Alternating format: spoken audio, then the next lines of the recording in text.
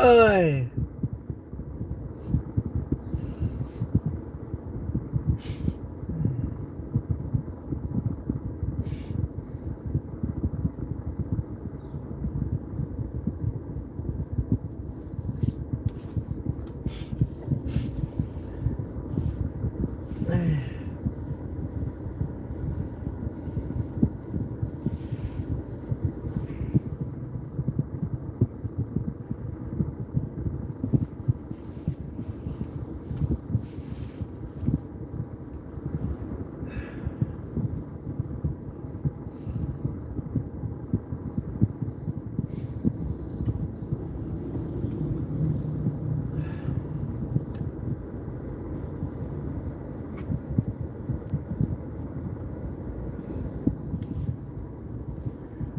Kat Bandau ni.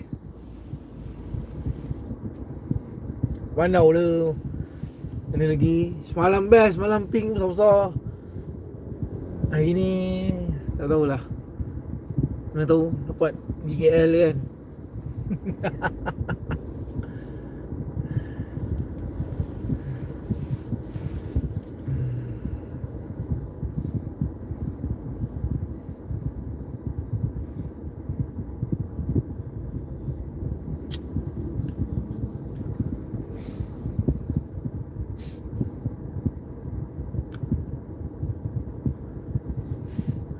Kereta nak pergi mana? Kereta nak pergi mana? Ui.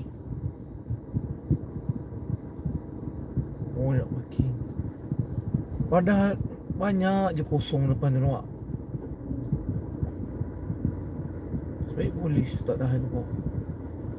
Suka hati je. Waalaikumsalam. Nah, kat Melaka lah. Mana lagi? Pancing jog airport ni. Mana tahu sangkut. Tak sangkut, kita kayuh je lah macam biasa. Kita kutip lah.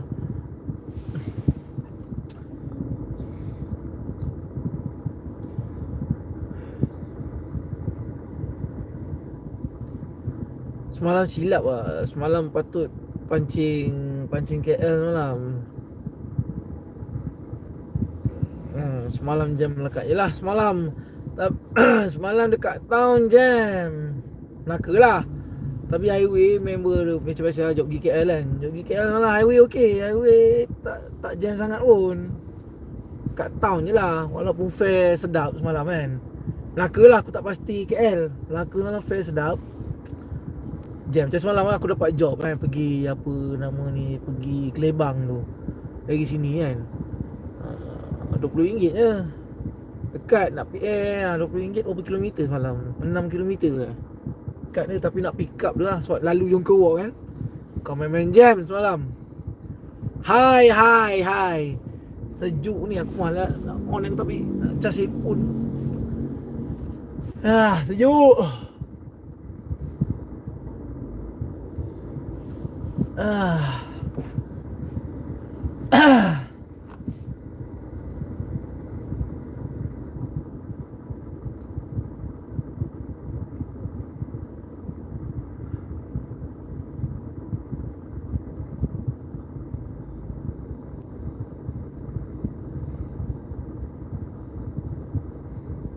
Full airport.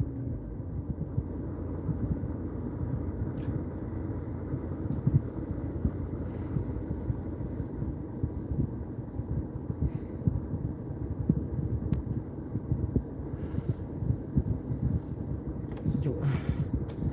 Ui, sejuknya lah.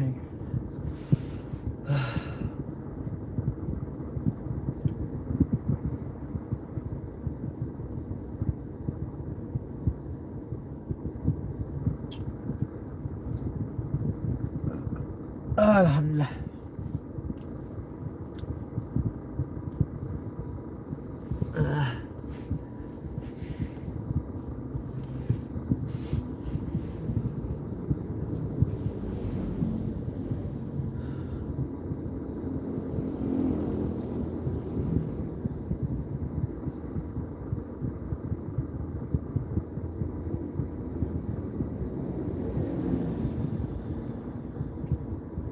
Full airport.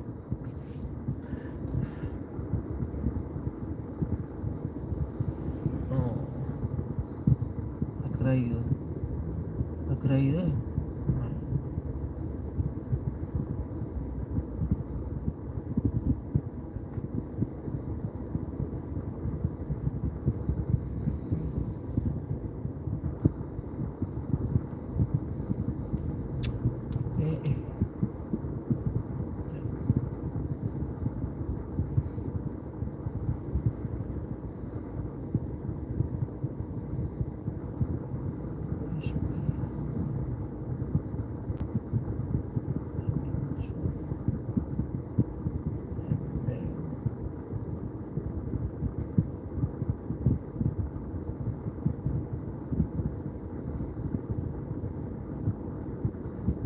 Sini yang padan lah.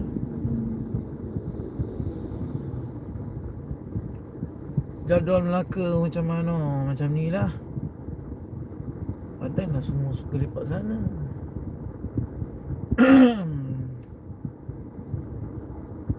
Yang kau ni wrong way kenapa? Melaka macam biasalah, keluar pada pagi lah. Keluar pada pagi.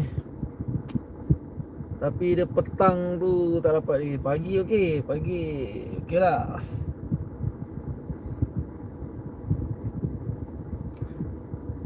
Main kayu kat JB.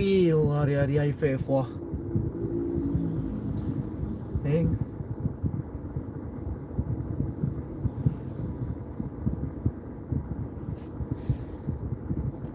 Ni nak parking ke?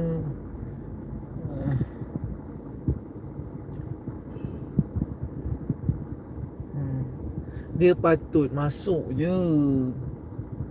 Nak juga parking side ni. Dia ada nampak macam ada. Oh kan. Pergi JB, ya Allah. Nak menyampai ke JB tu.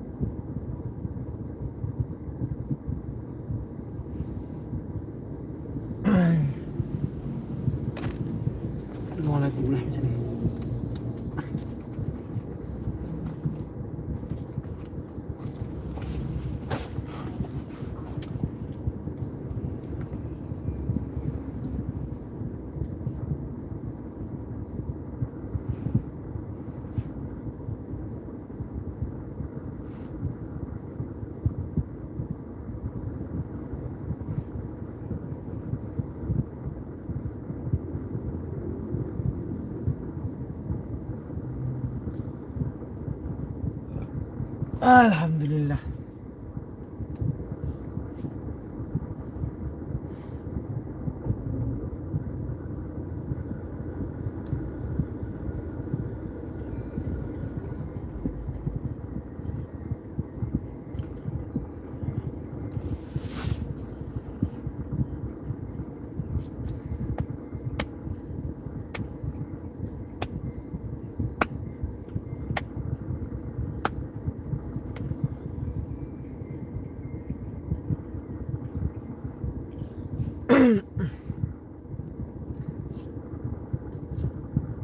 Macam aku seorang je sebab kereta depan ni ada stiker ehailing. Tapi aku dah dekat sejam kat sini, dia tak ada hubungan kereta. Aku tak tahu dia pergi check in hotel tepi ni ke. Tu ada seorang brother tepi ni, tak ada stiker ehailing tapi duk lepak dalam kereta. Aku tak pasti driver juga ke apa. Tu je lah. Tu je lah yang nampak.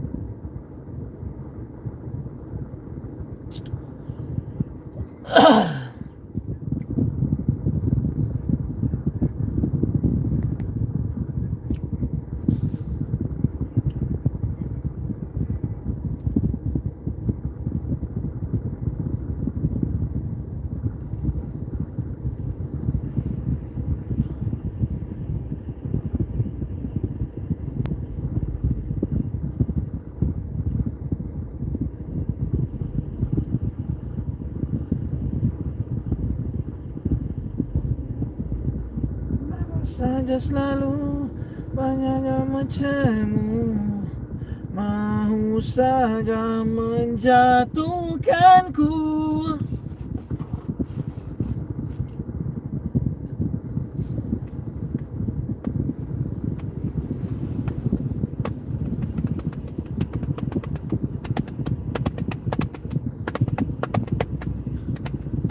Aku superhero, tapi jangan pula tak tahu. Ku juga punya kelemahanku, kelemahanku itu kamu.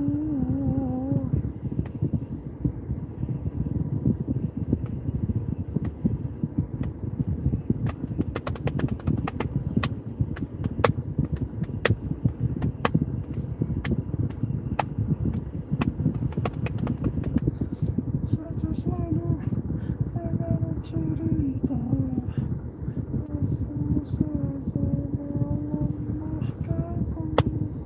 Apa saja terus bisa ku dapat, rasa mula aku masih takkan kemana. Sekian terima kasih. Memang aku superhero, tapi jangan pula tak tahu. Ku juga punya kelemahanku,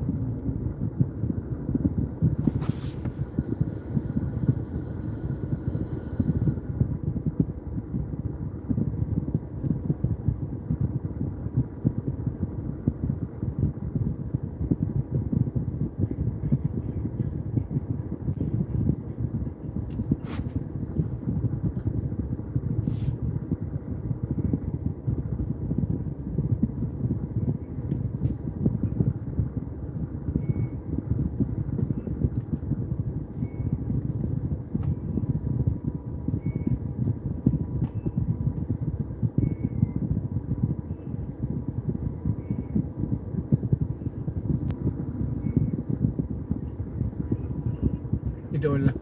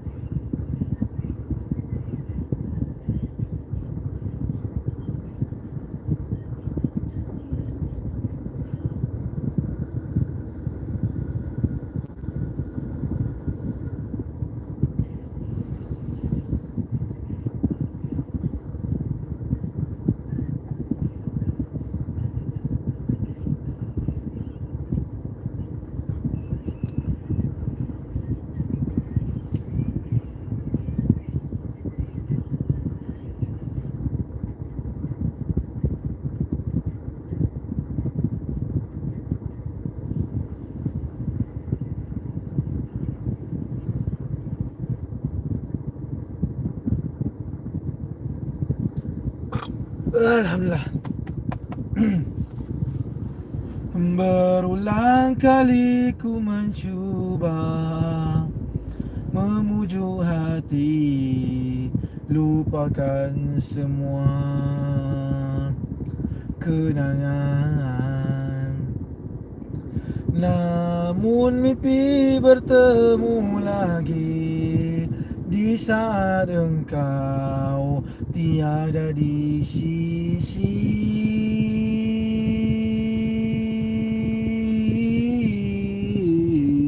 Ku berpegang pada janji tercipta antara kita dulu. Hilangmu tiada pengganti, biarlah begini.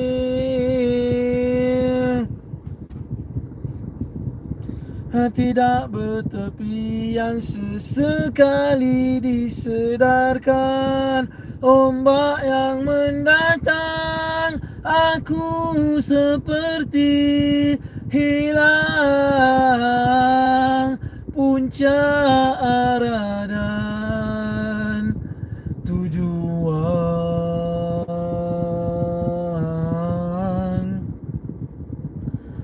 Aku puisikan namamu bersama rindu di dalam sendu.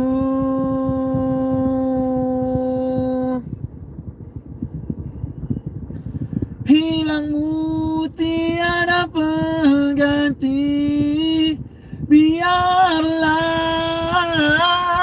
begini.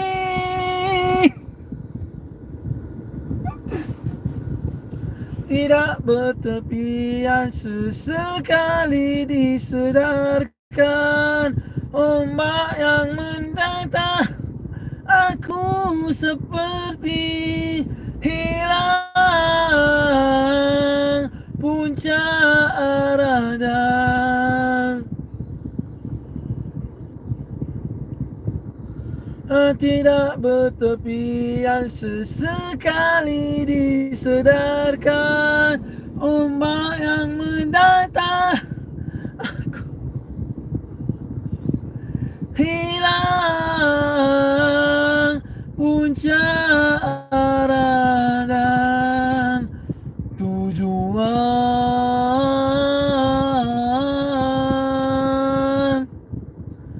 Aku puisikan namamu bersama rindu di dalam sendu, di dalam sendu.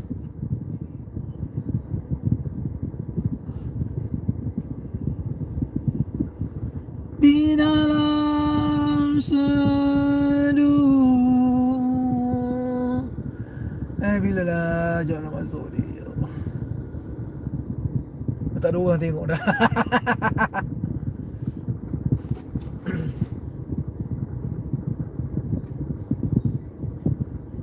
Boleh. Nak datang Melaka ke apa? Aku nak telefon semalam tapi macam aku dah terlalap pula. Nanti lalu. Nak datang Melaka minggu ni.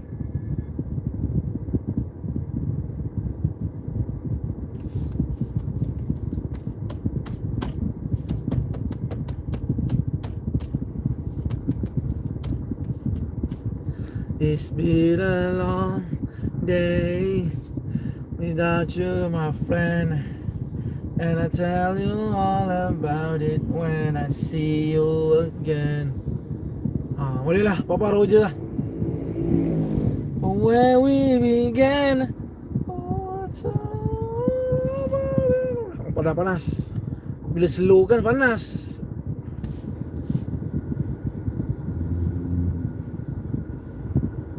To pass for the way. There's the plenty to do a bond that will be broken. They'll never get lost.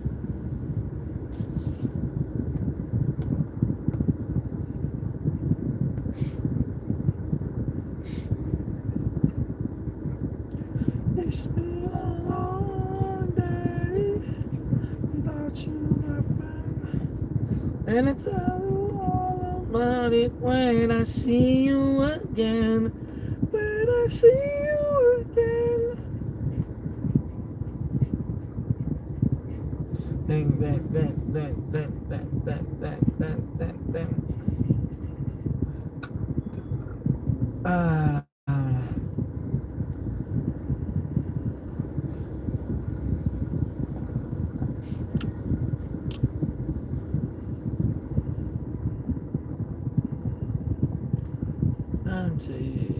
Your voices tell me out with holes.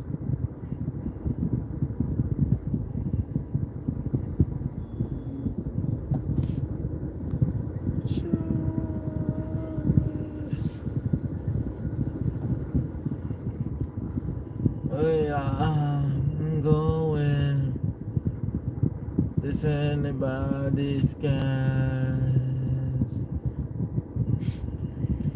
I try to go like I never knew you.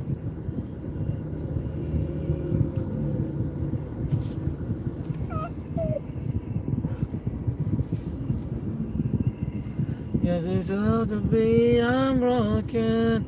Yes, it's all to what I'm going to be. Yes, incomplete.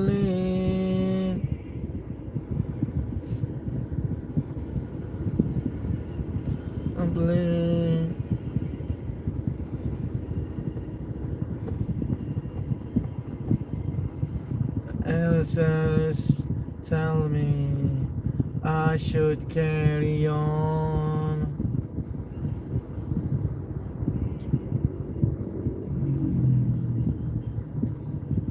Oh baby, my baby.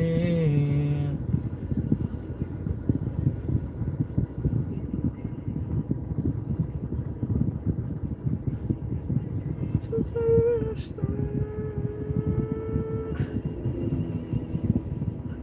try to go like I never knew you. I'm awake and my world is out to speak.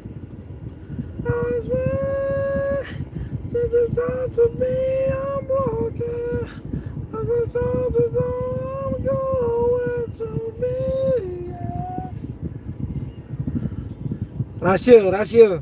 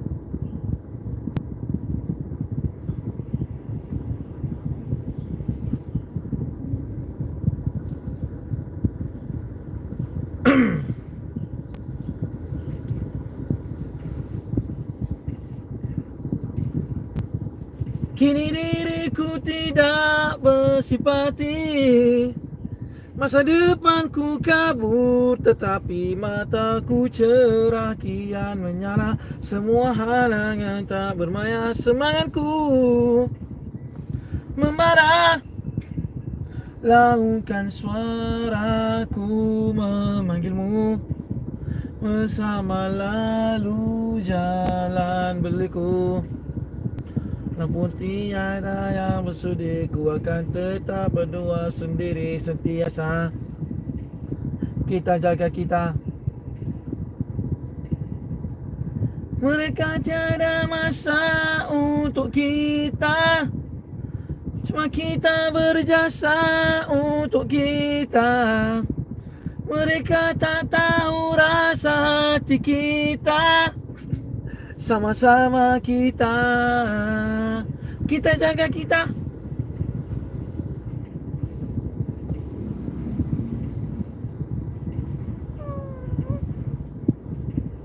Kita jaga kita. Siapa lagi kalau bukan kami? Orang luar jangan kecil hati. Siapa lagi kalau bukan kami? Jemput datang kalau berani.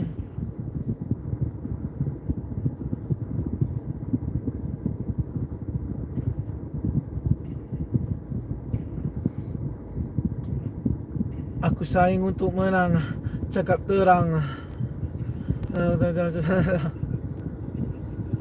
Dengan semua di mak aku serang, akan merasa boleh tendang.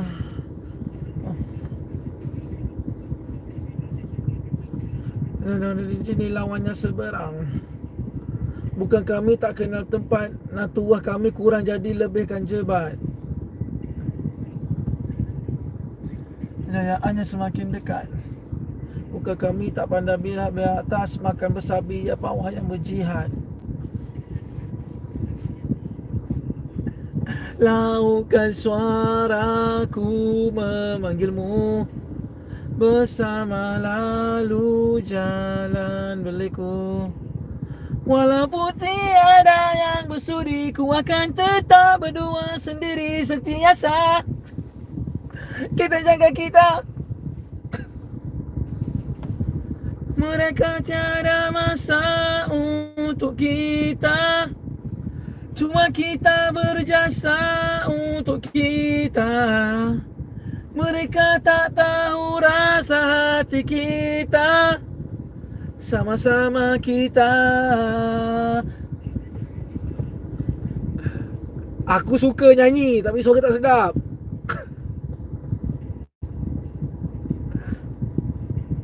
Kita cakap kita siapa lagi kalau bukan kami. Orang luar jangan kecil hati. Siapa lagi kalau bukan kami. Jemput datang kalau berani. Hai, bila jauh nak masuk ni? Hari Isnin kot.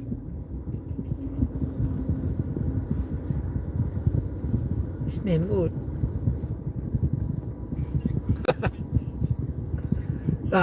Aku tak nyanyi dalam jamban. Aku mau nyanyi jenis nyanyi dalam kereta. Jangan jamban nyanyi.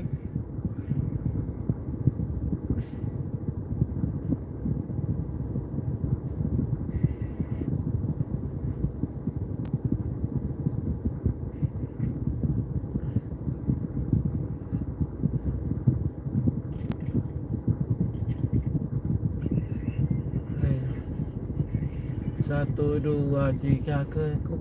Semua aku ketuk. Kalau kena ketukkan suya. Satu, dua, tiga lekuk.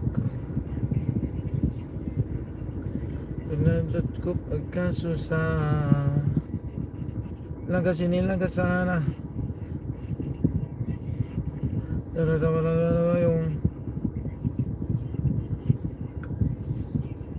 Alhamdulillah.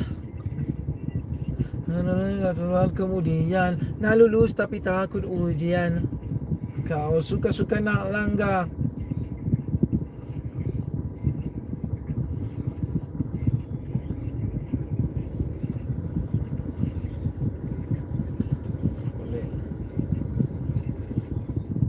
Kau berhenti tengah jalan.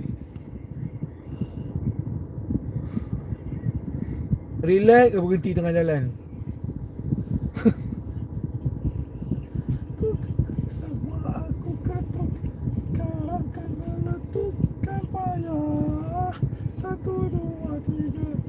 Oh, kaki mak dia sakit. Oh, padahal lah. Tapi bahayalah, asal tak masuk tepi tu. Aku tak payung. Jangan cakap aku tak payung.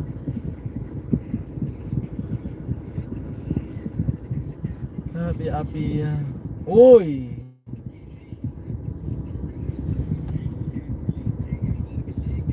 Api mana?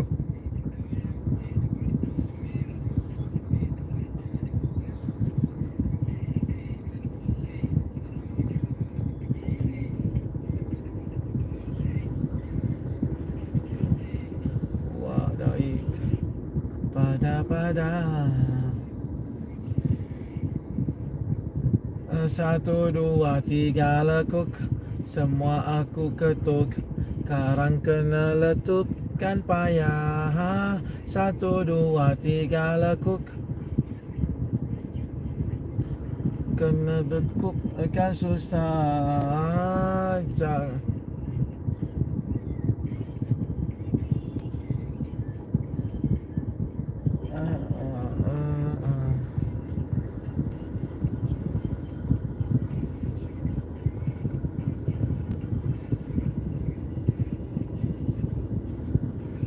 Jangan cakap aku tak payung. Jangan cakap aku tak payung. Satu, dua, tiga lekuk. Semua aku ketuk. Karang kena letupkan payah. Satu, dua, tiga lekuk. Kan susah. Jangan cakap aku tak payung.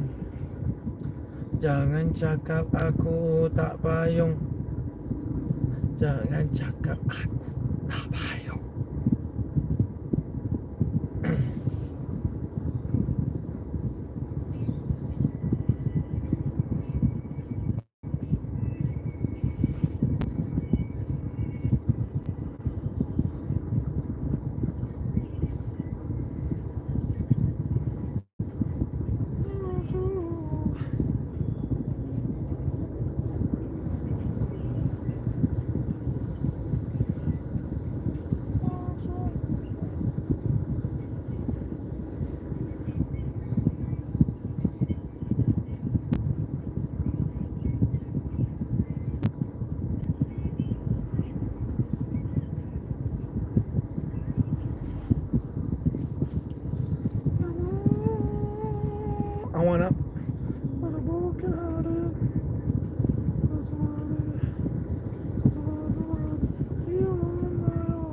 I wanna. And I'm broken hearted. I'm doing so alone.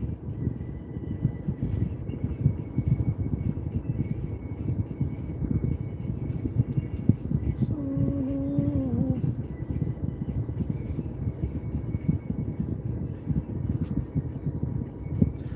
Doing so alone.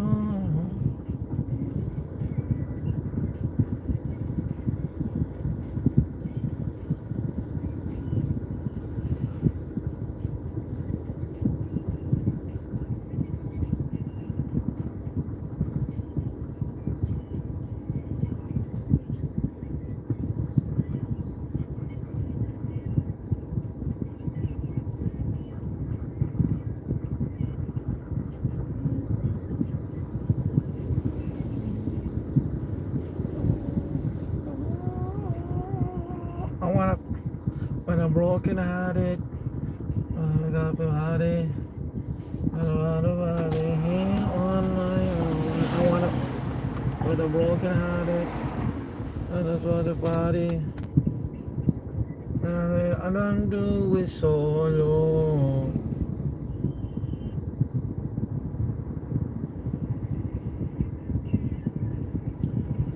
It's not about you, can't drink without thinking about you. Easy to let to tell you that I'm on the end of this room. It doesn't matter cause I'm so cautious. Harga minyak naik, fare akan naik juga ke? Mimpi lah, mimpi. Kita boleh mimpi je sekarang ni. And without thinking about you, is it too late to tell you that everything means nothing if I can't have you? I can write one song that's not about you. Can drink without thinking about you. Is it too late to tell you that everything means nothing if I can't have you? I mean, it's all fun, but I can't move on if we still gonna talk. Is it wrong for me to not want help? I want all of you, all the strings attached. Oh, I'm gonna keep in my distance, I know. Until the feeling I'm missing, you know. Everything means nothing if I can't have you.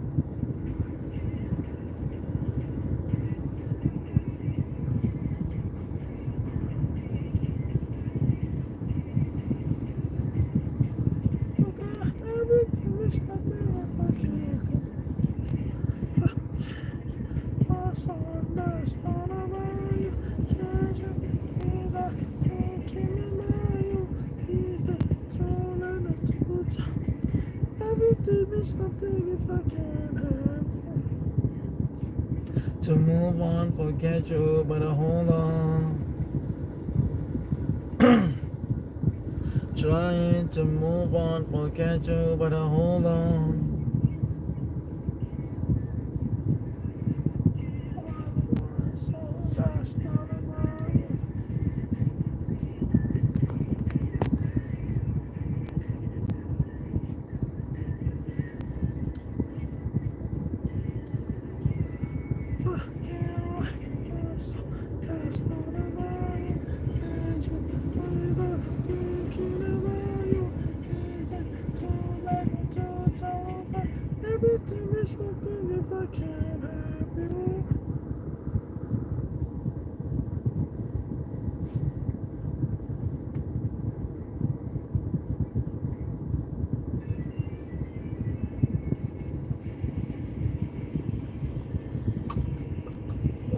Alhamdulillah.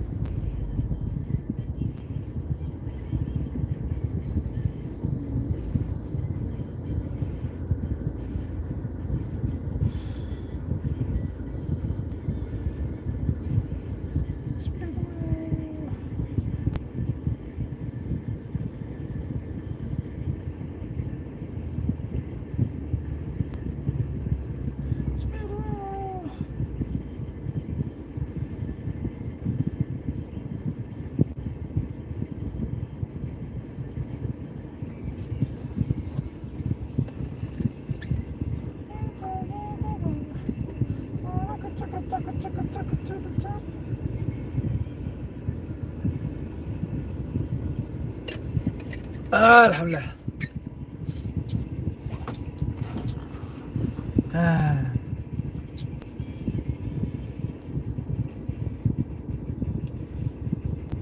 Nak kencing ni.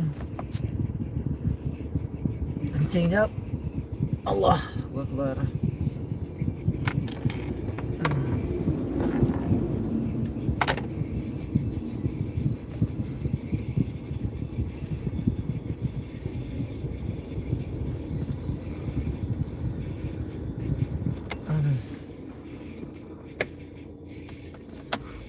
Boleh kencing je lah. Tak nak keluar kereta ni lah. Banyak kereta lalu.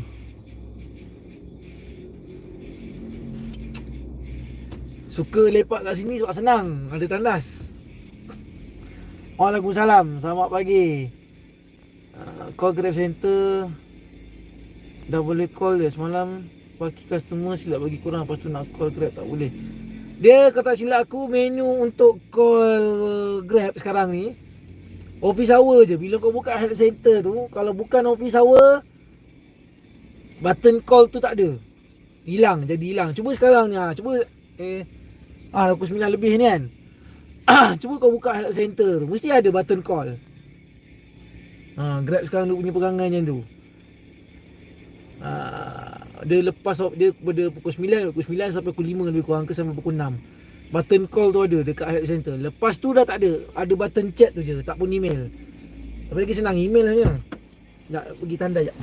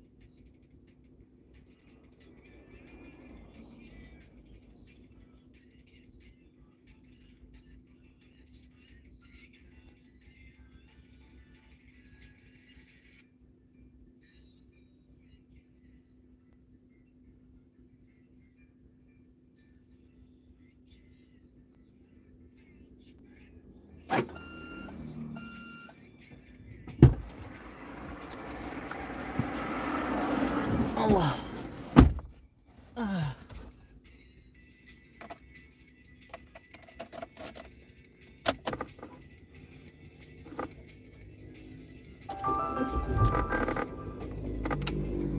Start recording again.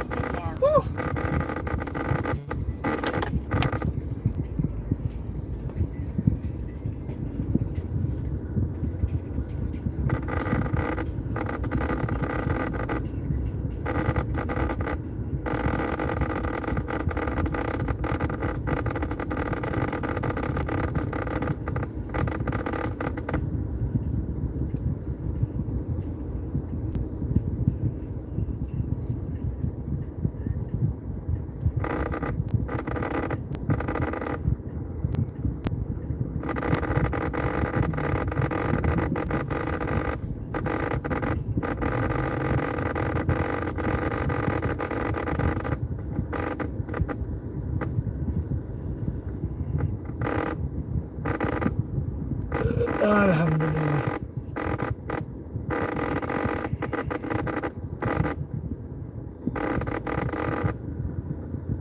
Dah tak boleh dah try. Dah syak. Tapi dah hantar email kan?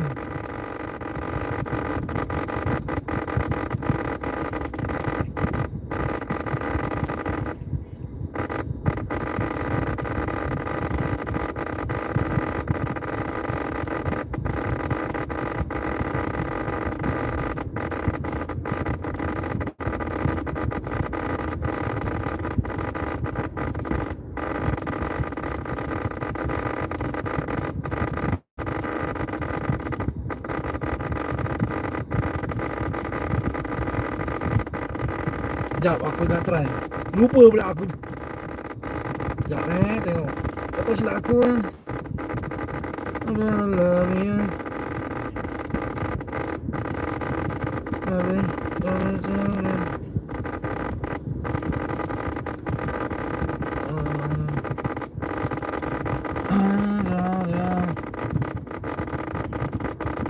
Itulah. Kadang email, kadang cak ayam.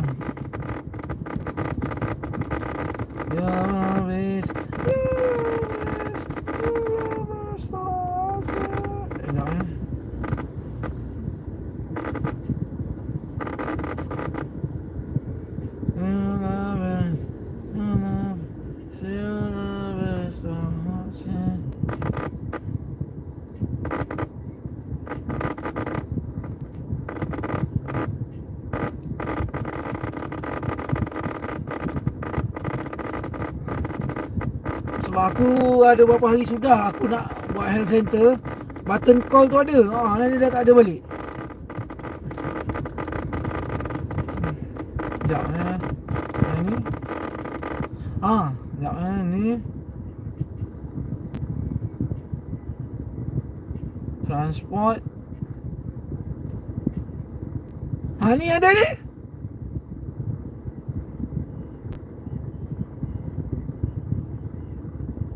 Sekejap, Allah. Oh. Sekejap.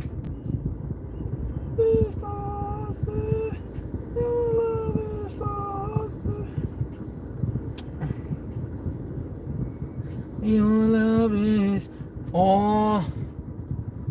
Alah.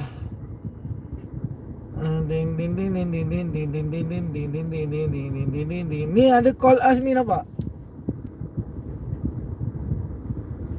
Tu Tara. Tekan. Ada?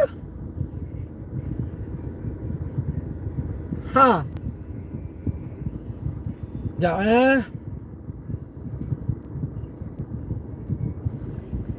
Bila dapat tu kau pergi dekat sekejap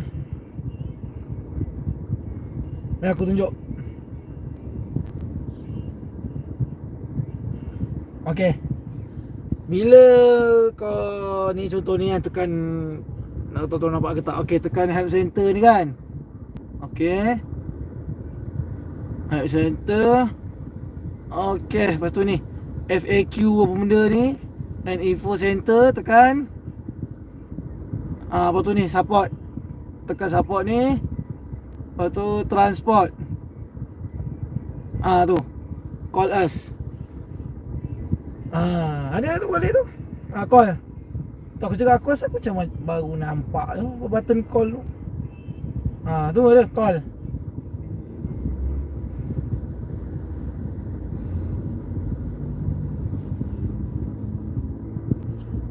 Dia lepas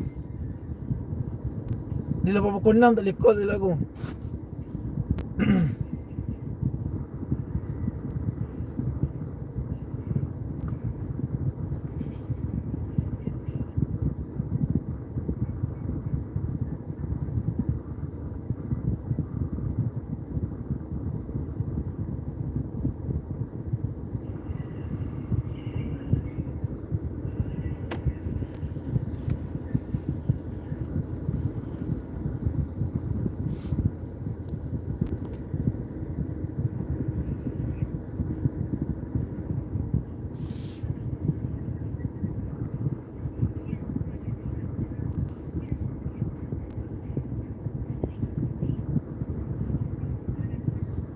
Ada kan.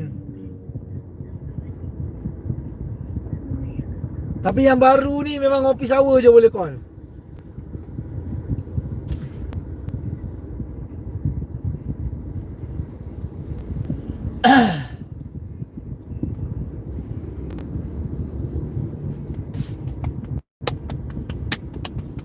Dah cerita secantik bau kisan.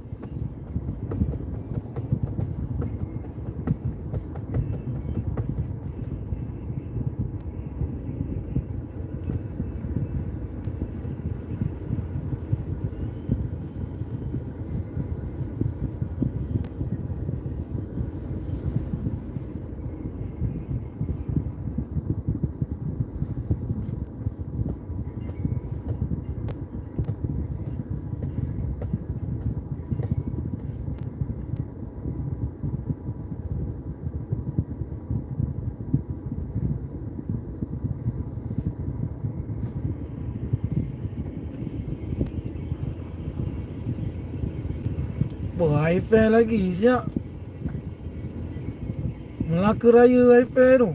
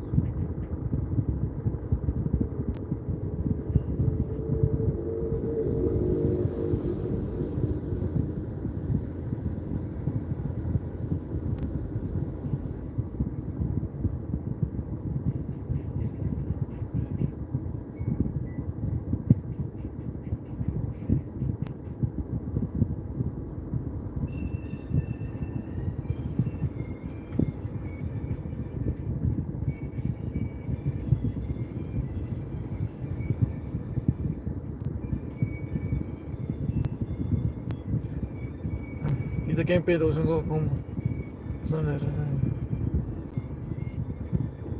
Politik. Bir di angkasa, selembut bayu meresap ke dalam jiwa. Betapa lain lagu raya. Menyambut anakmu kembali, terbayang senyuman di wajah nan sepi. Pulangnya anakmu di pagi yang murni, seharum kasturi.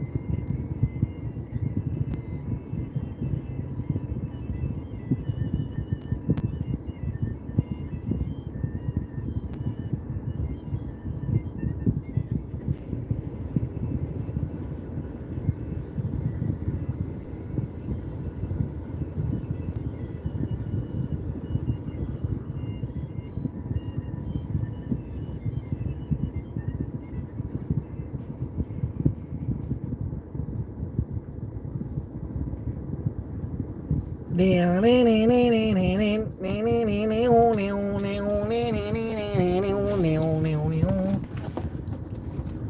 tahu nak pergi mana ke. Padahal tengah merah ni kan. Buka MD tu settle lah. Tapi nak MD juga aku tak kira. Tak kira nak MD juga.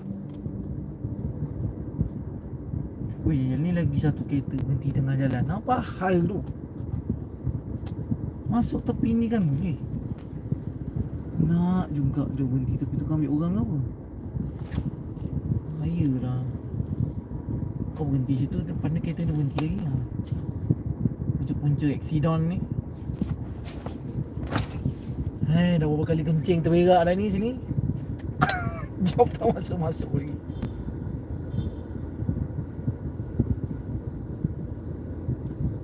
Alhamdulillah.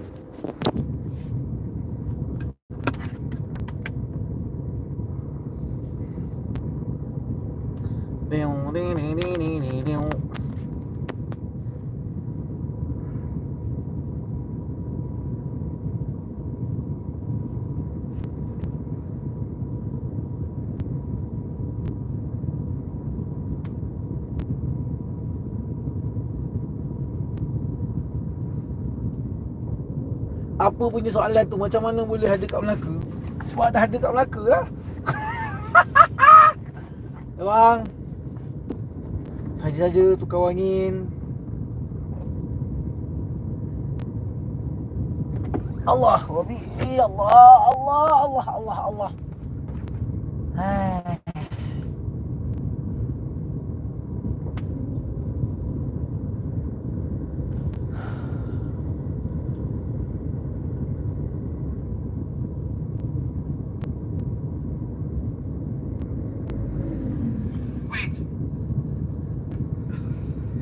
At least tell me what went wrong. It's okay, I can take anything. Unless it's something I did, or said, or am. Because those are like my buttons. No, it's not any of that. It's just, I kind of have a hard time around people I don't know. Really? And what were you doing at the comic book store that night? I've been trying to force myself into situations that I'm not comfortable with. I saw the flyer in the store window and I made myself go in. I don't even like comic books. Yeah, me neither. So what were you doing there? I lied, I love them. I only said that so you'd go out with me. You don't want to do that. I'm kind of broken. That's great. I'm broken too. Well, no, you're Oh, not. I totally am. If it wasn't for this beer, I couldn't even talk to you right now. I'm a wreck. There are many things seriously wrong with me. And not quirks either. Like diagnosable psychological problems. Maybe brain damage. How do I know you're not just saying that? Go out with me on one date, and I promise you'll see. Okay. Text me. Bye. You won't regret it. I'm the most pathetic girl you've ever met. That, boys and girls, is how it's done.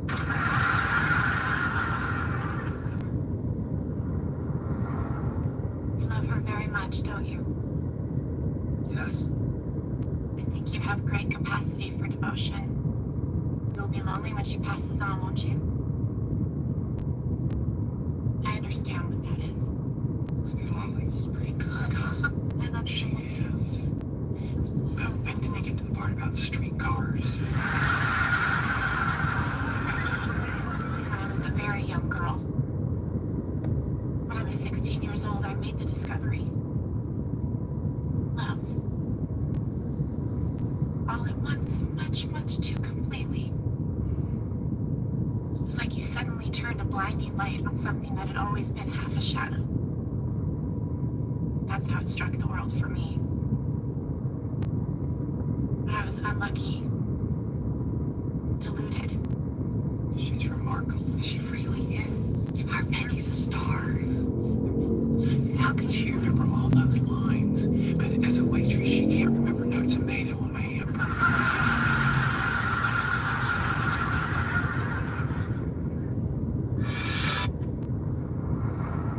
Look, I know you guys don't want to do this, but we have no choice. We can either bitch and whine, or we can just get it over with. I got wine. I got the B word. Well, it's in our contract to serve on a university committee, and frankly, this is one I believe in. Okay, here we go. Encouraging more women to pursue a career in the sciences. Come on, if I was any good at convincing women to do stuff, I wouldn't have spent so much of my 20s in the shower. If you ask me, this whole thing is a waste of our time. Helping women? Yeah, helping anyone. People should take care of themselves. Oh, like yesterday when you made me drive you to the dry cleaners, the pharmacy, and the post office? But I'm not saying people can't use tools. Maybe even an otter picks up a rod when he wants to clay 'em.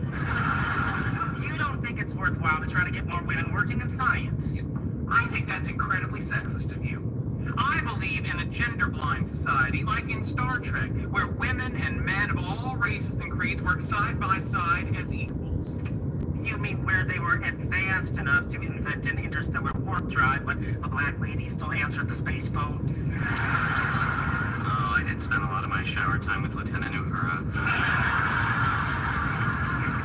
Howard's disturbing recollections aside, I don't appreciate being forced to do banal committee work. Yes, I know, you're too smart for this. Exactly. It's like asking the Human Torch to heat up your frozen burrito. Got it. All right. I'm thinking one way to counter bias in the peer review process is for papers to be submitted under gender-neutral names, like S. Smith instead of Samantha Smith. I suppose there is a history of professional women using their initials so as not to be prejudged. Harry Potter's J.K. Rowling, Star Trek's D.C. Fontana, Van Nuys pole dancer D.D. Mellons. All right, I think we've really helped women today. Let's fire up the old Xbox.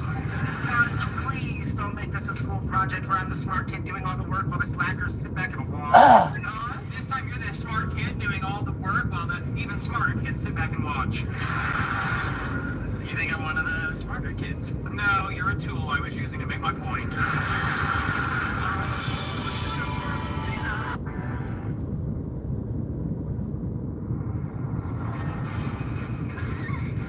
Guys, our topic is encouraging women in science. Can you at least play a less sexist game?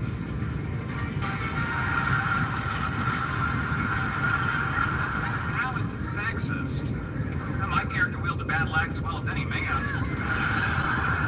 Not to mention she has mammary glands that can nurse a family of 30. And have enough milk left over to open a Baskin Robbins. Mother, warrior princess, franchise owner, I hear glass ceiling shattering all over town. So you're always saying how much smarter you are than me. Spend 5 seconds and come up with one idea on how to get more women into science. All your ideas address the issue at a university level. By then it's too late. You need to design an outreach program that targets girls at the middle school level and sets them on an academic track towards the hard sciences. That's actually good. Why didn't I think of that? Some people are otters, some people are rocks. I wonder if there's a way we could give the idea a trial run. Maybe I could call my old middle school, see if we can talk to some of the female students. That's great. Try to set up something for the 3 of us to go over there. Now, hold on. Well, I'm comfortable speaking about science. I'm not sure how to spark the interest of school children. Better Google it.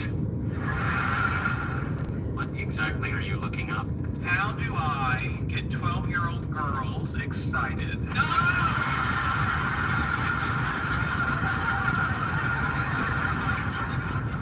Thanks again for letting me crash your girls' night. Are you kidding? You brought fancy wine and made fondue? I've slept with guys for less.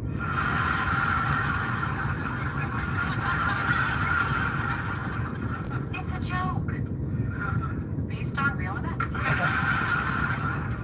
Anyway, I was hoping your brains a little. I'm supposed to take Lucy out Friday, and I need a killer first date. Well, evolutionary biology says that women are attracted to a man who's steady in the face of danger, so I recommend an unsafe environment. Seedy bar on the wrong side of the tracks, picnic near a lunatic asylum, a wine tasting on Skid Row. Lucy has some social anxiety issues. Maybe we could start with something simpler. Why don't you take her to Disneyland? You go on Space Mountain, you're in the dark, she's holding on to you. Yeah, but you just have to remember that ride is shorter than you think, and they take a picture of you at the end, so make sure you got all your clothes back on. It's a joke! Based on real events. Disneyland, I don't know. With all the crowds and the weird characters walking around, just reminds me too much of India.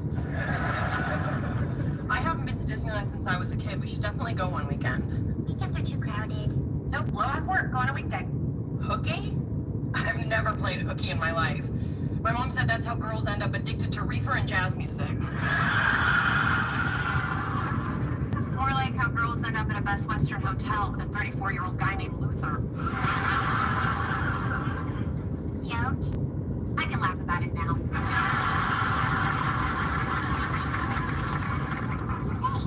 This Friday we ditch work and go to Disneyland? I'm in. Me too. Excuse me? Although we're trying to solve my problem? Oh, yeah, right. Wait, what was your problem again? I'm a man who can't talk to women, trying to figure out how to go on a romantic date with a girl who suffers from such crippling social anxiety she can't be around other people. Yeah, that's a toughie. It stinks.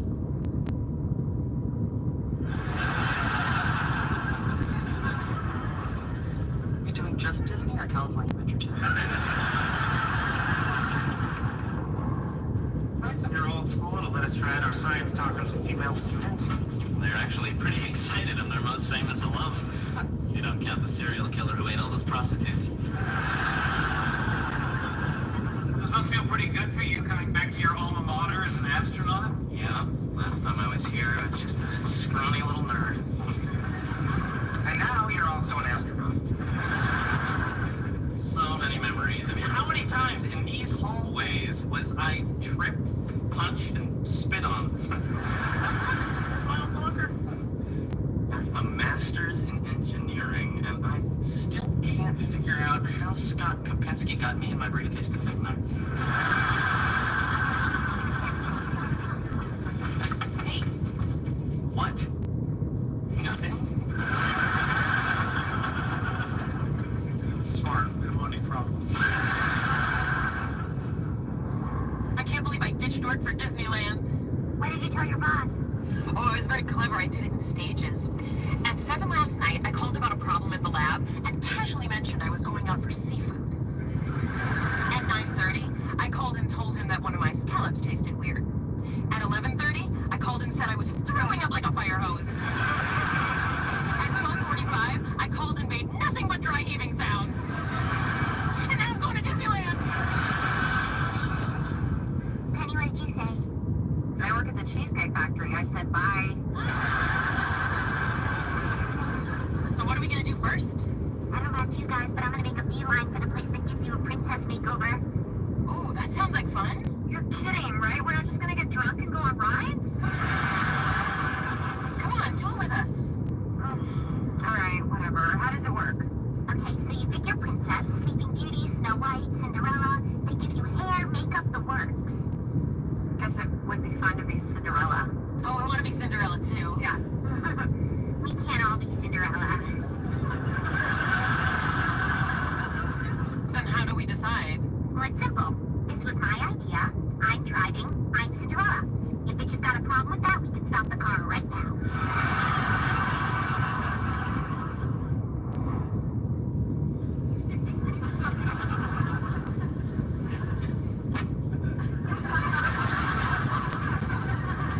Excuse me.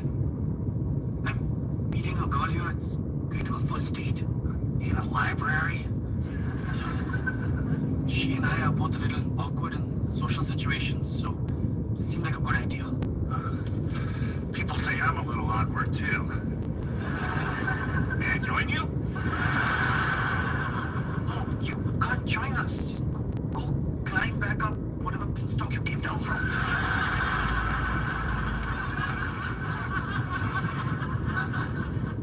You can do better.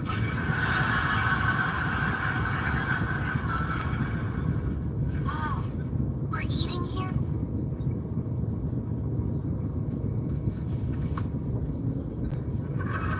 We're having a texting date?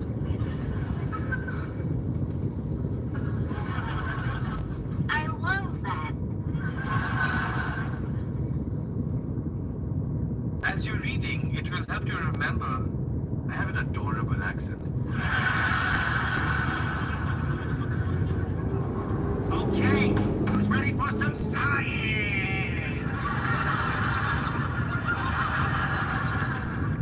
Me too.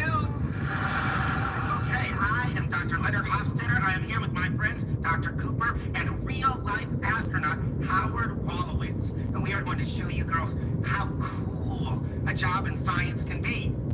How cool, you ask? Well, how about negative 273 degrees? Because that's the temperature at which entropy reaches its minimum value. Did I just learn something new and have fun doing it? What? All right. So now let's bring out theoretical physicist, Dr. Sheldon Cooper.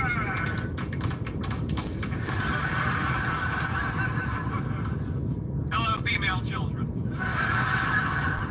Allow me to inspire you with a story about a great female scientist. Polish-born, French-educated, Madame Curie. Co-discoverer of radioactivity, she was a hero of science. Until her hair fell out, her vomit and stool became filled with blood, and she was poisoned to death by her own discovery. With a little hard work, I see no reason why that can't happen to any of you. Are we done? Can we go? The thing to remember is you can go to outer space too. Like, look at me. I went to this very school. Those desks you're sitting in, I was once super glued to one of them. Did you go to the moon? No, but I did go to the International Space Station. Did you fly the rocket? No, but I was in the rocket. I didn't actually. So you just flew around? It's kind of like my uncle. He's a flight attendant.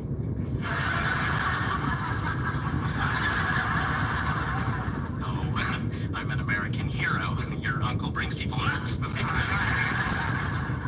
we are learning a lot here. Thank you, Astronaut Howard.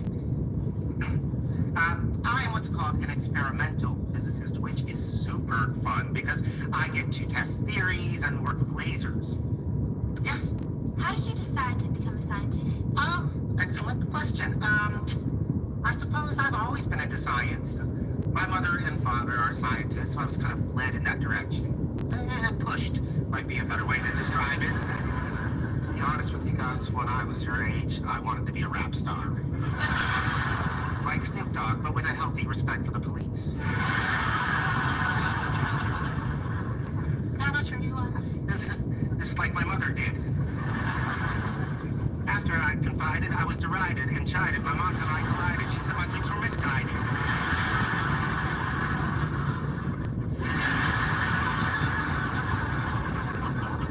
That's just a little freestyle.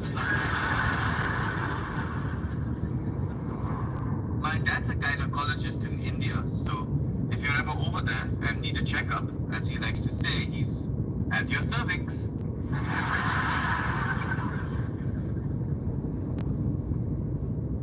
That's terrible. Your dad should be sent to the penitentiary.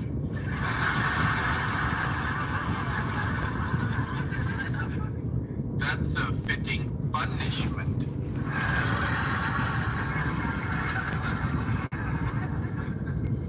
I still don't know what you do for a living. Web design.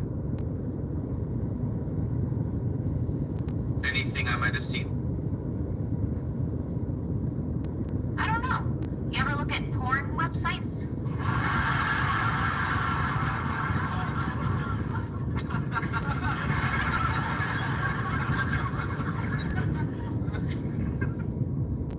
No, never. What is porn?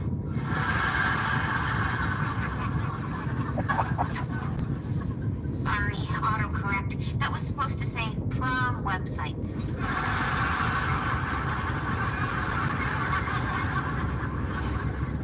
Fun! I love prom! The romance, the gowns, it's like a fairy tale come to life.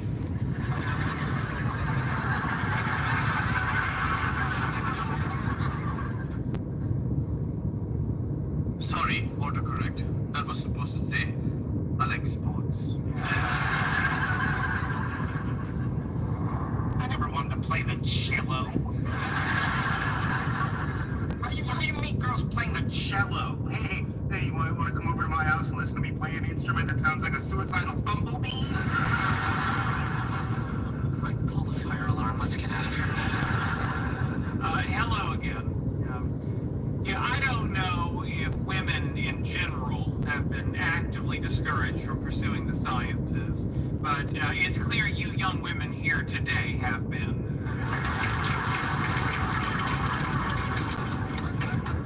While I was listening to my colleagues waste your time, it occurred to me that it might be much more meaningful to hear about women in science from actual women in science.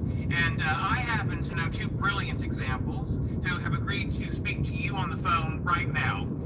Dr. Rostenkowski, Dr. Fowler, are you there? We're here. Thank you for taking time out of your very busy schedule to enlighten these young women. It's our pleasure.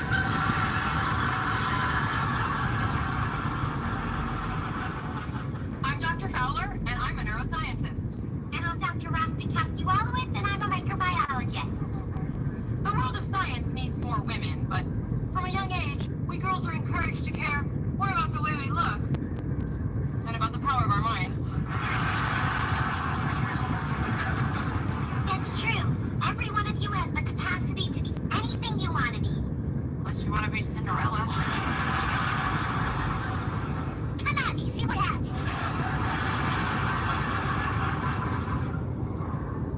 This was really fun. My battery's dying, so I'm just gonna talk. Thanks for today. I've been trying to do more things that scare me. Coming here was definitely one of them. But it was also really nice. So, thanks.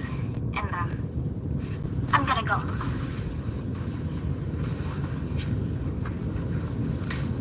Maybe I could do one more scary thing before I go and give you a kiss goodbye. You know, if that's okay.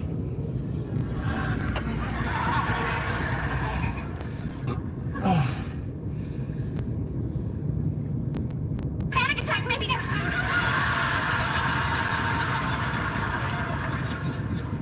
I'm counting that as foreplay.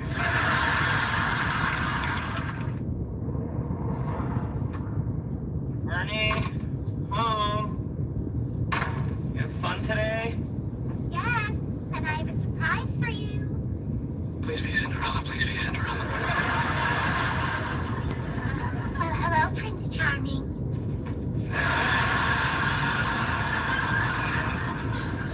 Lady.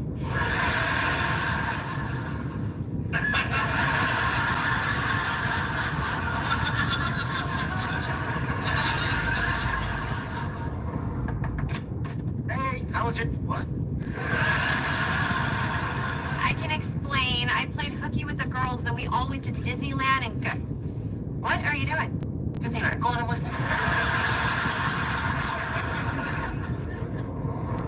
Sheldon, all Snow White needs is one little kiss to wake up. Heard you the first time.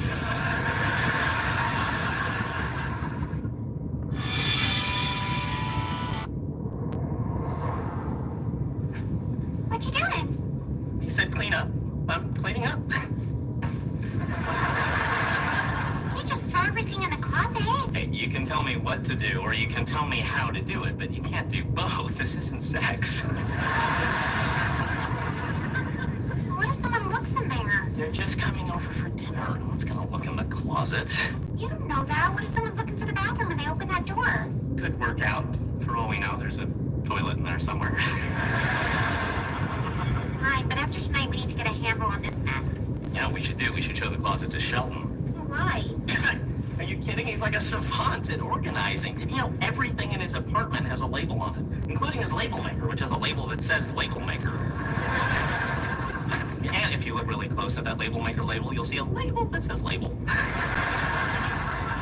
So, Dust, we can't just ask him to straighten our closet.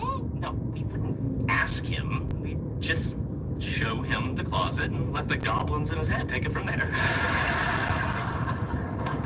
Hey guys, come on in. Hi. Ooh, it smells good. Thanks.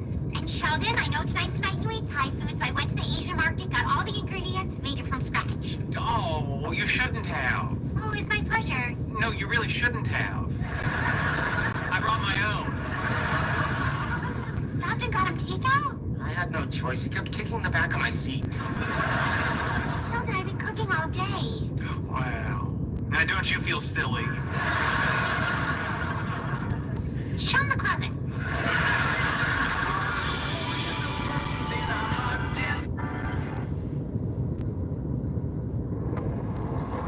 These spring rolls are amazing. Good job, Bernadette. That's the takeout that Sheldon brought. Oh, well, I'm sure they wouldn't have tasted nearly as good if I hadn't tried your food first. Howard, did you want your clothes arranged seasonally or by color? Color's fine. They're wrong. They'll be arranged seasonally. Sheldon, are you going to spend a little time with Amy? Oh, it's okay. I'm used to it.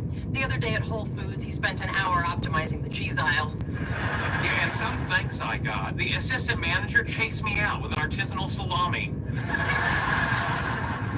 His quirks just make you love him more. Someone please agree with me.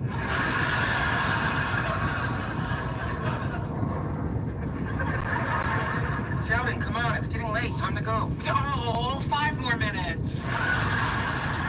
That's what you said 5 minutes ago. Amy and Penny are already in the car. Let's move it. How come I never get to do anything I want to do? Now, if he really wants to stay and finish, I can give him a ride home. Oh, please, Leonard, he said it's okay. Sheldon, it's... Wait, I can go home without you. Bye. Well, yeah, Howard, I have a few questions. I found 3 bowling pins. Now, do you juggle these? Or are you missing 7? Juggle? You health nuts kill me. Oh my god, it's beautiful. And look, I found the juggling pins I hate. Now, did a couple more items. Now, I found this letter from your dad in a box. Now, based on the content, it could either be filed... Open this? Well, I had to find out if it was personal correspondence or memorabilia. Now, as I was saying, based on the content... I couldn't be less interested. Come on, I'll take you home. Alright, don't you want to know what's in the letter? If I wanted to know, I would have opened it years ago. The closet looks great. Let's get out of here. Wait, can I bring this box and extra shirt buttons to sort on the ride? Do whatever you want. Oh, thanks. Oh, great party. You know, when I first met Howard, he would pull his scrotum out of his shorts and say, "Oh, I said come."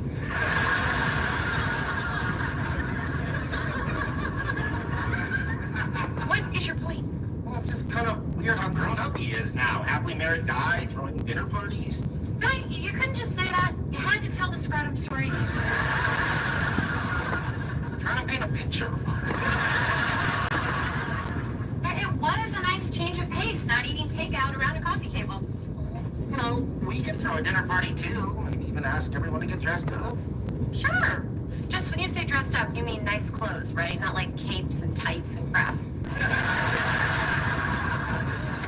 Yeah. Although... No!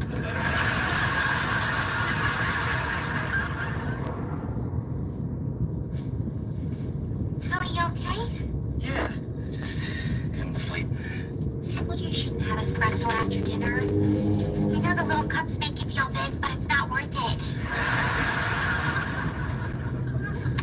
This stupid letter. Did you read it? No. Must be curious. Of course I'm curious. I haven't seen the man since I was a little kid. A letter shows up on my 18th birthday? What's that about? Why don't you read it? Maybe he apologizes or explains why he left. He abandoned me and my mother. Why does he deserve a chance to explain anything? Get that? So what do you want to do with it? Something I should have done a long time ago. Really? Are you sure? Yep.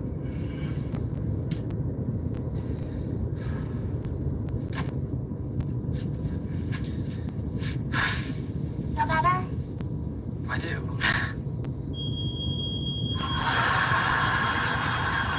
Great. Neither one of us is tall enough to reach that.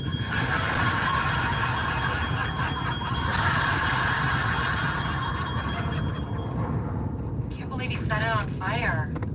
Just seeing that letter really freaked him out. He was already having a tough day because he accidentally wore my pants to work.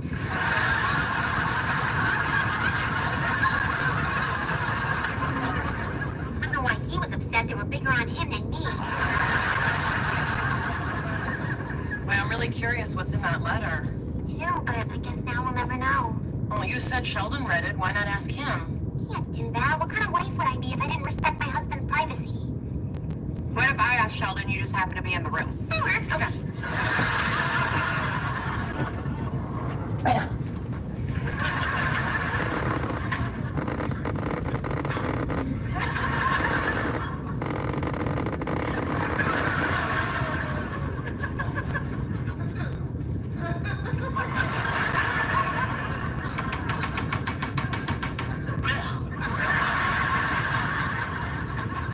Cleaning out the entire building's belly button. Hey, Sheldon. Oh, hello. What can I do for you ladies? You have something we want. Oh, dear. My mother warned me this is what happens to pretty boys in the big city. No, we just want information. Oh, I've got that in spades. Ravage me. We heard you read the letter from Howard's father. I did. What did it say? Yeah. I can't tell you that. I'm bound by clause.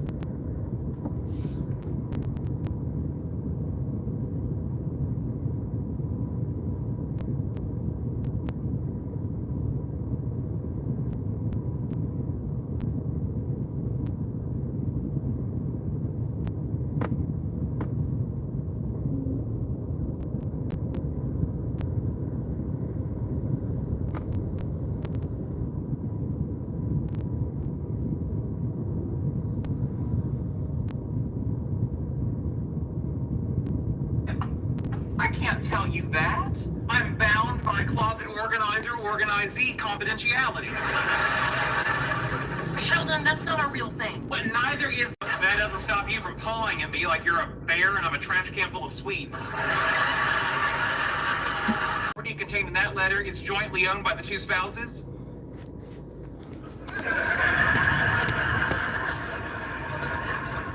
Yeah, obviously.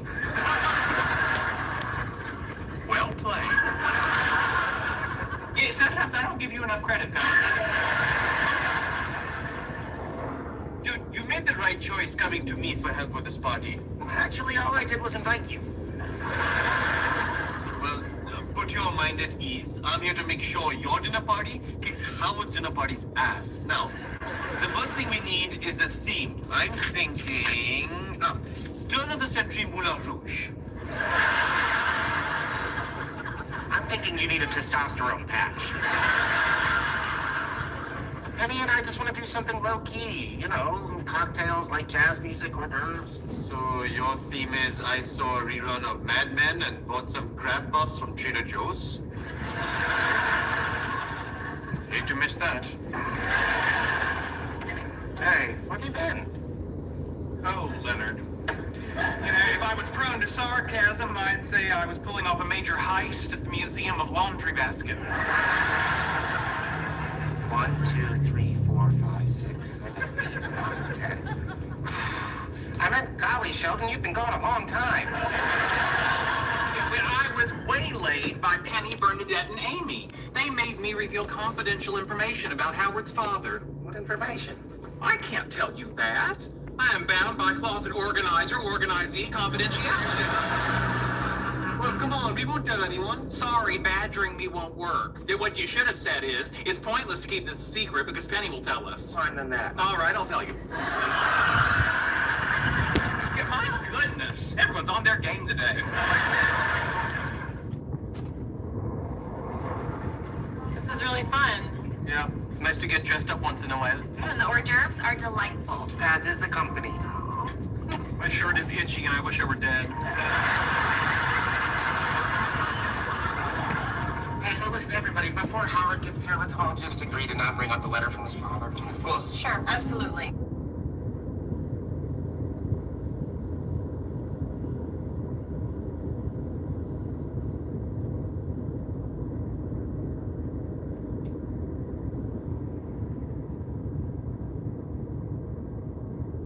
I heard this quote. Here it goes. Never judge the future of a person. Current situation. Time has the power to change.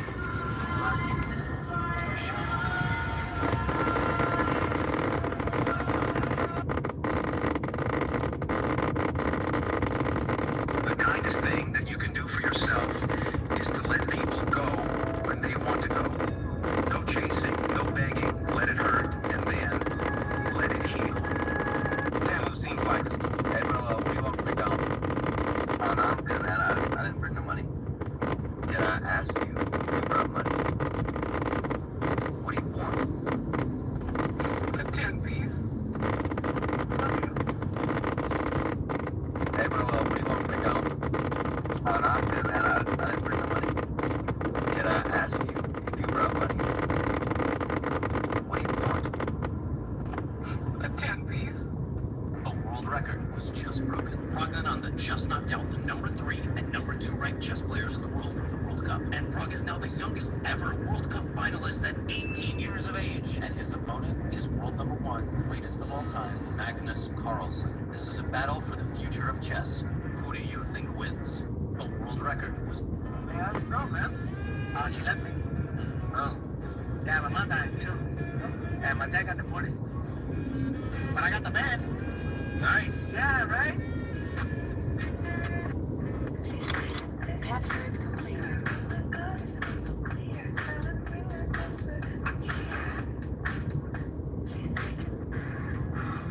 This is why you need to take control. Every thought you have shapes your reality. You are the architect of your own destiny. Start building a life you love. Change your...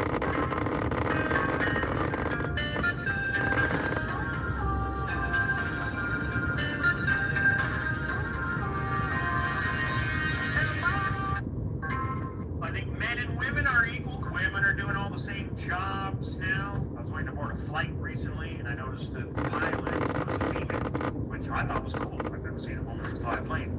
I mean, I didn't actually see her fly the plane, because obviously I caught a different flight, but I just thought it was cool. I think men and... There's a great Chinese expression, a great old proverb.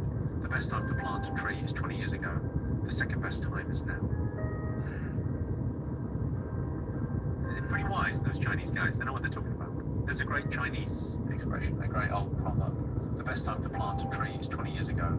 The second best time is now.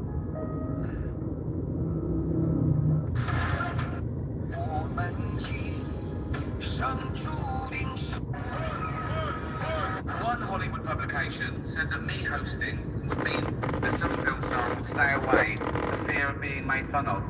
As if film stars are Waalaikumsalam warahmatullahi taala wabarakatuh. Particularly if their film company has already paid for it. One Hollywood publication said that me hosting would mean that some film stars would stay away for fear of being made fun of. As if film stars are stay away from the chance of winning a Golden Globe. Particularly if their film company has already paid for it.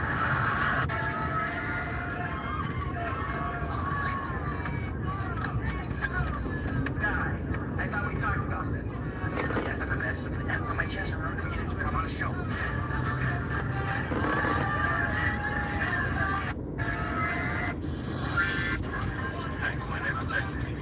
This guy was on a plane when he looked over and saw this dog that had his own window seat on the flight. He was just sitting there so politely like a little gentleman, looking like he's headed to a big business conference. This guy was on a plane when he looked... Oh, just a quick thing about the flat Earth. During a lunar eclipse, where the sun casts Earth's shadow on the surface of the moon, you could have some lunar eclipses where the shadow would just be a flat line, but that has never happened. It's always been a curved surface. The only thing that makes a curved shadow, no matter the angle of the illumination, is a sphere. You know, just a quick... Donald Trump posted an image of Nikki Haley made up to look like Hillary Clinton. And honestly, I couldn't tell if it was bad Photoshop or a good picture of Mark Cuban in a wig. If you want to be a smart ass, first, you have to be smart.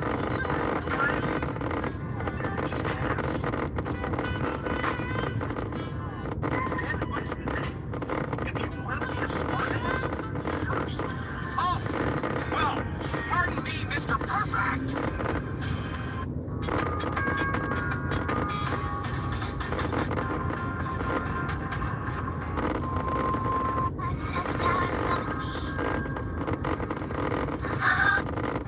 Where do pirates get their...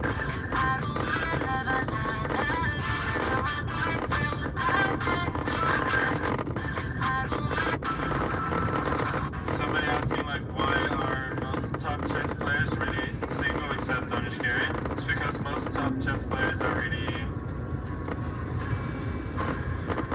really picky. Islamic knowledge, pergi belajar agama, pergi pondok, masih tunggu daripada 7 pagi sampai 3 pagi saya belajar kitab. So dia pergi traditional punya camp yang open sikit, yang university punya ustaz-ustaz pun kita dah ada exposure. So kalau ada mentor in that sense, sekarang ni alhamdulillah lah. Kalau kamu sekarang minat ada podcast ni cerita pasal pengalaman-pengalaman kan. Kalau dulu ilmu-ilmu ni pengalaman tertutup, semua kena cari masing-masing. So yang model Islamic punya version kahwin dengan non-Muslim ataupun kahwin dengan non-Muslim tak banyak, dan kebanyakan orang Islamic tak share. Kita pun takkan cerita maruah tangga kita kat orang luar. That is the default lah. Kebanyakan Muslim yang warak ataupun yang berhati-hati, dia takkan share. Sebab kalau nak share pun tunggu nak dekat-dekat mati baru share. Sebab kita tak ada kepastian. Contohnya sekarang saya cerita. I always say this to the most driven individuals. Hey, I just wanted to say, really beautiful. Do you know what I loved about the show is the detailing in it? And the cars you all drove. Yeah, they're incredible. Who chose those? That was all Vince Gilligan. He's the creator of the show. I mean, his attention to detail is just incredible. There's this famous conversation he had for 2 hours about the certain color of red nail polish that was going to go on Skylar's toenails. Well, he was going to get the cars right, because Walter, who is the chemistry teacher, has a Pontiac. Does Apple really think this is just gonna go away? If you haven't already heard, iOS 17.5 resurfaced deleted pictures, including inappropriate ones that users had already deleted. So what did Apple do? Well, they made an update. What the hell is this? Anyway, they released an update, iOS 17.5.1, without ever releasing a formal statement. It's been over a week since this happened, and they need to say something. Even this guy is concerned. Does Apple really think this is just gonna go away? If you haven't already heard, iOS 17.5 resurfaced deleted pictures, including inappropriate ones that users had already deleted. So what did... There are supplements that...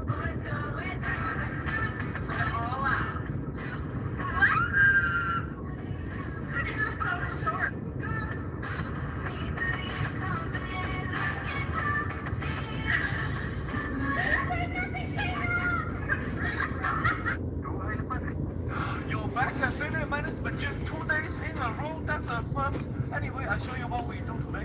Over here, the machine section. Is that Kevin? Kevin took the blue pill in training to fight Neo in the Matrix. Over here, we have a long machine for leg exercises. Clifford, how you doing? Clifford training to dance at my nan's wedding. In this section, we have the chest flying cable machine. Oh, he's training to be the fastest clapper in the world. Excuse me? Yeah, can you rap? No, but I can sing a little bit. You an artist? Yeah, I actually am. What's your artist name? Jake, spelled J-E-K-E. You freestyle? I try. The last person to freestyle got 25 million views. Think you can beat it? That's right.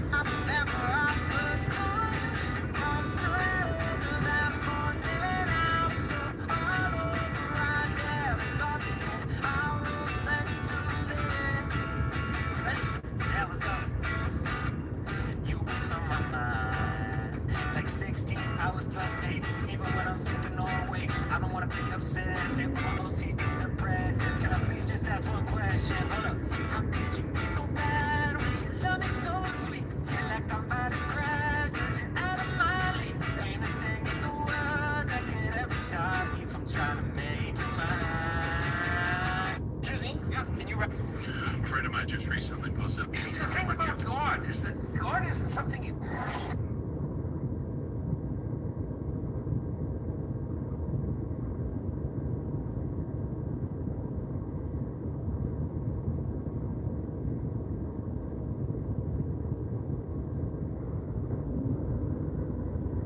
Organisasi ini dah berumur lebih daripada 300 tahun dan diberikan keistimewaan lebih kurang sama dengan samurai.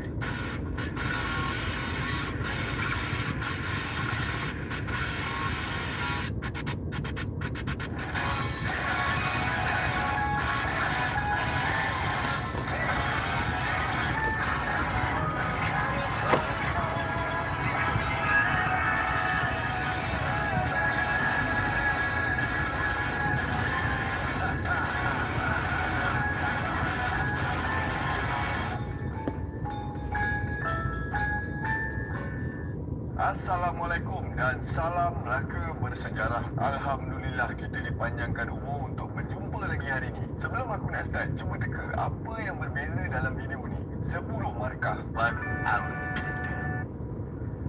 Lama nak orang korang teka. Aku jawab terus lah. Hari ni kita orang nak bereksperimen dengan lighting. So, korang rasa okey tak aku susun lighting macam ni ataupun korang lebih selesa macam sebelum ni? Nanti korang komen lah dekat bawah lepas habis video ni. Okey, aku tengok kan ramai penonton aku suka nak cerita-cerita pasal gangster ni. Jadi hari ni aku nak tunaikan satu permintaan yang dah lama juga orang minta tapi aku peram ni dulu. Orang kata lah lagi lama peram lagi sedap kan? Macam buat wine lah. So hari ni aku nak share dengan korang sejarah kumpulan gangster yang agak famous juga dekat Asia ni iaitu Yakuza. Yakuza atau nama lain dia Gokudo yang bermaksud cari hidup yang terutama adalah sebuah organisasi jenayah yang sangat terkenal dekat Jepun. Diorang ni juga dikenali sebagai mafia Jepun sebab Yakuza ni lebih kurang je macam mafia Itali. Pertama sekali aku nak share dengan korang dari mana datangnya terma Yakuza ni. Ada banyak jurnal kajian yang berpendapat bahawa terma Yakuza ni tercipta daripada permainan kad judi Jepun yang dikenali sebagai Hanafuda. Ni aku explain dekat korang secara ringkas lah macam mana nak main game ni. Setiap pemain kena ambil 3 kad. Lepas tu kau kena tambahkan semua nombor-nombor kad tu. Bila dah dapat jawapan tu, nombor dekat belakang tu yang akan jadi markah kau. Aku bagi contoh lah Contohnya kau dapat kad 6, 5 dengan 8. Engkau tambah semua nilai tu jadilah 19. So markah kau bukan 1, bukan 19 tapi 9 nombor belakang tu. Kalau kau dapat kad 2, 3 dengan 5, tambahkan jadi 10. So kosong je markah kau. Kau faham tak? Jadi terhasilnya terma Yakuza ni daripada Ya iaitu nombor 8, Ku nombor 9 dan juga Za nombor 3. Hasil tambah 3-3 nombor ni dapat nombor 20. Walaupun nombor tu tinggi tapi markah kau tetap kosong ke? Jadi terma ni diorang dah guna dalam perbualan harian diorang dengan maksud orang jahat atau orang tak guna. Lebih kurang macam tu lah. Kumpulan pertama yang gunakan terma Yakuza ni daripada golongan Bakuto. Bukan Naruto tau. Jangan salah dengar. Bakuto. Bunyi dah macam mencarut pula kan. Golongan Bakuto ni apa? Okey, sabar. Kejap lagi aku explain. Yakuza ni dipercayai berasal masa era Tokugawa Shogunate atau zaman Edo dari tahun 1603 sampai 1868. Semuanya bermula daripada dua kumpulan orang terbuang yang berbeza. Nampak tak dah bersilat? Pertama sekali ialah golongan Tekia. Diorang ni adalah pengembara yang berhijrah daripada satu kampung pergi ke satu kampung sambil jual barang yang dah lopek dengan cara menipu. Kenapa diorang terpaksa menipu? Sebab kebanyakan golongan tekia ni dalam kategori burak kumin, golongan orang buangan yang paling rendah dalam struktur sosial masa zaman feudal Jepun. Okey, aku rasa korang mungkin tak berapa nak faham sangat. So sekarang ni aku share sikit pasal struktur sosial dekat Jepun pada zaman tu, supaya korang lebih mudah faham apa yang aku nak cerita ni. Masa zaman dulu, Jepun ni guna sistem pemerintahan aristokrasi, di mana maharaja Jepun dekat kedudukan yang paling tinggi. Bawah daripada maharaja ialah kuge, atau boleh aku katakan bangsawan yang menguatkuasakan undang-undang. Maknanya diorang nila yang buat undang-undang atau jadi hakim dalam perbicaraan mahkamah. Yang ketiga, kita ada shogun, pemerintah atau ketua tentera yang mewakili maharaja yang ditugaskan untuk mentadbir negara. Yang keempat, kita ada daimyo, golongan bangsawan yang jadi pemerintah wilayah atau tuan kepada kumpulan samurai. Empat yang atas ni kira golongan atasan belum rakyat lagi.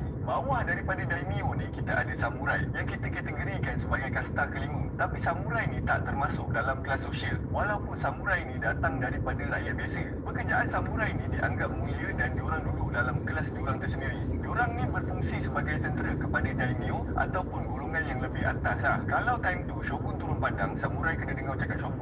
Masa zaman tu 10% daripada keseluruhan rakyat Jepun terdiri daripada golongan samurai. Istimewanya diorang ni, diorang boleh bawa pedang panjang macam tachi ke atau katana. Kenapa aku kata istimewa? Sebab golongan lain diharamkan bawa pedang, samurai je boleh. So kalau kau nampak ada orang bawa katana, kita terus boleh tahu wah yang itu samurai. Walaupun diorang ni dianggap mulia, tapi samurai ni tak dibenarkan ada tanah sendiri. Sebab seluruh hidup dia dah jadi hak milik daimyo. Nak senang faham, kira macam hamba abdi juga tapi dalam cara yang terhormat. So diorang ni biasanya duduk dekat area istana daimyo dan diorang juga akan dapat gaji untuk perkhidmatan diorang. Untuk kelas pertama dalam struktur sosial dan kasta yang keenam ialah golongan petani. Kenapa golongan petani yang paling atas dalam masyarakat? Sebab sistem kasta ni dicipta berdasarkan ajaran Confucian.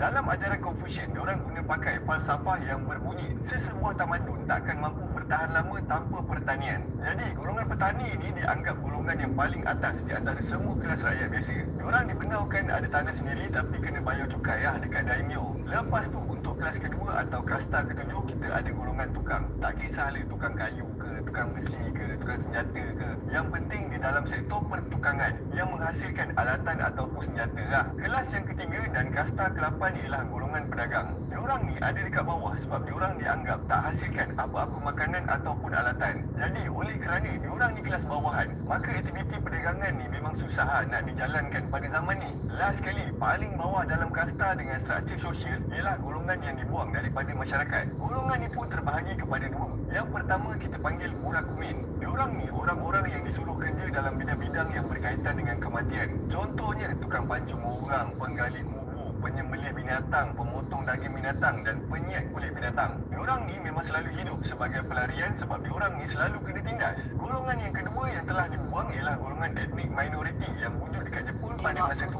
Jadi tekia ni dah dari golongan burak kumin. Lepas tu buat aktiviti perdagangan. Macam aku cakap tadi, orang bisnes masa zaman ni kira level bawahan. So dah double bawahan dekat situ. So sebab tu lah diorang kena menipu untuk niaga. Itu je lah cara untuk diorang survive. Lama kelamaan, diorang punya bisnes ni dah makin berkembang sampai diorang boleh conquer pasar-pasar dekat kawasan diorang. Bila diorang dah start ada kuasa, diorang ni dah start select out siapa yang boleh berniaga dan barang apa yang boleh dijual. Masa awal tahun 1700, golongan tekia ni dah start bersatu dan susun carta pentadbiran diorang. Jadi masa ni diorang dah start duduk dekat bawah pentadbiran bos-bos besar dengan bos-bos kecil. Kumpulan diorang ni jadi makin kuat bila ada pelarian daripada kelas atasan yang join diorang. Start daripada tu, diorang dah terlibat dengan jenayah pergaduhan untuk merebut kawasan dengan peras ugut duit pelindungan. Daripada duit pelindungan ni, peniaga-peniaga dekat pasar ni akan dijaga daripada gangguan daripada luar ataupun dalaman. Untuk pengetahuan korang, tradisi ni masih lagi ada sampai ke hari ni. Contohnya masa perayaan Shinto, golongan tekia ni lah yang sediakan tapak niaga dan jaga keselamatan dekat kawasan-kawasan yang terlibat. Bunyi macam pelik tapi macam ni barulah function. Dah bagi duit perlindungan, buatlah kerja betul-betul. Jaga orang-orang dekat bawah jagaan kita tu. Ini tak dapat orang, bila apa-apa jadi kita juga yang kena menanggung. Masa tahun 1735 sampai 1749, berlakunya pergaduhan besar di antara kumpulan-kumpulan tekia ni. Jadi kerajaan Shogun Jepun berusaha nak baikkan diorang ni dan nak kurangkan aktiviti jenayah diorang dengan cara kerajaan buat sistem lantikan ketua-ketua rasmi yang digelar sebagai Oyabun. Oyabun ni maksudnya bapa angkat, kira macam ketua atau pemimpin kumpulan tekia ni. Kerajaan Jepun bagi pengiktirafan terhormat dekat Oyabun yang tak pernah dapat dekat golongan lain selain daripada samurai, iaitu diorang dibenarkan untuk bawa pedang. Tapi diorang tak bawa katana sebab katana ni memang khas untuk samurai je. Pedang Yakuza ni pendek sikit daripada katana yang dinamakan wakizashi. Okey, itu golongan pertama yang jadi punca kewujudan Yakuza. Sekarang ni aku nak ceritakan golongan yang kedua pula. Yang kedua ni yang aku sebutkan tadi itu golongan Bakuto, kumpulan kaki judi. Ada satu masa ni kerajaan Jepun buat satu skim untuk dapatkan balik duit gaji yang diorang dah bayar dekat pekerja-pekerja binaan Jepun. Skim ni macam bon kerajaan yang selalu keluar bila nak kontrol inflasi tu. Benda ni berfungsi untuk kurangkan duit yang dah terlampau banyak dekat pasaran untuk stabilkan balik ekonomi. Nampak tak dah masuk ekonomi pula? Jadi bila golongan Bakuto ni tahu yang pekerja-pekerja binaan ni tengah banyak duit, diorang rekrut penjedaya dengan rakyat biasa untuk main judi dengan pekerja-pekerja binaan ni. Untuk pengetahuan korang, daripada zaman Tokugawa lagi, aktiviti perjudian ni dah diharamkan dan undang-undang tu kekal sampai sekarang. Disebabkan diorang tak boleh main judi secara terbuka, diorang pun gunalah kuil atau tempat pemujaan yang orang dah tak guna lagi sebagai tempat operasi perjudian diorang. Golongan Bakuto ni dah tipu ramai pekerja binaan dengan judi dadu atau game kad Hanafuda tadi. Bila dah dapat untung, diorang kumpulkan dan bahagikan sama rata kat semua player Bakuto. Bila dah lama-lama, diorang ni dah jadi makin kaya. So, diorang nak kembangkan lagi keuntungan diorang. So, diorang buat macam mana? Diorang buat satu hotel yang dekat dengan jalan raya yang busy dan banyak orang lalu lalang. Jadi, yang mana lalu situ nak rehat ke apa kan, diorang akan check in dekat hotel tu. Bila guest tu check in je, diorang akan lawa guest ni untuk main judi dengan diorang. Jadi, makin bertambah prospek diorang untuk buat untung. Walaupun ramai yang tahu diorang dah kena tipu dengan kumpulan Bakuto ni, diorang takut nak lawan balik sebab golongan Bakuto ni dah terkenal dengan keganasan diorang. Diorang ni juga yang mulakan budaya pakai tatu warna-warni yang penuh dekat satu badan tu. Yang mana sekarang ni budaya tu dah jadi tradisi utama Yakuza moden. Disebabkan diorang ni punya ganas dan boleh berlawan lagi power daripada samurai. Golongan Bakuto ni pernah kena rekrut sebagai tentera dalam perang saudara Boshin pada tahun 1868 sampai 1869. Sekitar tahun 1880-an, golongan Bakuto ni dah start masuk dalam politik Jepun dengan jadi ketua Gerakan Kebebasan dan Hak Rakyat. Disebabkan diorang dah ada pengaruh dalam politik, diorang start berkembang jadi alung ceti dan banyak lagi bisnes haram yang lain diorang buat. Pada akhir abad ke-19, dua golongan ni dikatakan dah start menyusut tapi tak hilang sepenuhnya. Ada pendapat mengatakan yang diorang ni tengah bentuk balik kumpulan diorang secara berperingkat. Lepas habisnya Perang Dunia Kedua, kumpulan-kumpulan Yakuza ni terus famous dan ramai orang start join diorang. Rekod pada tahun 2007, kerajaan Jepun anggarkan ada lebih 102,000 ahli Yakuza daripada 2,500 keluarga yang berbeza yang kerja dekat Jepun dengan luar Jepun. Walaupun diskriminasi kasta burakumi ni dah lama dah pupus, ramai juga ahli-ahli Yakuza daripada keturunan asal golongan tekia dengan Bakuto. Selain daripada tu, etnik Korea yang selalu kena diskriminasi dekat Jepun pun banyak join Yakuza ni. So, itulah serba sedikit sejarah kewujudan Yakuza dekat Jepun ni. Sekarang ni aku nak cerita pula pasal sistem Yakuza ni sendiri. Yakuza ni amalkan sistem hierarki tradisional Jepun yang dikenali sebagai Oyabun Komun. Komun ni bermaksud anak angkat yang bersumpah setia kepada Oyabun, yang bermaksud ayah angkat. Biasanya hubungan ni diikat melalui ritual minum sake daripada satu cawan. Dah macam couple pula kan. Satu benda yang kau kena faham pasal Yakuza ni, once kau dah join, kau kena lupakan semua pasal family kau dan kau kena bagi seluruh hidup dan kesetiaan kau dekat ketua kau. Oyabun ni pula ada seorang penasihat yang digelar sebagai Psycho Common, kira macam ketua cawangan atau ketua wilayah yang jaga pentadbiran organisasi diorang. Bawah Psycho Common ni pula ada penasihat-penasihat pentadbiran Yakuza, iaitu Shinjin, penasihat undang-undang, dengan kakek, accountant kepada Yakuza. Lepas tu ada Wakagashira yang ditugaskan untuk jaga kumpulan-kumpulan kecil yang ada bawah organisasi diorang. Dia ni pula akan dibantu oleh Sategashira sebab ada banyak nak mampus kumpulan-kumpulan kecil dekat bawah satu family. Lepas tu kita ada abang long kawasan yang digelar sebagai Kyodai dan askar-askar diorang digelar sebagai Shate. Wah, sate lapau sebut. Walaupun dah masuk abad ke-21, kumpulan Yakuza moden ni tetap kekalkan identiti diorang sama ada daripada golongan tekia ataupun Bakuto. Selalunya lah kalau nak kenal identiti diorang ni, kau kena tengok apa aktiviti utama diorang. Lepas tu, budaya yang paling famous ialah Direzumi tatu penuh satu badan termasuk dekat kawasan kemaluan. Diorang lukis tatu ni bukan pakai pistol tu tau. Diorang guna cara lama, guna bulu atau jarum besi tu. Sakit mat, gentle gue kau. Biasanya lah budak-budak Yakuza ni akan lepak main kad ocho kamu beramai-ramai sambil belenging. Sebab diorang nak tayang tatu-tatu diorang ni. Itu kira macam satu kebanggaan lah untuk diorang. Tapi kalau kat publik diorang takkan tunjuk lah. Biasanya diorang akan pakai baju lengan panjang. Satu lagi budaya Yakuza yang bagi aku ngeri lah, iaitu Sume. Budaya ni datang daripada golongan Bakuto dari zaman Tokugawa lagi. Sume ni satu budaya ahli Yakuza yang nak minta maaf disebabkan dia dah langgar arahan ataupun buat ketua kau kecil hati ke apa kan. Orang tu akan kerat sendiri jari kelingking dia sampai kat sendi belah atas ni tau. Lepas tu dia akan bagi jari yang dah kena kerat tu dekat ketua dia orang. Andai kata dia buat hal lagi, maka jari yang seterusnya pula kena kerat. So aku tak boleh bayangkan lah kalau banyak kali kau buat salah memang hilang ni semua jari kau tu. Kenapa diorang buat adat ni? Secara teorinya, bila dah putus sendi jari kau, bila kau pegang pedang tu dah tak grip tau. Jadi pengajaran yang nak disampaikan dekat sini ialah ahli Yakuza ni kena ingat yang diorang ni saling memerlukan antara satu sama lain untuk pastikan keselamatan diorang terjaga. Budaya ni masih kekal sampai sekarang. So kalau kau nampak orang Jepun yang jari dah hilang tu, ketahuilah korang yang mamat tu sebenarnya Yakuza. Tapi zaman sekarang ni diorang akan pakai jari palsu untuk tutup bahagian jari diorang yang dah kena kerat tu. Sebab nak protect identiti diorang dekat khalayak umum. Yelah, kalau orang nampak, confirm orang tahu dia tu Yakuza. Memang senang lah kena tangkap. Lebih kurang macam tu lah. Kumpulan Yakuza terbesar yang masih lagi aktif sampai sekarang ialah kumpulan Yamaguchi Bumi yang base dekat Kobe. Lebih daripada separuh daripada keseluruhan Yakuza dekat Jepun ni datang daripada family ni. Di mana budak-budak diorang ni lebih kurang 55,000 orang. Family ni dipercayai ditumbuhkan pada tahun 1915 dan sekarang ni ada 850 klan bawah family ni. Yang kedua terbesar ialah family Sumiyoshikai yang base dekat Osaka dengan ahli seramai 20,000 orang dan 277 klan. Yang ketiga terbesar ialah family Inagawakai dekat Tokyo dengan Yokohama. Diorang ada 313 klan dengan ahli seramai 15,000 orang. Kumpulan-kumpulan Yakuza ni biasanya terlibat dengan aktiviti penyeludupan dadah antarabangsa, pemerdagangan manusia dan penyeludupan senjata api.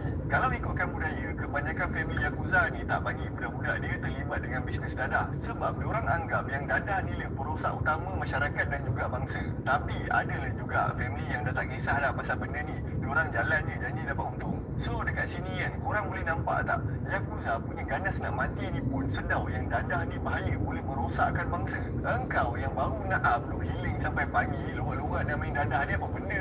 Bukan Yakuza je tau. Dah banyak cerita gangster yang aku cerita dekat korang mesti cakap benda yang sama je. So dekat sini kau tak boleh nak fikir ke?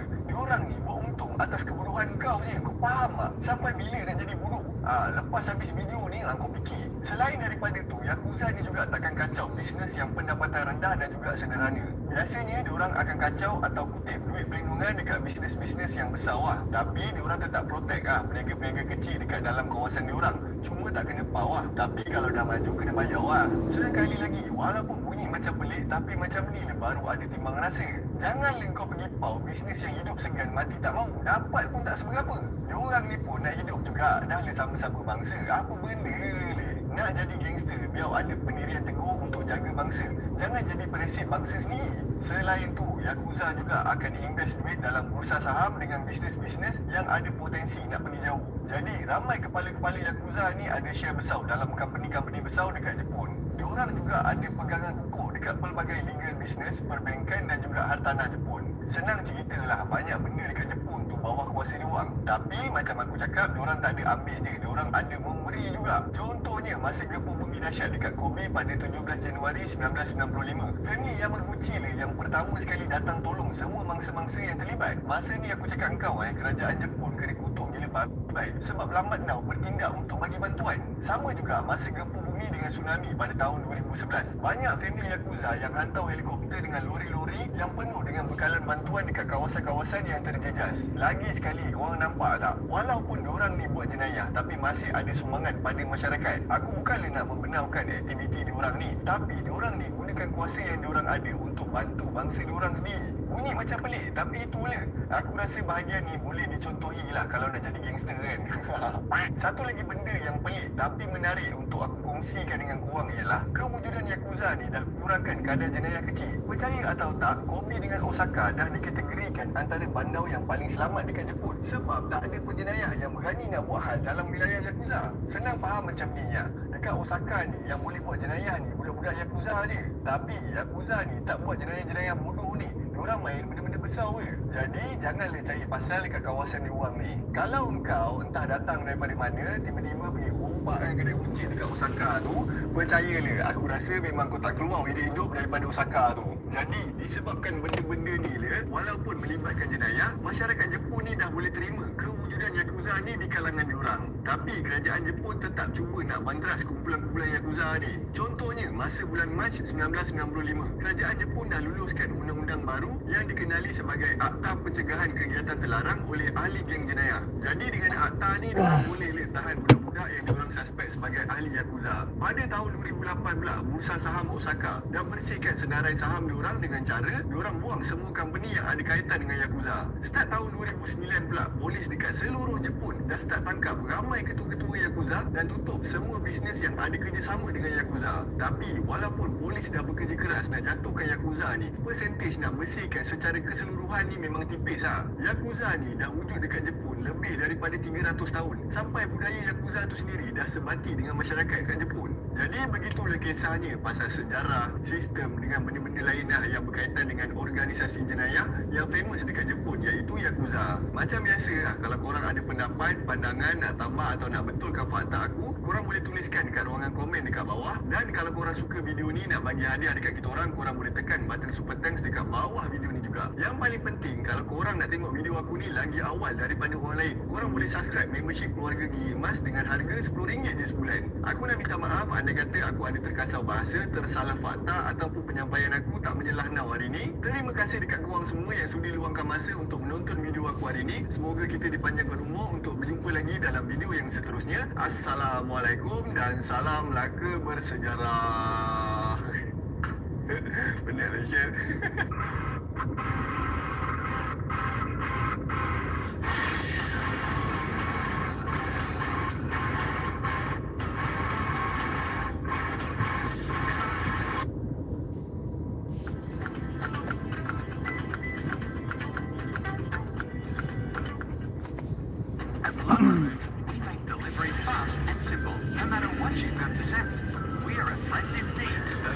Betul ke Kobe ni mati sebab padamkan diri sendiri atau sebenarnya ada agenda tertentu di sebalik kematian Kobe ni?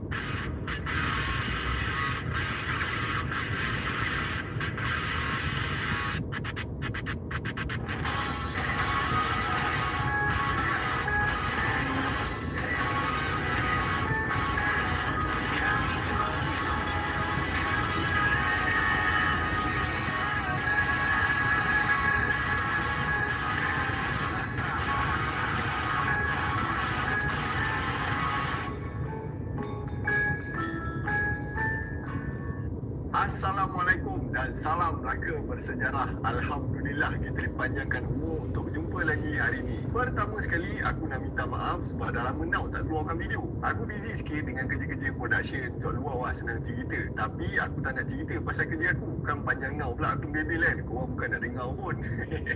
Ini hari aku nak bercerita pasal seorang musician yang pernah mencetuskan fenomena seluruh dunia satu ketika dulu, iaitu Kurt Cobain. Sebelum aku start, aku nak korang tahu yang video pasal Kurt Cobain ni sebenarnya aku dah buat tahun 2020 dulu. Tapi lepas 4 ke 5 bulan lepas tu, YouTube remove video tu sebab aku banyak sebut benda-benda yang langgau guideline YouTube. Untuk pengetahuan korang, video aku dulu main langgau je, tak ada nak follow guideline-guideline ni. Kita budak garage, aku barang undang-undang ni kan. Tapi dah lama-lama kita sedar lah yang kita cari duit dekat platform orang, dah guna barang orang ni, kena ikut lah undang-undang yang diorang dah tetapkan kan. Bila dah kena remove tu, aku dah malas nak buat lagi. Tapi disebabkan ramai yang suruh buat balik, aku buat lagi sekali pada tahun 2022. Video kedua aku buat ni memang follow guideline diorang. Tapi entah kenapa, lepas 3 hari YouTube remove lagi video tu. Weh, mental baik aku, apa benda sih diorang ni. So, aku memang dah give up nak buat kan. Sampailah awal tahun dah itu, Entah kenapa video pasal grunge yang aku publish pada tahun 2020 sebelum video ke Cobain yang pertama tu, ramai nak pula orang tengok. Aku nak korang faham video tu tahun 2020 tapi awal tahun 2024 ni ramai orang baru nak tengok. Dekat penutup video grunge tu, aku ada cakap yang aku akan buat video pasal ke Cobain pula. Datang budak yang baru tengok tahun ni, dia komen, "Bang, dah masuk 2024 dah, mana video ke Cobain ni?" Weh, aku dah buat lagi gila, dah buat 2 kali dah, tapi dua kena remove awal. Dia ingat aku sidaikan dia orang pula. Dia yang baru sampai channel aku, pindah web tu kan. Jadi aku rasa aku nak cuba lagi sekali untuk kali yang ketiga. So korang doakan dia yang video ni tak kena remove lagi dengan YouTube. Okey, makin panjang pula aku bebel Nama penuh dia ke Donald Cobain. Dia dilahirkan pada 20 Februari 1967 dekat Grace Harbor Community Hospital, Washington, US. Bapa dia Donald Leland Cobain bekerja sebagai seorang mekanik. Mak dia pula Wendy Elizabeth bekerja sebagai seorang waitress. Dia ada seorang adik perempuan yang bernama Kimberly Dawn Cobain yang lahir pada 24 April 1970. Aku nak share dengan korang satu fakta menarik tentang nama Cobain ni kan. Mana dia tahu ada kaitan dengan cicak Cobain ke apa kan. Nama Cobain ni datang daripada keturunan dia yang berbangsa Irish. Keturunan dia datang daripada bandar Carrickmore, North Island. Mula-mula diorang berhijrah daripada North Island pergi ke Ontario, Canada. Lepas tu diorang berhijrah lagi dan terus menetap dekat Washington, US pada tahun 1875. Yang mana tak tahu geografi, Washington dengan Washington DC tu dua tempat yang berbeza tau. Washington, tempat ke Cobain ni, negeri dekat barat laut US. Washington DC yang ada White House bagai tu bukan negeri tapi daerah yang digazetkan sebagai ibu negara US. Washington DC ni pula dekat sempadan Virginia dengan Maryland, negeri-negeri dekat belah tenggara US kalau tak silap aku.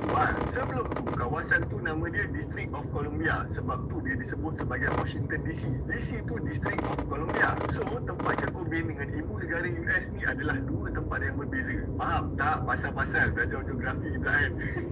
Tadi aku cerita apa Oh, pasal nama keluarga Cobain. Satu lagi, ejaan asal sebenarnya Cobain, C-O-B-A-N-E. Tapi ejaan tu berevolusi jadi Cobain, C-O-B-A-I-N. Mungkin sebab dah jadi orang US, kena guna English US lah kan. Apa barang guna UK punya English kan.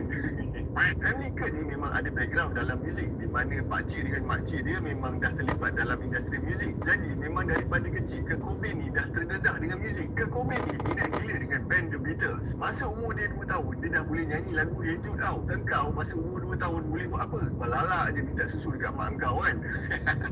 Masa umur 4 tahun, Kurt dah boleh main piano sambil menyanyi. Dia siap dah cipta lagu sendiri tau. Lagu pasal dia nak pergi main dekat taman permainan. Ini semua hasil daripada didikan makcik dia yang terlibat dalam muzik, iaitu Mary Earl. Dalam tempoh ni Kurt dah boleh nyanyi macam-macam lagu dah, macam Motorcycle Song, Season in the Sun, dengan lagu tema program TV Monkeys. Selain daripada menyanyi, Kurt Cobain pandai kat melukis lah. Kurt pernah lukis gambar picture from the Black Lagoon, Donald Duck, Michael Jackson dengan muka Presiden Ronald Reagan. Nampak semuanya macam okey je kan. Tapi kenapa bila dah besar jadi macam orang tak betul kan? Sebenarnya Kurt Cobain ni membesar dalam broken family. Masa umur dia 9 tahun, mak bapak dia bercerai. Masa ni lah Kurt Cobain ni berubah daripada budak kecil, introvert dan takut nak campur dengan orang, terus jadi remaja yang memberontak, degil and nakal nak mampus. Salah satu faktor yang buat Kurt Cobain ni jadi macam ni ialah sebab bapak tiri dia ni panas berat. Bapak tiri dia selalu terajang mak dia ni depan Kurt. Teruk kena terajang. Sampai dah patah tangan, sampai kena masuk hospital. Kau rasa? Tapi aku tak boleh belah. Mak dia tak nak berambus ke, buat report ke apa ke, dengan alasan sayang dengan lelaki. Bapa kau sayang dengan lelaki, dah patah-patah tangan, sayang apa benda lagi bang? Dekat Malaysia pun ada ke kes macam ni jadi? Aku sendiri pernah nampak benda ni depan mata aku. Tapi bukan family aku family orang yang aku kenal lah. Nasihat aku kan, jangan jadi bodoh sebab jantan. Sayang dengan bodoh ni ada jurang perbezaan, kau tahu tak? Kalau kata sayang kau dengan sangat setuju lah. bekas lelaki kau tu jaga anak kau. Bodoh dengan sayang dua benda berbeza. Tengok benda-benda macam ni. Kurt Cobain ni salah satu contoh kesan daripada keganasan rumah tangga. Kau bayangkan masa dia kecil dia pernah buat satu video pendek tau. Dalam video tu dia cerita bila dia dah besar nanti dia dah jadi musician yang power. Lepas tu dia nak buat duit banyak-banyak. Lepas dah kaya tu dia dah tamatkan riwayat hidup dia sendiri, settle. Kecil-kecil lagi dah ada cita-cita macam tu. Kau rasa? Tapi ada pendapat yang kata mungkin Kurt Cobain ni terpengaruh dengan dua orang pakcik dia yang padamkan hidup dia orang sendiri juga. Bapak Kurt dah hantar Kurt ni pergi terapi tapi tak jadi apa juga. Jadi disebabkan perangai bapak tiri Kurt ni dah teruk, mak dia bagi hak penjagaan penuh dekat bapak Kurt. Disebabkan Kurt ni majang nak mampus, bapak dia letak Kurt ni duduk bawah jagaan perniagaan kawan bapa dia iaitu Jesse Reed, seorang penganut Kristian yang alim. Bapa dia harap bila Kurt ni dah mendalami agama, dia boleh ubah perangai dia jadi lagi baik. So, kalau korang nak tahu, Kurt Cobain ni pernah jadi orang yang kuat agama satu masa dulu. Sayangnya benda tu tak bertahan lama. Bila dah besar, Kurt ni pernah umumkan yang dia dah keluar daripada Kristian dan amalkan ideologi anti Tuhan. Kalau korang pernah dengar lagu dia Diam, lagu tu pasal pengalaman Kurt Cobain membesar dalam family Jesse Reed. Lagi satu aku nak tambah, Kurt Cobain ni tak minat sukan, tapi bapa dia selalu paksa Kurt ni join olahraga le, bola sepak le, baseball le. Lepas tu bila dah umur 14 tahun, masa sambut birthday tu, salah seorang pakcik dia tanya, kau nak hadiah apa? Basikal ke gitar? And Kurt pilih gitar. Masa ni le Kurt Cobain start belajar main gitar. Kurt belajar main lagu daripada Led Zeppelin, Queen, The Cars, Richard Berry. Satu lagi fakta menarik, ramai yang ingat Kurt Cobain ni kidal sebab dia main gitar tangan kiri. Sebenarnya Kurt tak kidal pun sebab dia tulis tangan kanan. Kurt ni ada kelebihan untuk main gitar dekat dua side, tapi dia lebih suka main tangan kiri. Sebabnya ada yang kata Kurt nak guna tangan kanan tu untuk tulis lirik atau not lagu. Tapi bagi aku, kira Waalaikumsalam, insyaAllah. Kalau perasan, ramai gitaris power-power mesti main tangan kiri. Jimi Hendrix, Paul McCartney, Tony Iommi, Man Kidal. Lepas zaman dia belajar main gitar tu, Kurt Cobain berkenalan dengan Roger Bass Osborne dekat sekolah. Disclaimer, Bass Osborne ni tak ada kaitan dengan Ozzy Osbourne. Ejaan nama diorang pun lain. Diorang ni jadi kawan baik dan masa ni le Kurt kenal dengan muzik punk rock dengan hardcore. Bila dah masuk menengah atas, Kurt duduk balik dengan mak dia untuk habiskan sekolah. Sayangnya lagi 2 minggu nak grad, Kurt berhenti sekolah sebab dia tahu dia tak cukup kredit untuk nak grad. Jadi Kurt Cobain ni banyak habiskan masa dia main gitar atau pergi gaming lah. Mak Kurt ni tak berapa berkenan dak Kurt ni main gitar sebab mak dia fikir main muzik ni tak mendatangkan hasil pun. So mak Kurt pun warning dia, engkau pergi jalan cari kerja sekarang, kalau tak kau pergi berambus daripada rumah ni. Tapi Kurt ni punya mak kau, dia buat tak tahu. Seminggu lepas tu, bila dia balik daripada gaming, tahu-tahu baju dengan barang-barang dia dah kena umpan dekat luar rumah. Maka Kurt Cobain ni jadilah gelandangan kejap. Masa tempoh ni Kurt tumpang tidur dekat rumah member dia, tak pun dia senyap-senyap masuk basement kat rumah mak dia. Kurt pernah cakap yang dia pernah duduk bawah jambatan dekat Wishkah River, dan pengalaman duduk bawah jambatan ni le Kurt dapat ilham nak cipta lagu Something in the Way. Pada akhir tahun 1986, Kurt sewa dekat satu apartment dan kerja dekat The Polynesian Resort. Kurt Cobain pun dah ada satu band punk rock yang bernama Visual Metal. Aku tak sure lah sebutan aku tu betul tak betul, tapi kalau ada bunyi okey lah Sayangnya band ni tak dapat bertahan lama. Band tu dibubarkan pada tahun 1987 hanya disebabkan Bass Osborne tak beli bass amplifier. Kira dia nampak macam bass ni tak ada effort dia nak main music ni secara serius. Masa Kurt dengan Visual Metal ni, Kurt selalu buat show dekat Olympia. Dekat Olympia ni dia kenal dengan awak first dia iaitu Tracy Miranda. Relationship diorang okey, tapi diorang ni selalu bergaduh pasal duit tau. Lepas tu Kurt Cobain ni banyak habiskan masa main muzik dia. Tracy yang kena tanggung dia sampai kena curi makanan dekat kantin tempat dia kerja untuk bagi Kurt ni makan. Kurt ni punya perangai pula dah nak subuh baru balik, lepas tu tidur sampai petang. Dah bangun, makan, tengok TV, lepas tu main muzik, tak pun fokus cipta lagu. Fakta menarik lagi, disebabkan Tracy ni Hashim Bebel suruh Kurt ni cari kerja, dia terus dapat ilham untuk tulis lagu About a Girl. Lagu favourite aku ni kalau main gitar sebab chord dia senang. Untuk pengetahuan korang juga, masa nak buat lagu ni, Kurt layan album Meet the Beatles sampai 3 jam tau. Tracy tak pernah tahu pun lagu About a Girl tu pasal dia. Sampai lepas dah beberapa tahun Kurt mati, baru dia tahu. Lepas Visual Metal ni dah berpecah, ada satu hari ni Kurt lepak dengan kawan dia, Robert Novoselic. Robert ni bagi tahu le Kurt ni yang abang dia Chris Novoselic pun minat punk rock juga. Jadi Kurt pun berkawan le dengan Chris Novoselic. Bila dah berkawan tu, rupanya diorang ni ada taste muzik yang sama. Lepas tu dua-dua minat band The Melvins, local band dekat tempat diorang. Nah, jadikan cerita, ada satu hari ni Kurt bagilah demo tape Visual Metal dekat Chris sebab nak ajak dia untuk buat band, tapi Chris ni tak nak. Lepas dah berbulan pujuk Chris pun dengar lah demo tape tu and dia rasa demo tape tu memang best. Jadi Chris pun setuju nak buat band sama-sama. Masa mula-mula tu diorang hampir nak patah semangat sebab tak dapat nak tarik crowd. Lepas tu dua-dua pun sengkit, susah nak survive kan. Dan diorang dapat tahu yang The Melvins boleh dapat $80 untuk satu show. Terus diorang datang semangat nak teruskan perjuangan muzik diorang ni. Diorang pun bentuk satu band cover di mana Kurt main drum and Chris jadi gitaris dengan penyanyi. Lepas dah beberapa bulan, diorang berkenalan pula dengan Aaron Bukan atau Bucket. Aku tak sure lah sebutan dia macam mana kan. Drama pertama diorang. Masa ni le band diorang dinamakan sebagai Nirvana sebab masa tu Ke tertarik dengan falsafah Buddha. Nirvana ni dalam definisi Buddha kira macam final goal lah dalam kehidupan manusia ni. Kalau orang Islam kira macam hidup kat syurga dekat akhirat lah, kalau dah senang faham kan. Aaron ni dapat bertahan dalam beberapa bulan je. Lepas tu Dale Clover, drama The Melvin jadi drama diorang untuk sementara waktu. Sampailah diorang jumpa dengan Chad Channing. Masa dengan Chad Channing ni diorang keluarkan album Bleach pada tahun 1989. Tahun depannya tu Chad keluar daripada band. Jadi position drama tu digantikan dengan Dale Clover atau Dale Peters daripada Mat Hani. Kira macam tengok siapa yang free dia cover lah. Oi, penat baik cerita pasal Kurt Cobain ni. Baru setengah ni, tekak dah kering baik. Aduh, dia nak habis ni. Minum dulu Okey, cukuplah tu kita punya rehat. Jom kita sambung cerita lagi. Pada akhir tahun 1990, Buzz Osborne suruh diorang ni dengar lagu daripada satu punk band ni nama Scream. Diorang memang impress gila dengan performance drama band tu, iaitu Dave Grohl. Nak jadikan cerita lagi, lepas beberapa minggu diorang dengar lagu tu, band tu berpecah pula. Jadi Dave ni call dia Buzz Osborne untuk minta nasihat. Buzz pun bagi nombor Chris. Pendekkan cerita, Chris pun on call dengan Dave dan diorang decide nak audition Dave ni dekat Seattle. Bila tengok Dave ni main, bapak dia power sikit, diorang terus on dia. Jadi Dave ni lah yang jadi drama yang tepat dan yang terakhir dalam band Nirvana. Inilah line up yang korang kenal masa zaman kegemilangan diorang. Lepas beberapa bulan Dave masuk, diorang dapat sign kontrak dengan DGC Records. Nirvana pun keluarkan album Nevermind. Tanpa disangka-sangka, album tu berjaya gila babi. Baik, lagu yang jadi fenomena satu dunia sampai diorang ni jadi fenomena. Ada. Lagu Smell Like Teen Spirit. Aku nak share dengan korang lagi satu fakta menarik pasal lagu ni. Kurt Cobain dapat idea nak tulis lagu ni daripada kawan dia, Kathleen Hanna, penyanyi band Bikini Kill. Cerita dia macam ni. Ada satu malam ni, Kurt dengan Hanna lepak mabuk 2 orang. Lepas tu, masa on the way balik tu, Kurt spray ayat God is gift dekat satu dinding klinik untuk kandungan. Dan Hana ni yang jadi tukang cover line. Diorang ni benci gila klinik tu sebab diorang anggap klinik tu macam pusat keagamaan atau doktor dekat dalam tu buat agama now. Lebih kurang macam tu lah. Sebabnya setiap kali ada perempuan datang nak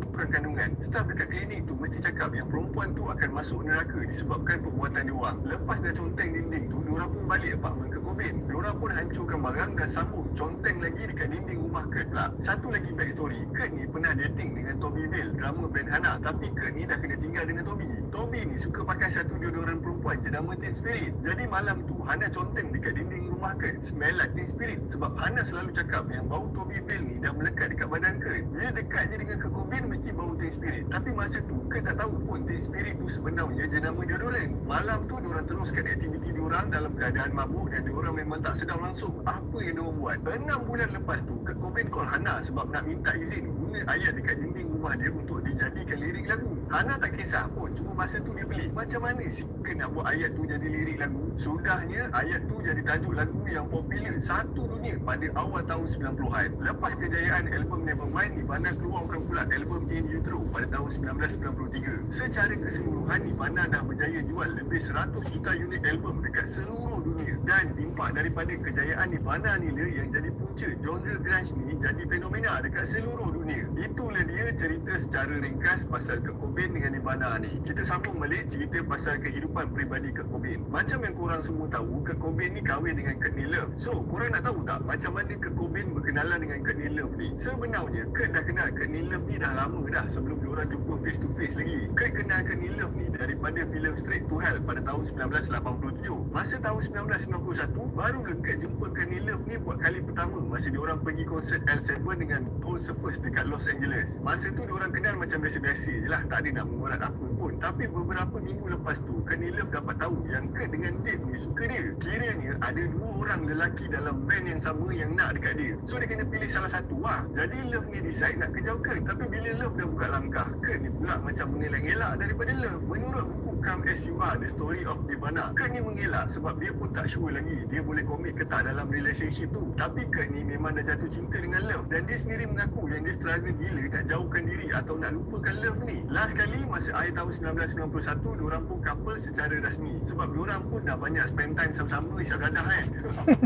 Lain macam kan cara diorang spend time. Kau jangan ikut pula panggil diorang ni. Diorang pun kahwin pada 24 Februari 1992 dekat Waikiki Beach, Hawaii. Satu fakta menarik kan, sebelum nak kahwin tu, Kim Gordon, bassist band Sonic Youth, pernah warning Love supaya jangan kahwin dengan Kurt Cobain ni. Sebab Kim ni percaya yang Kurt Cobain ni akan hancurkan hidup Love. Tapi masa tu, Love pun tengah hanyut dalam cinta. Diorang pun kahwin juga. Lepas dah kahwin tu lahirlah anak perempuan diorang iaitu Francis bin Cobain pada bulan Ogos 1992. Korang tahu tak kenapa Kurt letak bin dekat nama anak dia? Kurt letak nama bin tu sebab masa diorang scan baby tu, dia tengok anak dia macam kacang tau.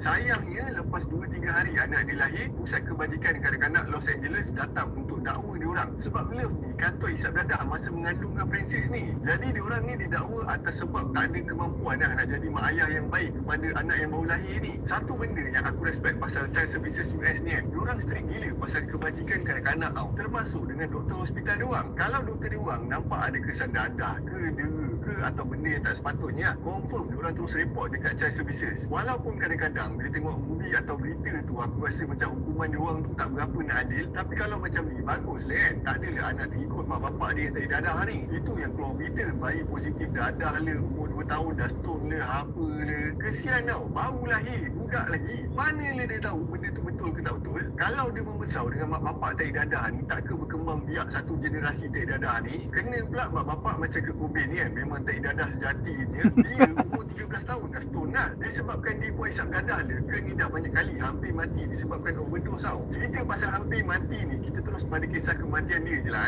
Aku pun dah tak larat nak cerita panjang pasal hidup dia ni. Ini nak cerita pasal dia mati pun panjang lagi ni lah.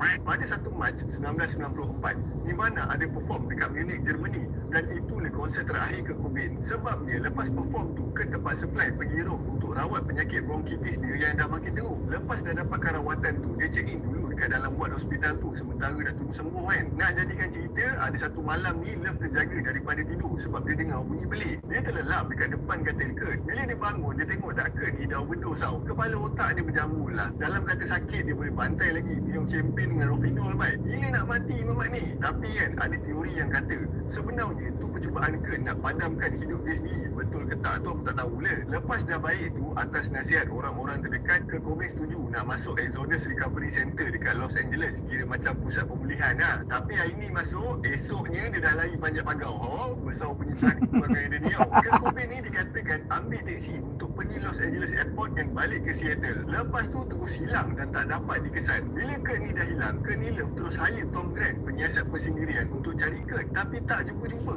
Dan pada 8 April 1994, Gary Smith, technician yang dijadualkan untuk install security system dekat rumah Kurt, ternampak Kurt tengah terbaring dekat garaj rumah dia. Mula-mula dah Gary ni ingat Kurt ni tengah tidur tau. Bila dia nampak ada senjata dekat sebelah, Gary terus menggelabah pergi dekat Kurt Cobain. Bila dia cek, tengok-tengok Kurt ni dah mati dah pun. Laporan berdasarkan cakap yang mayat Kurt ni dah 3 hari dekat situ. Jadi Kurt Cobain ni dipercayai mati pada 5 April 1994 ketika berumur 27 tahun. Kenyataan rasmi mengatakan yang punca kematian Kurt Cobain ni disebabkan dia padamkan hidup dia sendiri berdasarkan senjata dengan nota yang dijumpai dekat tempat kejadian. Tapi ramai yang percaya Kurt Cobain ni sebenarnya kena bunuh.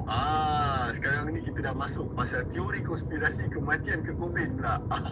Ada banyak gila teori pasal kematian Kurt ni, tapi aku explain beberapa teori yang famous je lah. Aku nak explain semua tak larat lah. First kali langsung tak ada cap jari Kurt dekat senjata sebelah mayat Kurt. Kelonsong peluru pun tak ada. Yang kedua pula, ada yang kata nota yang polis jumpa tu langsung tak mention apa-apa pun pasal nak tamatkan hidup dia. Kurt cuma cakap yang dia sayang gila dekat anak perempuan dia, sayang muzik, dan Kurt ada niat nak keluar daripada band Nirvana. Penulisan yang berkaitan dengan kematian cuma 4 baris bawah je, tapi ramai yang mempertikaikan yang 4 baris bawah tu tulisan Kurt Cobain sebab tulisan dekat atas dengan yang kat bawah tu tak sama langsung. Yang ketiga, puntung rokok dekat ashtray Kurt pun bukan dari jenama rokok favourite Kurt sebab Kurt ni dikatakan jangan tukar brand rokok dia. Yang keempat pula, laporan bedah siasat dapati yang ada banyak nama pos heroin dekat dalam badannya. Secara logiknya lah, bila dah banyak macam tu, Kurt dah boleh koma atau lumpuh tau. Apa lagi nak angkat tangan, nak angkat senjata? Dan kalau dia mati pun, sepatutnya punca kematian dia sebab overdose, bukan disebabkan tembakan. So, macam mana Kurt Cobain boleh angkat senjata untuk tamatkan hidup dia? Yang kelima, ada rekod yang orang guna kat klinik Kurt Cobain pada 6 April, sedangkan Kurt dah mati pada 5 April. Tapi teori ni tak kuat sebab ramai yang cakap itu bukan bayaran kat kredit tapi bayaran yang dijadualkan pada tarikh itu. kira macam auto debit lah. Last kali penyiasat yang kenilaf upah tadi tu, Tom Grant cakap ada kemungkinan yang kenilaf ni ada pakat dengan Michael Dewitt, penjaga family Kurt Cobain, untuk padamkan Kurt Cobain ni. Sebab ada khabar angin yang kata Kurt Cobain ni nak ceraikan kenilaf. Jadi sebelum Kurt Cobain ceraikan dia, Love upah Michael ni untuk padamkan Kurt dulu. Tapi sampai ke hari ni, walaupun ada banyak teori konspirasi, tak ada siapa pun yang boleh buktikan yang Kurt Cobain ni mati akibat dipadamkan, bukan padamkan diri sendiri. Walaupun ada yang kena tuduh dekat mahkamah, tapi masih tak ada tindakan yang dikenakan kepada siapa-siapa pun, sebab tak ada bukti yang kukuh. Jadi bahasa mudahnya, kes kematian Kurt Cobain ni dah jadi NFA lah, dan ditutup. Kalau nak kata ada agenda aluminium pun tak dapat nak buktikan kesahihan benda tu. So korang rasa betul ke Kurt Cobain ni mati sebab padamkan diri sendiri, ataupun dipadamkan oleh seseorang? Korang boleh tulis pendapat korang dekat komen dekat bawah. Impak daripada kematian Kurt Cobain pada umur 27 tahun ni dah menyebabkan idea 27 Club terus diterima umum. Untuk pengetahuan korang, sebelum Kurt Cobain ni mati, pihak media dah wujudkan 27 Club ni. Tapi masa tu idea ni orang tak pandang now. Bila Kurt Cobain mati, barulah orang viralkan pasal 27 Club ni. Yang mana tak tahu 27 Club ni senarai ahli muzik, pelakon, artis ataupun orang yang famous lah, yang mati masa umur 27 tahun. Antara ahli dalam 27 Club ni macam Kurt Cobain, Amy Winehouse yang aku cerita hari tu, Janis Joplin, Jim Morrison, Brian Jones and ramai lagi lah. So begitulah kisah hidup seorang ahli muzik yang bernama Kurt Cobain, penyanyi dan gitaris kumpulan Nirvana. Aku harap video ni tak kena remove lagi lah lepas ni kan. Aku dah penat tau bercerita ni. Penat tau nak buat benda sama sampai 2-3 kali ni. Kalau korang ada pandangan, pendapat, nak tambah atau nak betulkan cerita aku, korang boleh tuliskan dekat ruangan komen dekat bawah. Dan kalau korang suka video ni dan nak bagi hadiah dekat kita orang, korang boleh tekan button super thanks dekat bawah video ni juga. Aku nak minta maaf andai kata aku ada terkasar bahasa, tersalah fakta ataupun penyampaian aku tak berapa menarik sikit hari ni. Terima kasih kepada korang semua yang sudi luangkan masa untuk menonton atau dengar cerita aku ini hari. Semoga kita semua dipanjangkan umur untuk berjumpa lagi dalam video yang akan datang. Assalamualaikum dan salam laku bersejarah. Lupa pula tagline dia.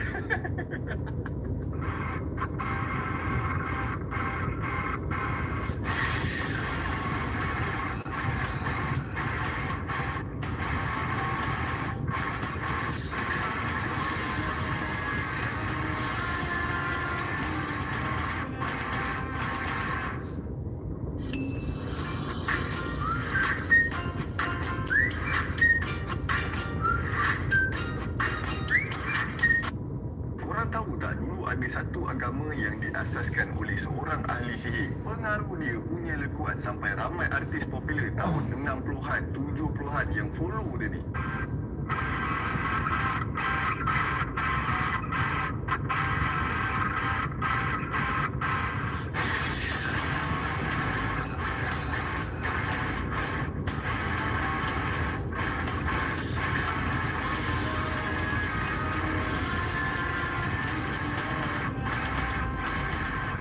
Assalamualaikum dan salam laka bersejarah.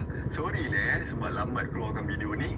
Baru-baru ni studio ni ada buat renovation sikit, kita upgrade sikit tingkap yang ni. Lepas tu kita orang dalam proses pertukaran sistem kerja. Kita orang tengah cuba buat sistem baru supaya boleh keluarkan 3 video seminggu. Sistem ni masih lagi dalam tempoh percubaan, jadi tak jamin lagi sistem ni akan jadi efisien. Senang cerita sekarang ni dalam fasa eksperimen dulu lah. Kita akan tambah baik lagi kalau ada jumpa kelemahan dekat mana-mana. So balik pada topik yang asal, korang tahu tak dulu ada satu agama yang diasaskan oleh seorang ahli sihir. Ahli sihir ni selalu digelar sebagai bapa kepada ahli sihir moden. Siapakah mamat ni? Dialah Aleister Crowley. Nama sebenar dia ialah Edward Alexander Crowley yang dilahirkan pada 12 Oktober 1875 dekat Warwickshire. Family dia ni pun boleh dikategorikan sebagai bangsawan jugalah sebab kaya nak mampus. Atuk dia ni businessman minuman keras yang berjaya. So dia punya kaya tu sampai ke cucu lah boleh makan. Atuk dia ada bagi share dalam saham company dekat bapa dia. Tapi bapa dia langsung tak ambil duit tu. Bapa dia percaya yang duit hasil minuman keras ni akan mendatangkan dosa. Ayah dia ni seorang engineer yang power tapi berubah menjadi pendakwah Kristian yang sangat berdedikasi. Mak bapa dia ni duduk bawah satu kumpulan pendakwah Kristian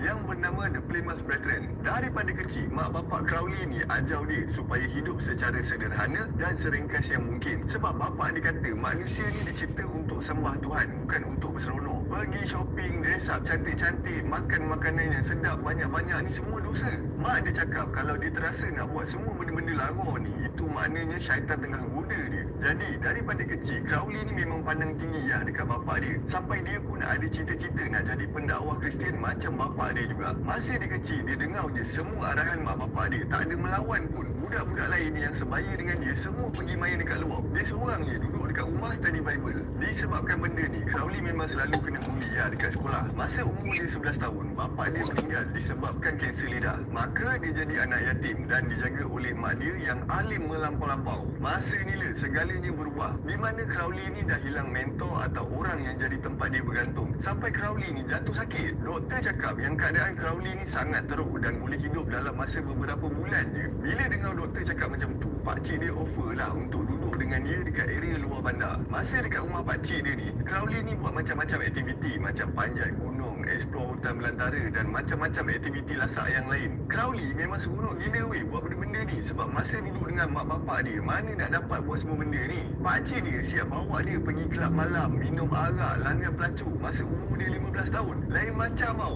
Aku pun masa form 3 jahat juga tapi tak ada sampai macam ni.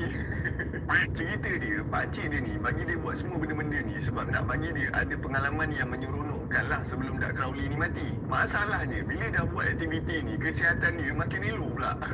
So, disebabkan dia dah makin elok, pakcik dia hantar dia balik duduk dengan mak dia. Bila Crowley ni balik, dia dah berubah jadi remaja yang memberontak tau. Dia salahkan kumpulan The Plymouth Brethren yang jadi punca zaman kanak-kanak dia macam tau. Tak boleh main dengan kawan-kawan, tak boleh seronok, kena bully dekat sekolah. Jadi Crowley dah tak nak ikut dah ajaran kumpulan ni. Dia pun dah tak nak dah jadi pendakwah Kristian semua ni. Yang dia nak ialah kebebasan untuk tentukan jalan hidup dia. Dia paling benci bila orang cakap dengan dia yang berseronok ni satu dosa. Paling dia menyampah. Mak dia memang terkejut gila lah dengan perangai Crowley ni. Mak dia siap cakap yang Crowley ni dah jadi macam the beast dalam buku Book of Revelation, buku agama orang Kristian. Lepas dah bertekak dengan mak dia, Crowley terfikir satu idea di mana dia nak berkomunikasi dengan syaitan supaya dia boleh hidup dengan cara dia sendiri. Maka inilah titik permulaan perjalanan Crowley menjadi the beast yang sebenar. Salah satu kejahatan pertama yang dia buat ialah dia buat satu hubungan seks dengan orang gaji dia dekat atas katil mak dia sebab dia nak menganjing mak dia.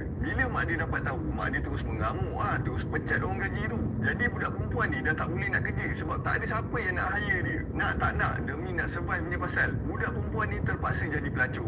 Berdasarkan kenyataan Crowley, budak perempuan ni lah mangsa pertama Jack the Ripper. Crowley juga kata yang dia kenal siapa Jack the Ripper tu sebenarnya. Dia kata Jack the Ripper tu pun salah seorang ahli sihir juga. Kalau korang tak kenal siapa Jack the Ripper tu, korang boleh tengok video aku cerita pasal Jack the Ripper lepas habis video ni. Lepas tu Crowley ada tulis dalam buku dia pasal zaman kanak-kanak dia, di mana masa dia dah nak mati tu, dia rasa macam Tuhan dengan syaitan tengah berlawan untuk roh dia selama 3 jam. Dan akhirnya Tuhan menang. Roh dia dapat diselamatkan dan dia boleh teruskan hidup. Persoalan yang bermain dalam kepala otak dia lepas tu ialah dia confused yang mana satu sebenarnya Tuhan.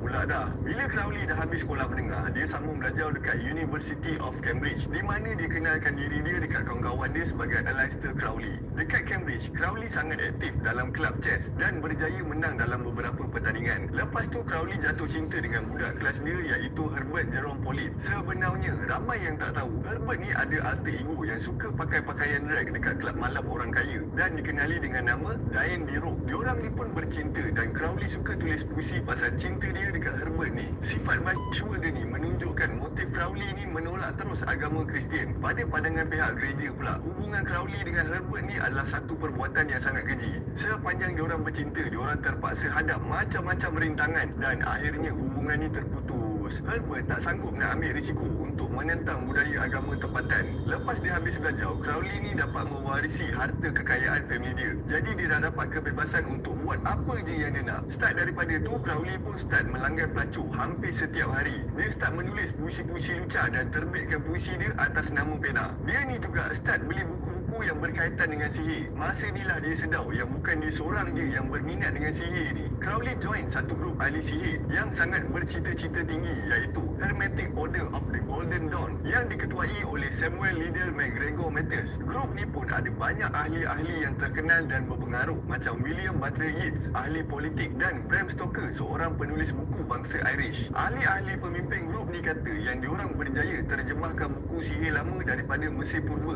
Dalam buku tu penuh dengan sihir-sihir lama dan kepercayaan mistik Yahudi daripada Kabbalah. Diorang percaya yang diorang boleh buat sihir, berkomunikasi dengan dewa dan diorang rasa diorang lagi kenal diri diorang sendiri. Masa first time Crowley join meeting diorang ni, dia menyamar dan gunakan nama Count Vladimir Svarev. Dia menyamar sebab takut family dia tahu yang dia dah terjebak dengan kumpulan sihir. Plus dia tak nak reputasi dia jatuh kalau orang luar dapat tahu. Masalahnya tak ada seorang pun percaya dengan penyamaran Crowley ni sebab muka 20-an tapi pakai misai palsu macam orang 40-an. Memang tak kena lah dengan muka. Lepas tu dia acah pula cakap guna dialek Rusia. Tapi bunyi memang teruk gila lah. Nampak nak menipu. Bila tengok yang grup ni memang jaga rahsia diorang dengan sangat teliti, Crowley pun tunjukkan diri dia yang sebenar. Sayangnya disebabkan first impression diorang dekat Crowley ni dah spoil, diorang jadi susah nak percaya dengan dia ni. Walaupun dia tak popular dan ramai orang tak suka dia, Crowley sangat tekun belajar sihir dan prestasi dia sangat memberansangkan. Grup ni suruh ahli-ahli baru diorang berkomunikasi dulu dengan jiwa diorang sendiri sebelum pemimpin kumpulan ni ajarkan dengan sihir yang sebenar. Proses ni merangkumi aktiviti perbincangan falsafah, buat yoga, meditasi dan bacaan mantra. Diorang juga disuruh untuk tulis tafsiran diorang pasal jiwa diorang. Cari YouTube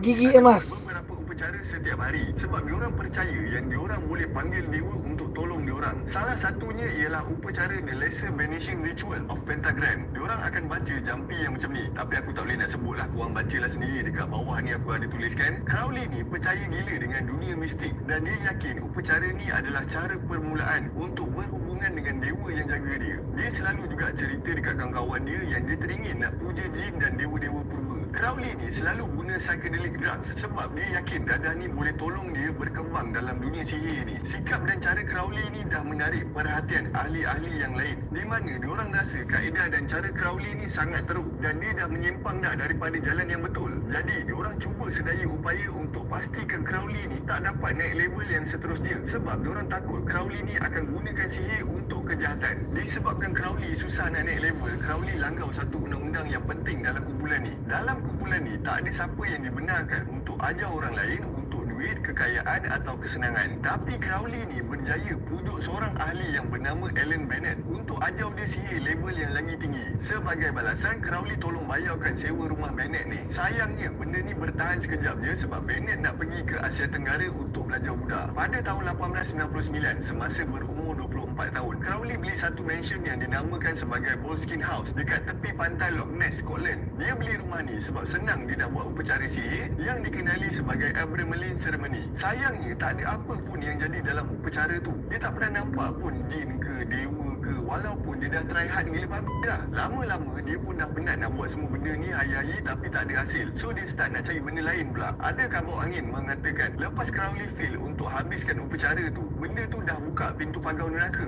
Jimmy Page, gitaris kumpulan Led Zeppelin, beli rumah tu lepas kematian Crowley dan dia sendiri kata yang rumah tu penuh dengan hantu Crowley. Crowley mengembara ke Mexico City untuk join Freemason tapi tak berjaya. Lepas tu dia belayar pergi Hawaii dan sepanjang dekat atas kapal tu dia ada skandal dengan bini orang yang bernama Mary Alice Rogers. Lepas tu Crowley mengembara pula pergi ke Jepun dengan Hong Kong dan berhenti dekat Ceylon atau sekarang dikenali sebagai Sri Lanka. Dekat Ceylon ni dia terjumpa dengan Alan Bennett yang tengah belajar pasal Shivaism. Diorang spend time sama-sama untuk sementara waktu sampailah Bennett decide untuk jadi Sami Buddha dekat Burma. Bila dah dengar macam tu, dia decide untuk mengembara pergi India untuk belajar Hindu. Lepas dah lama duduk dekat India, Crowley mengembara pergi Paris dan berkenalan dengan Gerard Kelly, seorang pelukis warga British yang sangat terkenal. Pada tahun 1903, Crowley balik semula ke Boleskine House. Sepanjang pengembaraan Crowley ni, dia dah tulis beratus puisi, beberapa buah buku dan join banyak ekspedisi pendakian gunung. Isteri pertama Crowley bernama Rose Edith Kelly, adik kepada Gerard Kelly. Masa first time diorang jumpa, Rose ni seorang janda yang dah bertunang dengan lelaki pilihan keluarga. Crowley ni pun pujuk Rose untuk lari dengan dia, walaupun diorang baru kenal 1 hari. Tujuan Crowley sebenarnya nak selamatkan Rose daripada perkahwinan rancangan family ni sebab dia tak suka benda ni. Diorang pun lari dan kahwin pada bulan Ogos 1903. Pada bulan Februari 1904, diorang pergi ke Kahira untuk honeymoon. Last diorang menetap dekat situ.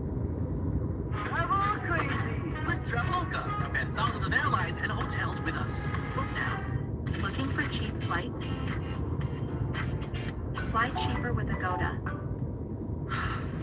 I didn't want to make this video, but here we are. Vicky, most of you know her as Redhead Begins, is not who you think she is. I can't believe I'm finally speaking up about this. This all started when we first moved in. I had because I wanted to make potato soup because I'm a good person who makes potato soup. And when I went to get the potatoes, they were gone. And this had happened multiple times until it clicked. I live with an Irish person. I'm not Irish. I live with an Irish person, and we all know the Irish love potatoes. So I went to check under her bed, and guess what I found under potatoes? No, I misplaced those, and I do have prejudices towards gingers.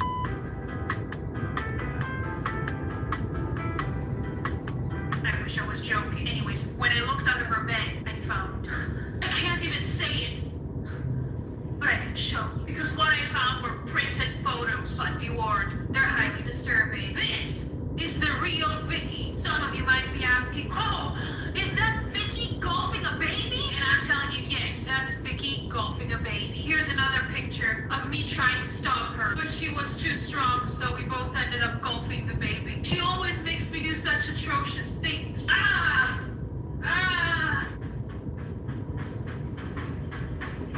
I don't know why there were so many babies on that golf course, but I digress. Vicky is a dangerous person. Could you guys please stop hammering for a second? I'm trying to cancel someone. What would Vicky do such a thing? I asked myself the same thing, so I went ahead and asked her. All she said to me was, and this is a true story, she said, I've got to defend me pot of gold.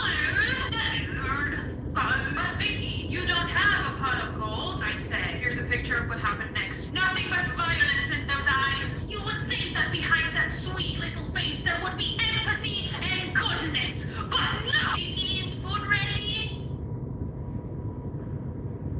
Vicky? Vicky? Oh crap, I'm not eating weird sandwiches. But no, that couldn't be further from the truth. All there is golfing babies that want to steal her pot of gold. But there's more, and I will tell you all about it after our sponsor, Ginger Away. Have you ever had a ginger in your household? Well, fear no longer, because Ginger Away frees your personal space from 99% of ginger. Tell you, see my blue shirt. All right, have a nice day.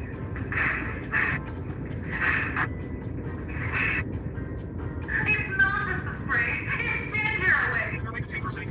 Hydrogen cyanide, potassium cyanide, sodium cyanide, and uranium. Ginger Away is legal everywhere except for innocent, which is nowhere because it can't cause cancer and death. I always have it on my nightstand. Anyways, back to the problem. The problem being Vicky. I haven't told you about the worst thing she's done yet. One morning, I was still sleeping until I opened my eye and I saw Vicky with spaghetti in her hands, just standing there. And slowly but surely, she started breaking them one by one. And she smiled as I tried to get up, but I couldn't because I was cuffed to my own bed in fluffy cuffs. Big fluffy cuffs. Here's a picture for proof. I haven't recovered since. See? See, still shaking. It's your turn, Vicky. What do you have to say for yourself after my true accusations that are true? Are you gonna make a response video? Is this what it's gonna be? A back and forth of, but she did, but she did. Maybe, yes, that's probably what it's gonna be. Vicky, I won't rest until justice has been served. You think you're so smart? You think I won't speak up? You think I won't stand up for myself and speak up and let the people know what you truly are? I'm really curious to see your response on your channel. Probably should subscribe to my and her channel to see the responses.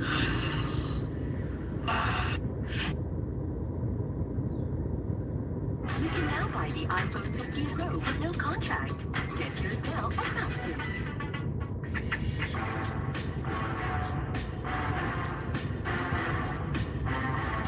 And we have a lot to talk about. So yesterday, this channel, just right after that tweet came out where billionaire Ackman accused CEO Daryl Chong, the Uber CEO, of stealing driver tips, taxi trips, taxi drivers and rideshare drivers.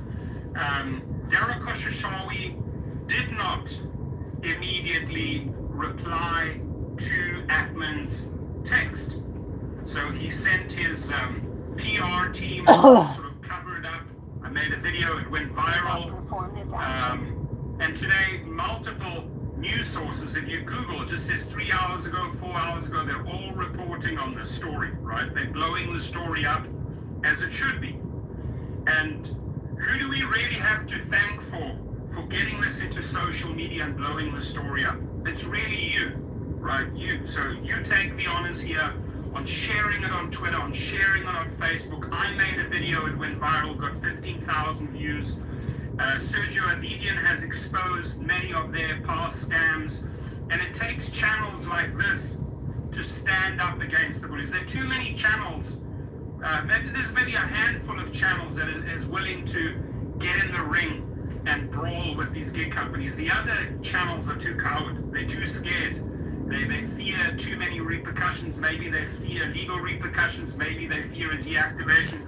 There are a handful of YouTubers who have gotten drivers millions. I'm talking hundreds, anything, like the little chihuahuas with the little tails between them, or the pit bulls that tear into the flesh and tear flesh out of the skin like us, like Sergio and myself, right? There's different types of dogs that bark, right? You could be a scared dog, or you could be a dog that's willing to go for the jugular. In this channel, we go for the jugular, my friends. I'll say it straight up. I do not care. I do not fear these arseholes. I really don't. And they can come. You know, I'm sure I have a far better training than Risha or Camp Koshashawi or any of his security entourage, right? Come, and you'll find out what a reconnaissance guy learned in his 3 years of army. I'll teach you a couple of tricks, I can assure you that. But that being said, my friends, Billionaire Ackman goes out there and exposes the story, and it gets better. So eventually,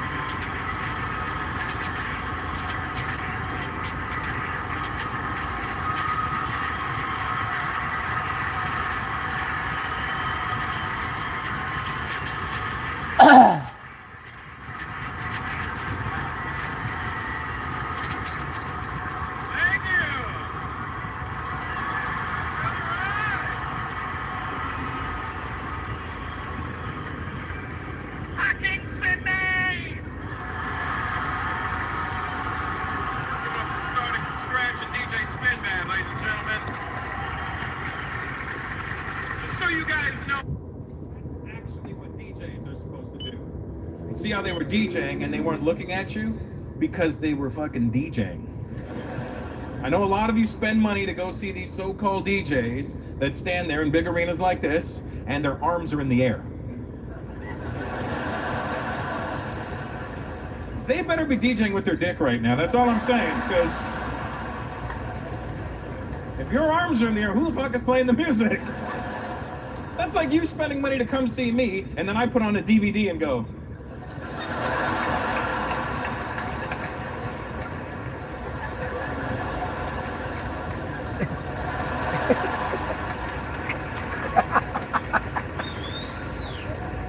stand there making hand hearts.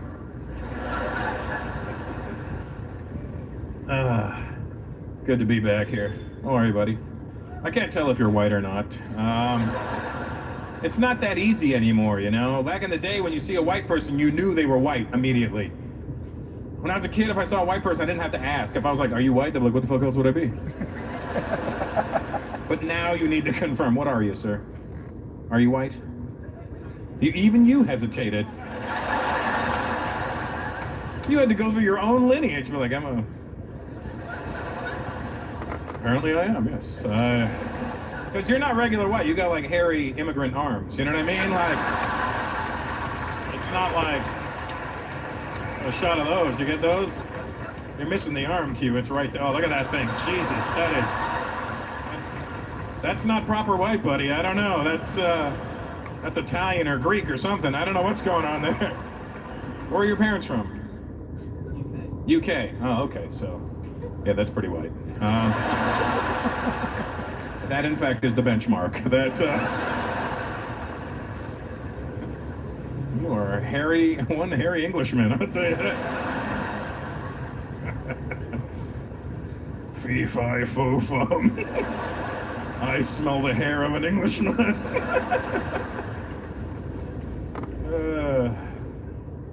You know why you gotta ask nowadays? I was in Florida. You guys ever go to Florida in the US? If you go to Florida, everybody in Florida looks like everybody in this room until they open their mouth. Spanish flies right out of their mouth. Like, not like a little bit of Spanish, like you could tell that that's all their thoughts, everything they do is in Spanish. You know how you could tell when you say hello to them? You can see your hello enter their head. You're like, hello, and you see it go, hello equals hola. Reply with hello.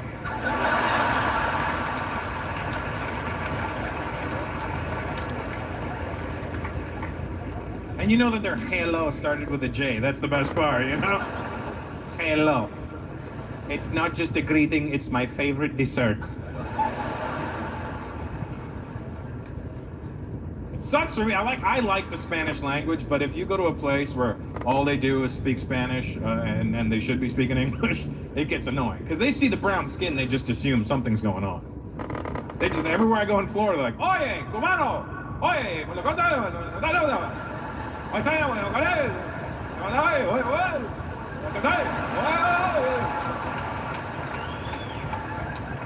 listen up there, fucking Fernando. I don't want to dance right now. First of all, we're at a gas station. This is really awkward. When I told the guy, I go, oh, I don't speak Spanish. He goes, what kind of fucking Latino don't speak Spanish? When I told the guy I wasn't Latino, he reacted like a guy who bought a hooker and found out it was a guy. You know what I mean? Like, I'm like, no, I'm not Latino. What the fuck are you? Pointed at my dick when he did it. Just, what the fuck is that? I like Spanish. It just gets annoying when everybody's speaking it to you. Everybody, hola, hola, ¿cómo estás? Hola. I got annoyed. I was getting fed up. I walked into a store. I saw an Indian guy with a turban. I got all excited. I was like, thank God, my people. I go, how you doing, man? He goes, hola. I'm like, oh, for fuck's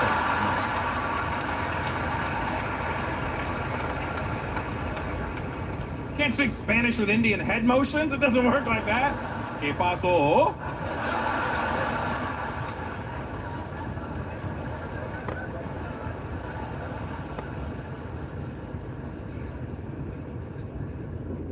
Been traveling a lot on this tour. That's the fun thing about being on the road, is going to countries I've never been to. I was in Thailand. I know a lot of you have been to Thailand. It's not far from here. I like how a lot of you don't want to admit you've been to Thailand because you're fucking perverts. That's why. Thailand's great. When I go to countries I've never been to, you know what I like to do? I like to experience what they're famous for. Not ladyboys, you filthy pirates. All right. I was in Bangkok. You know what's funny about Bangkok? It doesn't matter how old you get. When you hear Bangkok, you'll giggle every time. 42 years old, I'm like, Bangkok. Because you start thinking about the origin of names, right? You start trying to figure out how they came up with that name, like they were having a meeting in Thailand. They're like, we need a name for the city. Okay, quick lunch break, we come back.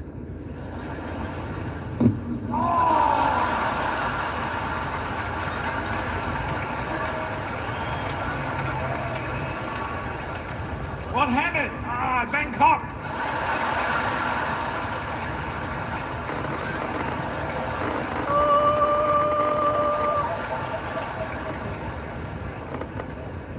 Kind of makes you wonder how they came up with the name for the island of Phuket. You know what I mean? What do you want to call that island? I don't know. Fuck it. Whatever. Just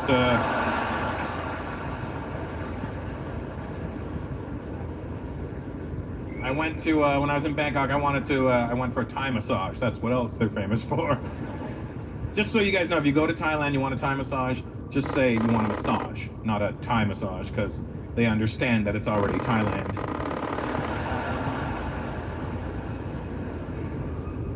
But I didn't know, one of my friends was telling me about the Thai massages. It's actually customary over there for the lady giving you the massage to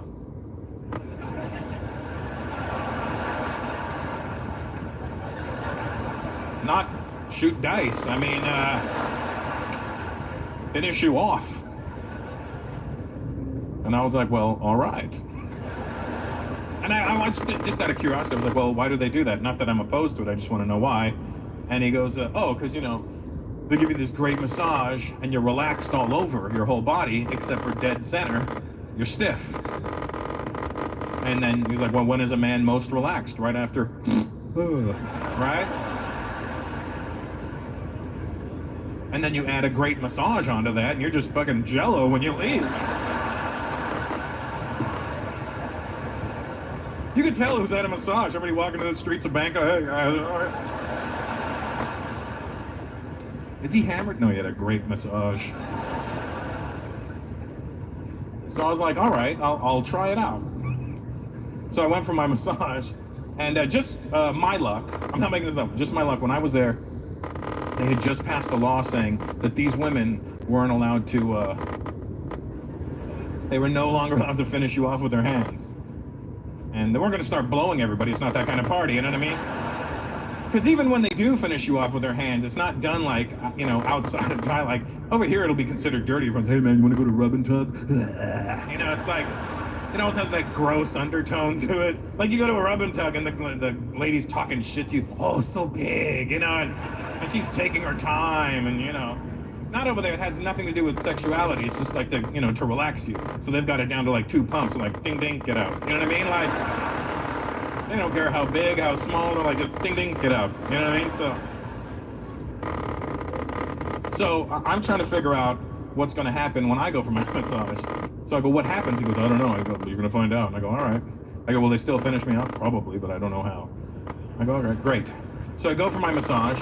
This cute little Thai lady, she gives me this great massage down my back, down my legs, down my feet, up my legs, up my chest, and then she gets to my hog. And I know something's gonna happen, right? But I don't know what, so I just tilt my head back and relax, right? And I feel a wonderful sensation on my wiener. And I'm thinking maybe she's doing the old, you know, like the elbow crease. I don't know, like, I say the old like it's a move or something, but like, I mean, I've never had a girl go, ooh, you like that? No, I don't know, right? I'm just saying. I'm thinking maybe she's doing it with her feet, which I like, you know what I mean? I like women's feet, that works for me, right? So I'm like, I feel this great sensation, so my curious side wants to see what's happening. So I look up, and I swear to God, she's doing this.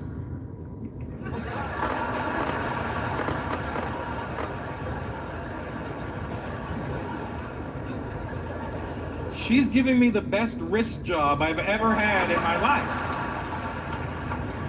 Like, I didn't know you could do that with a wrist. I went back to my hotel room that night because it felt so good. I thought I'd give it a shot, you know? Just sitting at the edge of my bed, I'm like, all right.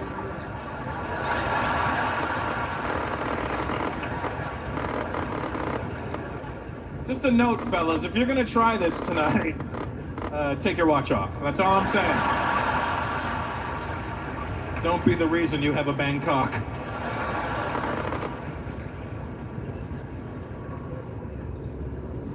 It's in the Middle East. Where are the Arabs at tonight? Arabs? So it's a lot of Arabs. It's a dangerous amount. What style of Arab are you guys here? Lebanese! What the fuck is Lebanese? That's some sort of hamburger topping that I don't know about? Yeah, mate, how you going? Let me get a hamburger. That's my impression of you guys. I don't know what the fuck it makes me laugh. Hey, how you going, mate? No worries. Yeah, all right, yeah.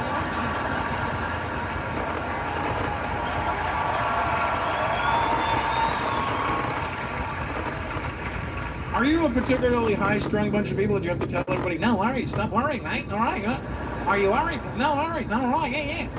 I always feel like I should shove carrots in your mouth when you're talking to me. Hey, how you going? Hey, nom, nom, nom, nom, nom, nom, nom, nom, nom, nom.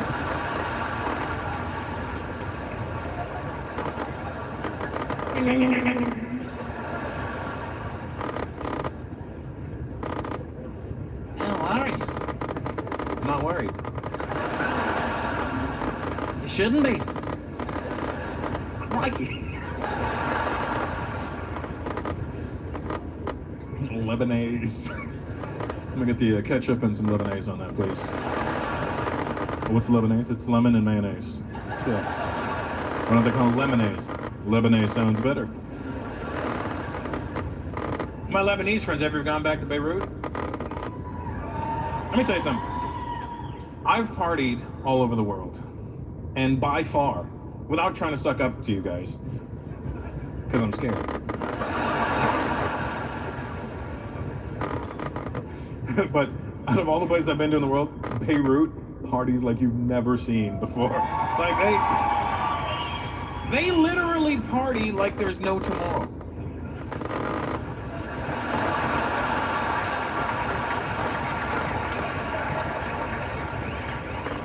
There could very well be over there, you know?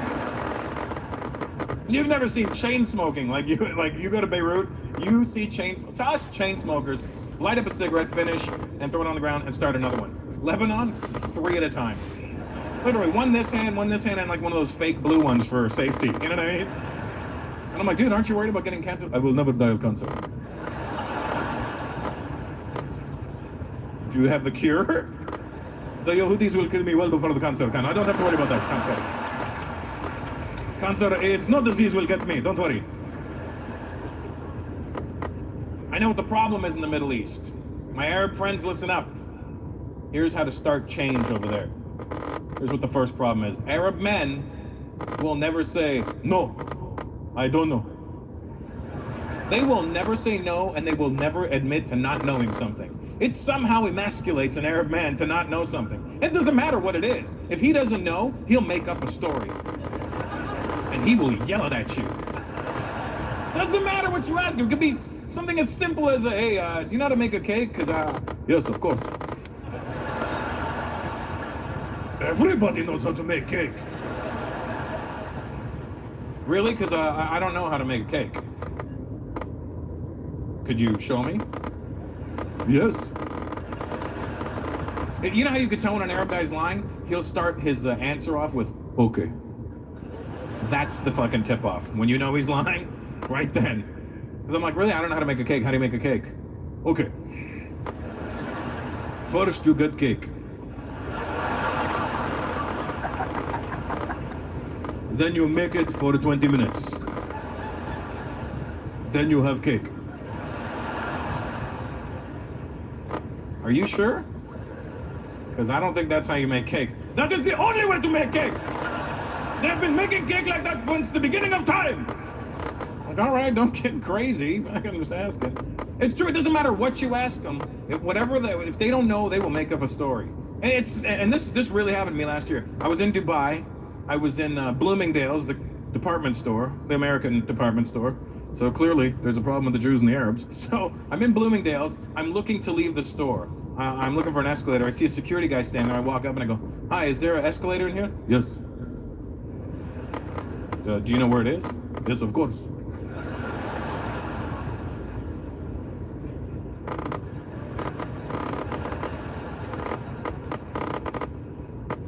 Do you think you could tell me where it is? Yes. Fucking tell me then, right? Okay. You go straight, then left, then right. I have no reason to doubt this guy. Go straight, then left, then right. So I go straight, I go left, and I go right into a wall. There's another guy working in that part of the store. I go, excuse me, is there an escalator here? He goes, do you see one? I go, no, I don't see one. That's why I'm asking. Do you think maybe they put a wall in front of it? I go, I don't know what I think. That's why I'm asking you. Why would you think there is an escalator on this wall? Because some guy that worked here told me there was an escalator here. Maybe he lied.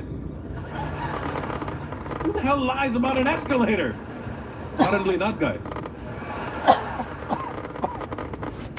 I go, is there an escalator in your store? Of course. How else you go up and down? Do you know where it is? I work here. So did that guy. Can you tell me where it is? Yes. Where the fuck is it? Okay. You have to go back. Then go straight, then left, then right. I go, no. That's how I ended up here. Those are the same directions. Well, that's what it is. Are you sure? Why would I lie? Why would that guy lie? That's his problem. I go, okay, thank you. So I go back. I walk past the guy that gave me the bullshit directions. Now I'm hoping as a man that this guy is going to continue the lie for me. At least do that. You know, when I say, hey man, there's no escalator over there, I'm hoping this guy's going to be like, what? It was just there 1 hour ago. They moved it? But nothing. I go, hey man, there's no escalator over there. This guy goes, that's the problem in the Middle East. Arab man, you need to know how to say, no, I don't know. Do you realize how much shit could have been avoided? The Iraq war would never have happened. They knew they didn't have weapons of mass destruction. But when the US asked them, do you have weapons of mass destruction?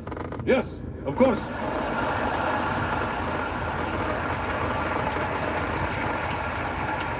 Everybody has weapons of mass destruction. Even the Iraqi people are like, what are you doing? Shut up. Where are they? Okay. Go straight, then left, then right.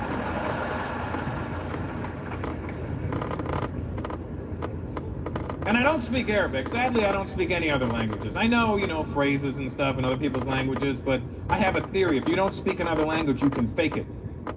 The trick is to know what another language sounds like. And then when you do your impression of it, sound angry when you do it. Because when you're angry, you'll screw up whatever you're trying to say anyway. It doesn't matter what language, even if you speak the language, you know, just, you'll get angry and you'll screw it up. So if you know what it sounds like, you can fake it by just sounding angry. Like, I'll give you an example. If I went to India, there's over 200 languages in India. I don't know any of them at all. I know like a couple of greetings, but I don't know enough to get me in or out of trouble. But I know what they all sound like. And if I was stuck in India and I needed some help, I would just fake it. They would never know. I could be stuck in India in a market, I'd be like, they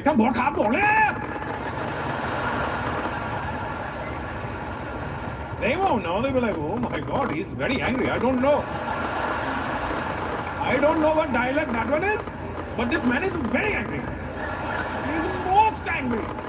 He's very cross, so cross. That's what Indian people do. We don't want that bad energy in us. We take it and throw it out of our heads. We don't get out of my head and into my car.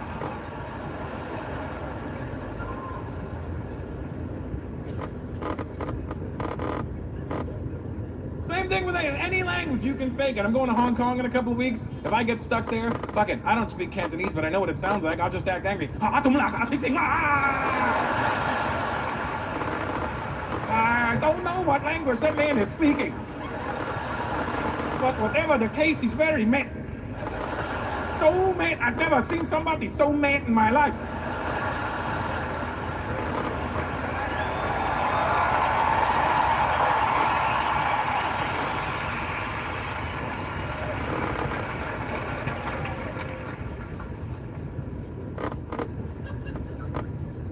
Big Asian guy, how are you? Good to see you. You know you're a big Asian guy, didn't you know? What style of Asian are you? Chinese. Never heard it quite put with that accent before? Alright, nice to meet you. I'm Chinese. Where are you from? You're born in Australia? Hang out, mate. Alright, yeah, hang out. And you're a big fan of meat? Or... Well, according to his shirt, it says fucking meat. I didn't put it on there, right?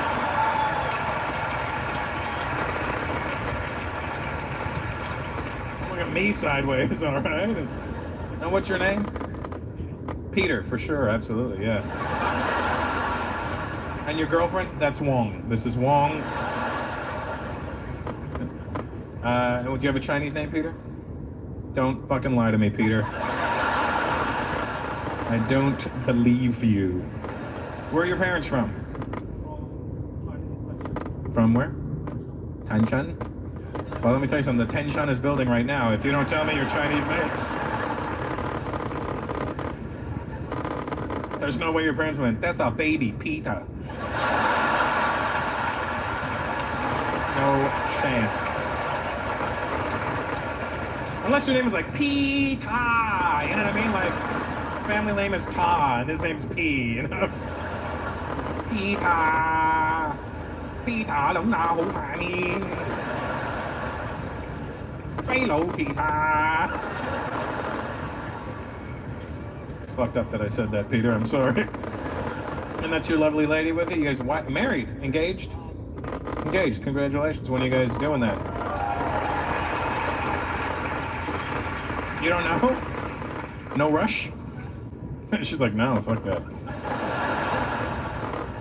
How long you guys been together for? 4 years, wow. Are you waiting to get to 8 because that's a lucky number in Chinese? Is that what it is? After 8, mate, then we're good. Yeah, no worries. Next 4 years, we're going to walkabout. And how did you meet? And by meet, I don't mean...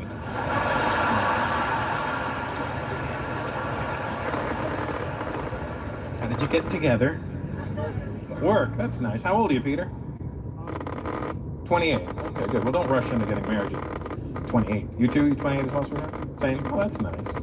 Oh. You gonna knock her up at some point, Peter? You think, little half-Asian babies, huh? That's what I'm talking about, buddy. Good. I have a baby. I have a daughter. I like her. Well, she's not here. You don't have to clap. I mean, she'll watch this at some point. Dad, what the fuck? You know. Who has kids? You have kids? You two, the English guy? No? No, not yet. Well, you gotta unfurry your furry area and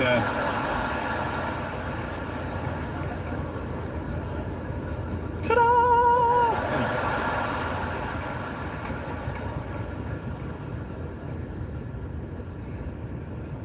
I like being a dad. My daughter's good. She's she's 2. She's really pretty. I say that like let me clear something up. If I had a fucked up looking kid, I would be the first to tell you. You know what I mean? I'd be like, yeah, I got a little girl. Fingers crossed she grows out of it, you know? But I'm honest. Like I hate when people tell you how cute their kid is, and then you see their kid, you're like, what the fuck is that? You know what I mean? Like, you see my kid's like, oh, what did you Google a platypus before you showed me your kid? What is that? Not every kid's cute. I mean, they're sweet, but they, you know, you can look at a kid like, ugh. I saw a cute baby in the mall the other day, but just a giant head on this kid. Just, like, I could tell, like, it couldn't even hold that shit up, you know? Just a big head on that baby. I hope he grows into that thing, you know, but, she is very, very pretty girl, my daughter. She is, like, people see her and they go, wow, she's so pretty. I go, and to be honest with you, my daughter's very pretty because she looks like my ex-wife. My ex-wife is a very good-looking woman on the outside, and, she's, you know, my ex-wife's like a Ferrari with no engine, you know what I mean? You're like, oh my God, is that a Ferrari? Yeah, it doesn't work. It doesn't work. Just fucking sits there and costs me money. That's all it does.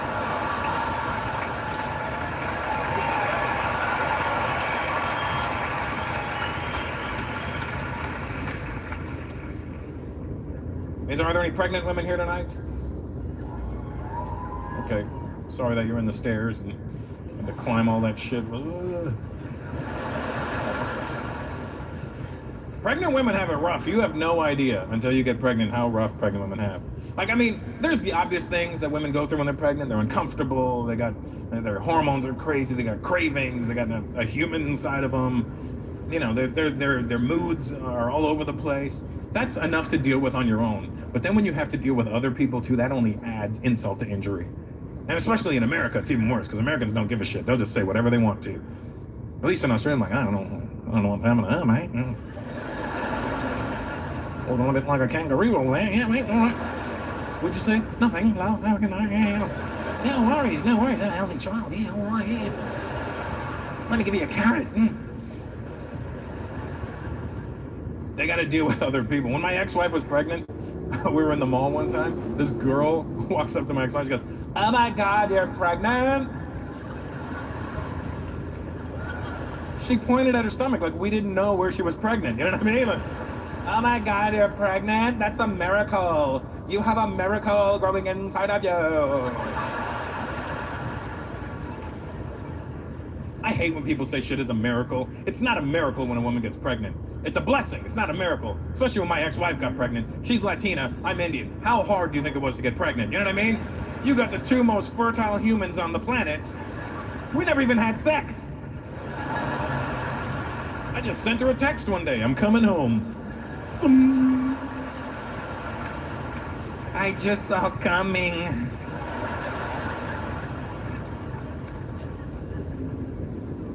I hate when people say shit is a miracle. That's a miracle. It's not a miracle, you know? It'd be a miracle if I was in the wrong hole, then it's a miracle, you know what I mean? Oh my God, you're pregnant? That's a miracle. It is a miracle. I was in her ass. This is the most determined child you've ever seen. Do you know how much shit this kid's been through?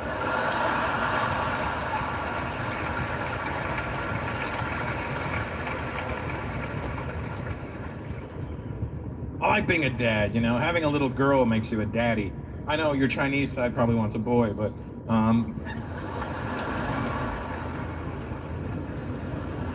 I don't make up these things, all right? Just going by what I understand. And they get to this age where they repeat everything, literally. You know, people warn me about that. Hey, Russell, when you have a kid, you gotta watch what you say, because they're gonna repeat everything. I'm like, no, they don't. And I forgot that I have a foul mouth, you know what I mean? I forgot about some of the things I do when I'm alone in the car. You know, when I was driving to pick up my daughter a few weeks ago, I was playing NWA on the way there. And you know, because it's so old school, I wasn't thinking about what they were saying. I was just thinking about the memories it brought back for me. You know, the late 80s. I'm like, oh, NWA. And then you start thinking about when you were, you know, all these things. And I wasn't thinking about what they were saying. Then I pick up my daughter, I put her in the car, and I don't sing along completely because I don't really know the words to everything. You just sing along when you hear the part, you know. And anyway, I got to this part in the song, and I was like, I'm just driving. I'm like, yo, got that 5-0 double up, nigga. And then 2 seconds later, from the back seat, I hear, nigga. No. And I'm trying to flush her memory. I'm like, potato, baby. Say potato, potato, nigga. I can't return her to her mother full of filth. Is that your wife or your girlfriend? Or girlfriend? That's how long you been together for? A couple years. You're probably you thinking about locking her down, or you're just gonna waste her time? English guys. Why are you sweating right now? For no reason. She seems like a lovely lady, and you seem to still like each other. You know. Look at them. They're engaged. They've been together 4 years. They're still holding hands, huh? Look at that. That's cute. It is the t-shirt. She's not grabbing his meat. She's holding his hand. You know what I mean? She's not like this. Oh, Peter. Yeah, you know, she's not. Just holding his hand. You know?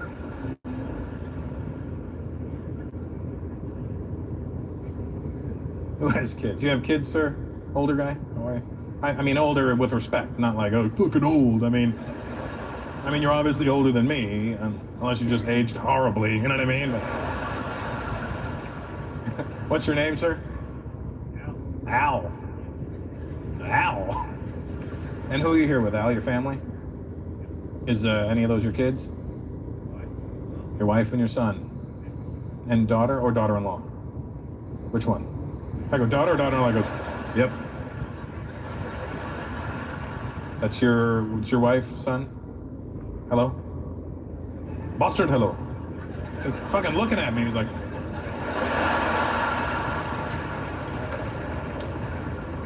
This isn't YouTube. I'm not buffering right now. I'm talking right to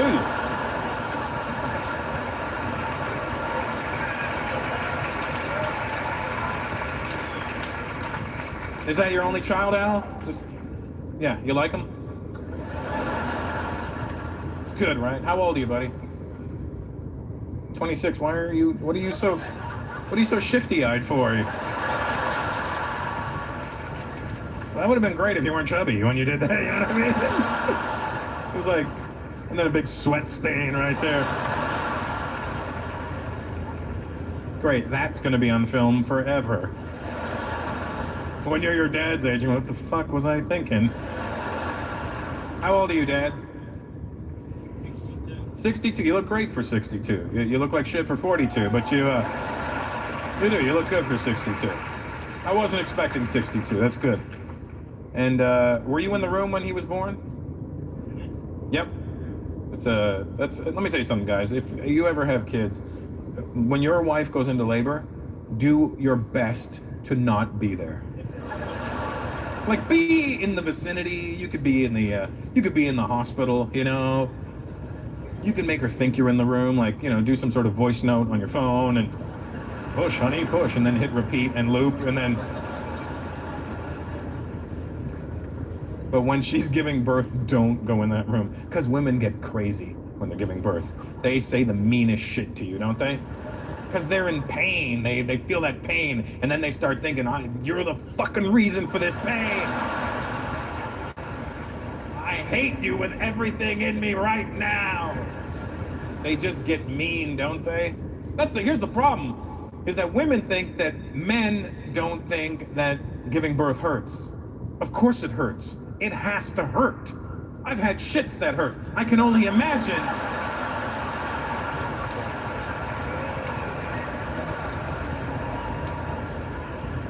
How much worse it would hurt when you're squeezing a human out of you.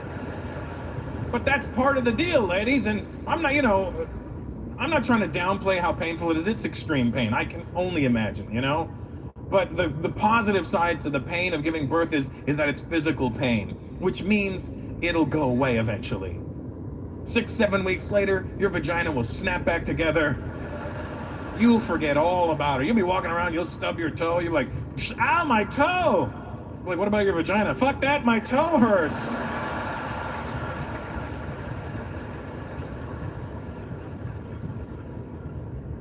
Physical pain is the best pain you could hope for. I used to box, and I would get black eyes and headaches, but after a couple of days it would go away. I'm not comparing boxing to your box. I'm just saying that physical pain goes away, you know? Because when you're giving birth, all you really need to do, ladies, is lean back and focus. Focus on squeezing this person out of you. You don't have to see what we saw in that fucking room. We can't unsee it! 6-7 weeks later, your vagina's okay, the rest of my life is fucked! It's been 26 years, you think Al's forgotten? He's not forgotten shit! I'm scared to go down on chicks to this day! It's been 2 years, I'm scared, I'm jabbing my way in, I'm like...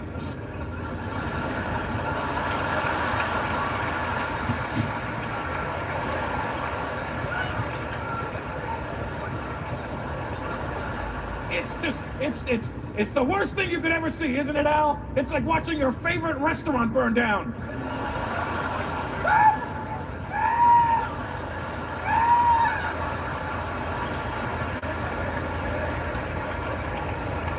I mean, they'll rebuild it, you know.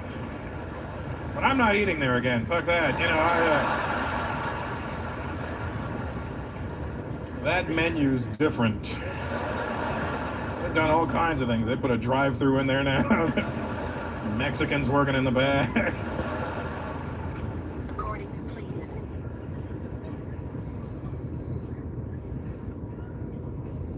Is he a good kid, Al? Absolutely. Was he a smart child?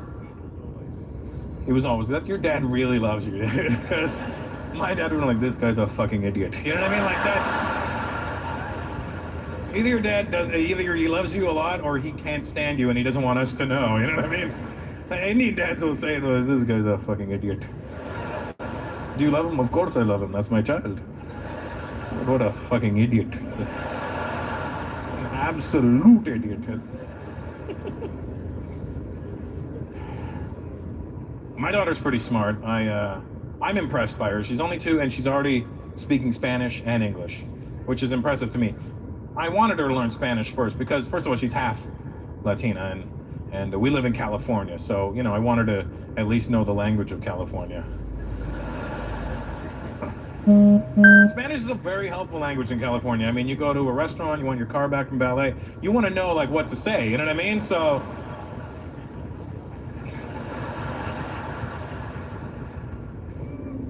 you know what I did? I told my ex-wife's family, they're from Ecuador, I said, do me a favor, please only speak to the baby in Spanish. They were like, no problem. Hey, don't you want us to teach her English too? Nah, I got this. Last thing I want is my daughter being born in America and sounding like an immigrant, you know? Dad, you coming over? No, sweetheart, no Jews are coming over. Not unless my agent calls.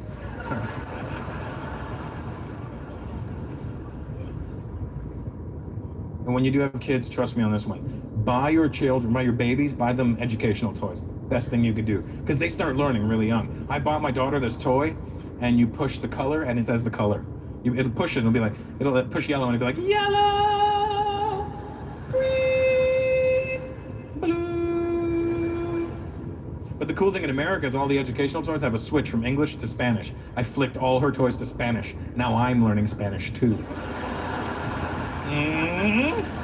Who's thinking? I am.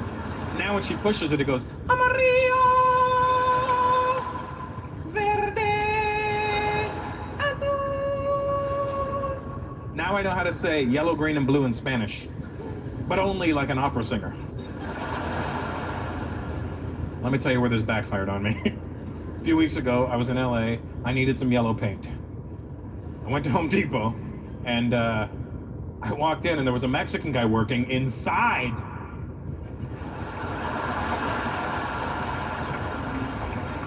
Inside Home Depot. So that's progress. Thank you, Mr. Obama. And I knew he was Mexican. First of all, it's LA. Secondly, his back was facing me. He was 5'4", had a giant head.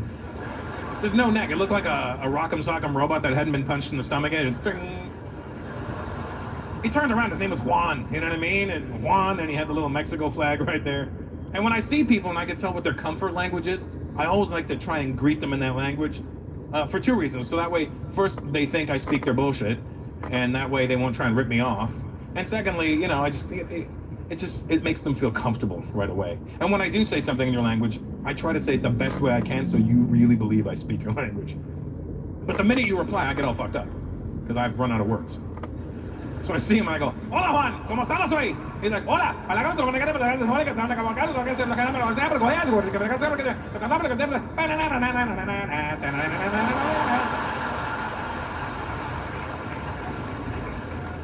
like, alrighty then, listen, I make it look like we need to go back to English, you know, because you're at work and we need to keep it professional.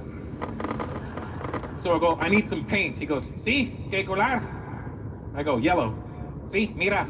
And he holds up gray and white and shades of gray and shades of white. And I'm like, no, yellow. Sí, mira, yellow. No, Juan, that's gray and white and shades of gray and shades of white. No, just say yellow, mira, yellow. No, that's not yellow. That's fucking gray and white, Juan. Yellow, mira, yellow, ice. I don't care what your favorite song is right now. I just want yellow paint. Sí, mira, yellow.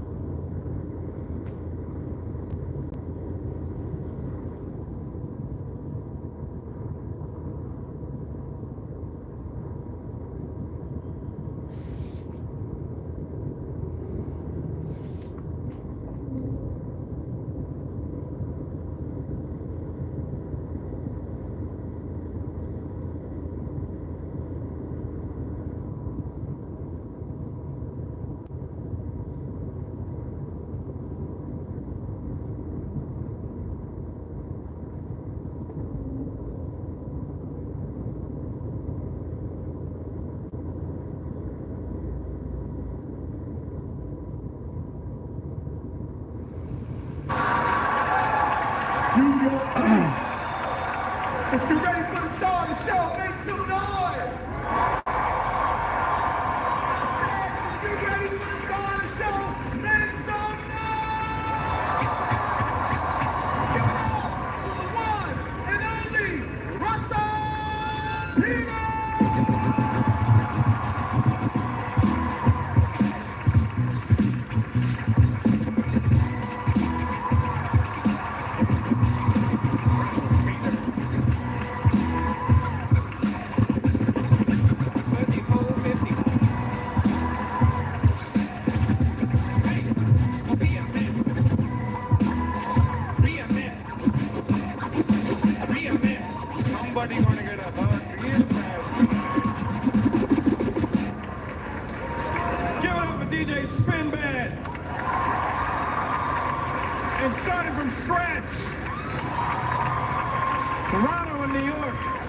Two best in the world. What's up?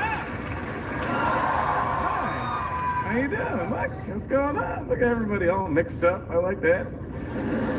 White girls with non-white guys. That's what I'm talking about, huh? Black guy with an Asian girl. God damn.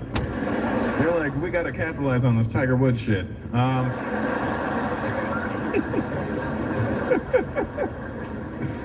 Oh, somebody brought a kid. Good job, huh? Good job. That kid's gonna learn some new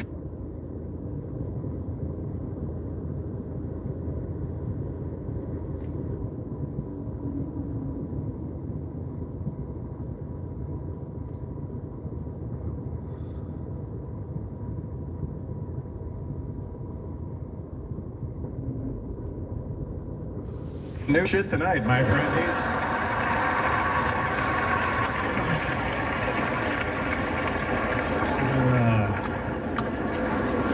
Asians, good to see you, huh? All right. You look upset. What's wrong? You look like you're looking for a Dance Dance Revolution machine or something. Asians love that Dance Dance Revolution, don't you? God damn, they love Dance Dance Revolution. DDR. That's the short, that's what they call it, DDR. See, I said it, that guy smiled, oh, DDR.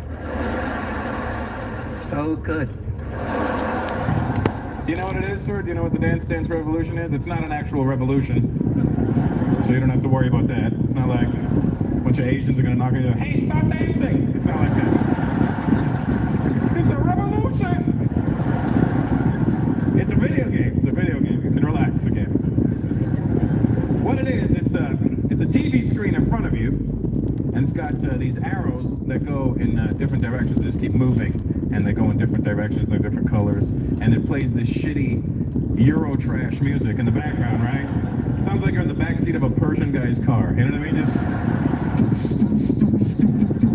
hey bro, this is best music, bro, hey bro, this is best, bro, it's best, bro, it's biggest thing in Europe, bro, it's best in Europe, bro.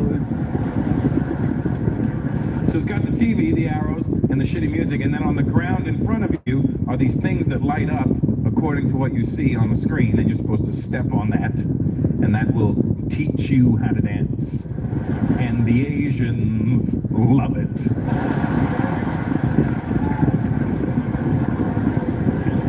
I remember last year I was in Singapore, and the Chinese people in Singapore were lined up outside the arcade, lined up to play Dance Dance Revolution. And I was like, how hard can this shit be? So I stood in line. I get to the machine, I put my money in, the hardest fucking thing I've ever tried in my life. I didn't hit one single thing on the ground. I was one step behind every moment. I was doing so bad at one point the machine even said, do you even have legs? It just said that right across the front of the screen. One point this came up in front of the screen, one of these just... And I was doing so badly that the Chinese dude that was next was getting mad at me because he thought I was bullshitting on the machine. He starts yelling at me, hey asshole, if you're not going to play the game proper,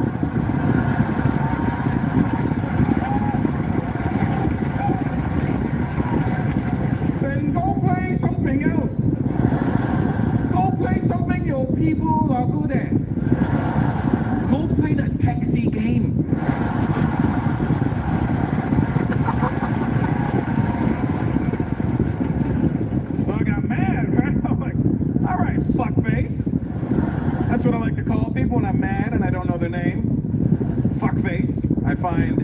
is a good way of going about it. Because you can't really get offended if somebody calls you fuckface, can you? If I went, hey, fuckface, you're like, well, you want to go? What? Like, you would actually be a fuckface if you wanted to fight if some guy called you fuckface. Because really, there's worse things you could be called than fuckface. What is a fuckface? It's the face you make when you fuck. That's all it is. It's this is a fuckface. Look. Is that really so bad? You don't even have to say it to somebody. Next time somebody cuts you off in traffic, pull up a sign and go, hey!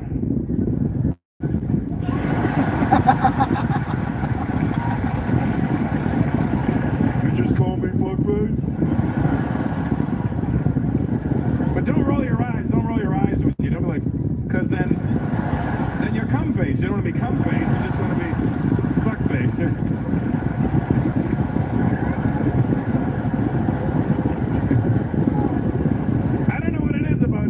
That makes your whole body freeze for like 10 seconds. Okay, no! You get frozen in time, right? Oh my god, I'm gonna. Oh! It's like the end of a sitcom. Oh! And then the credits come up.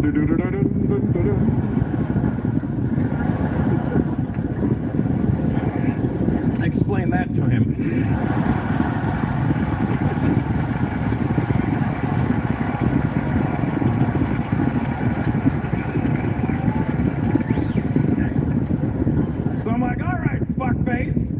If you think it's so good, let me see you play this. This son of a bitch starts limbering up.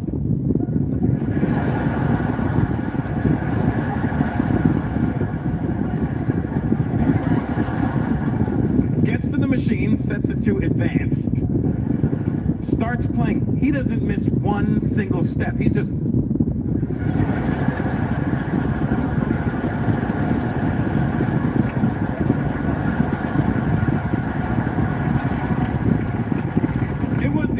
time in my life I've seen an Asian dude open his eyes really wide. Just do it, open your eyes really wide. Try it.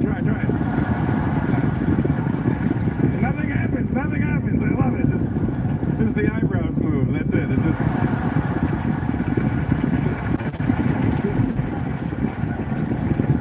oh, I'm an asshole. Any Arabs in the house tonight? Arabs in the house? All right, thank you. Good night. All right.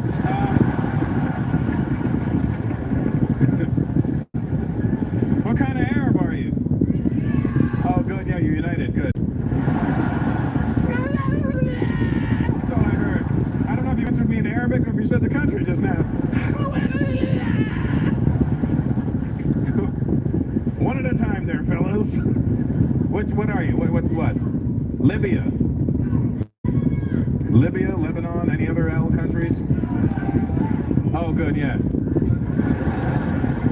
Oh, just for the record, you're a stone's throw away from each other. Listen, I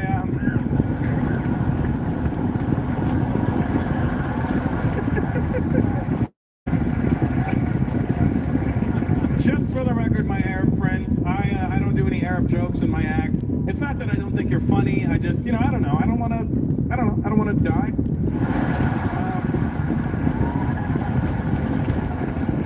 See, because I'll do a joke about an Arab, and they'll look like they're laughing. But it's not the same laugh you're doing. Like, I'll do a joke about an Arab, and you guys will go, ah, and you look at the Arab guy, you're like, ha, ha, ha, ha. Nak pergi mana? Ya Allah. Oh no, I get this funny joke. Ha ha ha ha. No, it's funny. I get it.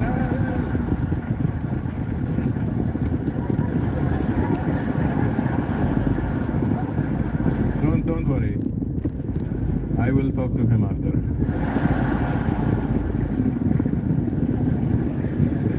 Doesn't it feel like every time you turn on the news nowadays, some new country is fucking with an Arab country? Every time you turn on the news, I kind of blame the media for what's going on wrong in the world right now, because they kind of just perpetuate stereotypes about people. They don't tell you that's what they're doing. They don't go, hey, this is what you need to think. But they know how people's brains work. What they do, they enforce all this shit, you know? What they do is they'll show you an image of somebody of a different racial background, and then they'll show you an alternate image, like right away, of something completely different. they don't say the two images are together. They kind of present it like, what do you think? Like what they do is they show you like an Asian guy and then a car accident.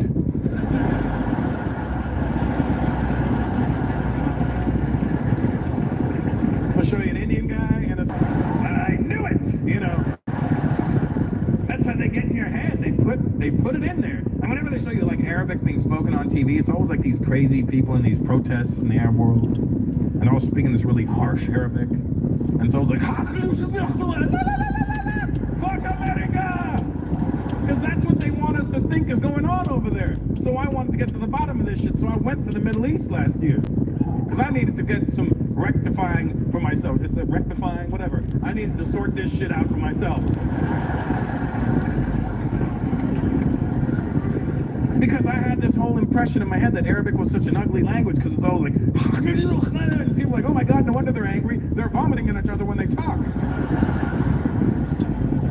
Then you go to the Middle East and you hear real Arabs speaking Arabic and it sounds nice. I was actually turned on by it.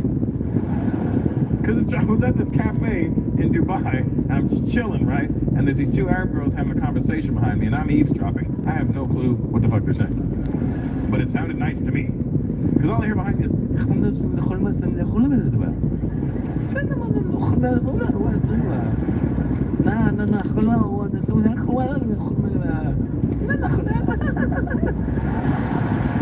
was like, oh God, this is good.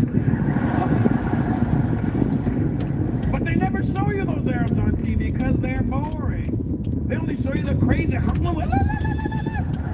Basically, all they're showing you of the Arab world are the rednecks of the Arab world. That's why their Arabic is so bad.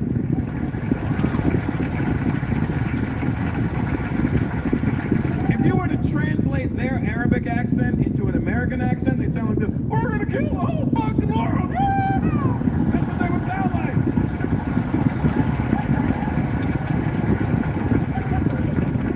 That's how the media does it. They show you all the fucked up people. That's all they show us is the messed up Arabs. I bet you in the Arab world, all they show them of America is Jerry Springer. Look at Americans, they're fucking stupid. He's fucking his cousin. Not like you and me, it's different. They're doing it dirty, it's different. We're doing different. They're doing some other way different.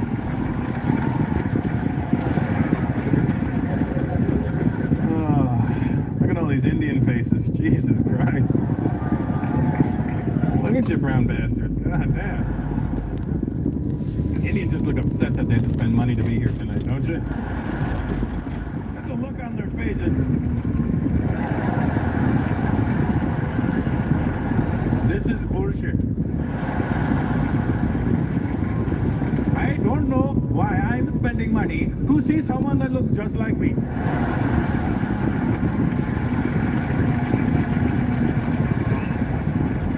I can stay home and look in the mirror for free. We are an endless supply of cheap jokes. And you know the best thing about it is, Indian people, we're proud of our cheapness. You're never going to insult us by calling us cheap. That's the best part, you know. You walk up to Indian, you guys are cheap.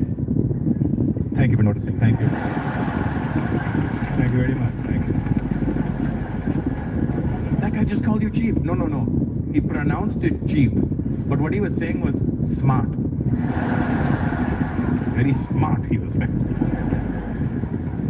We're cheap. You know, here's the thing, too. It's not like I'm up here going, you Indian people are cheap, and I'm the one that's not. No. No. I'm just as fucking cheap as you. The difference is now I have money. I'm just cheap in better stores. I'll be looking at like an Armani shirt. I hate when this happens. I'm looking at a shirt from like a high-end designer, and I flip the tag over and I see made in India. I'm stuck with a real dilemma. I'm like, shit. Do I buy this? Or do I call my uncle?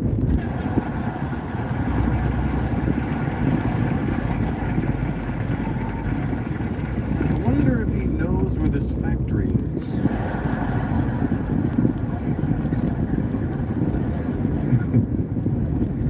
We are cheap. Everybody's cheap, aren't they?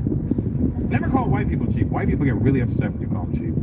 You ever call the white person cheap? They get very angry. Because white people actually are probably the only people that aren't cheap. You ever call a white guy cheap? You're cheap. Fuck you, I'm cheap. I'll buy you a beer. You want a beer? That's how white guys get around being cheap. You want a beer? You want a beer? You want a beer? You want a beer? You want a beer? Huh? You want a beer? Huh? Fuck you, I'm not cheap. I'm about everybody beer.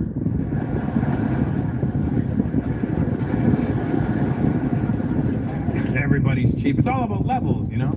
Where the Jews at? Jews in the house? All right, Arabs, the Jews are in here. Go talk to them.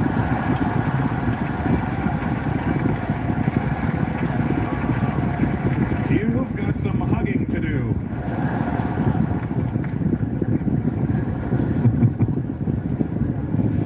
Jews, I don't know how you got the title of being cheap. It's very offensive to Indian people. And people are like, Jews are cheap. We're like, no, that is very incorrect. I am cheap. Jews are thrifty.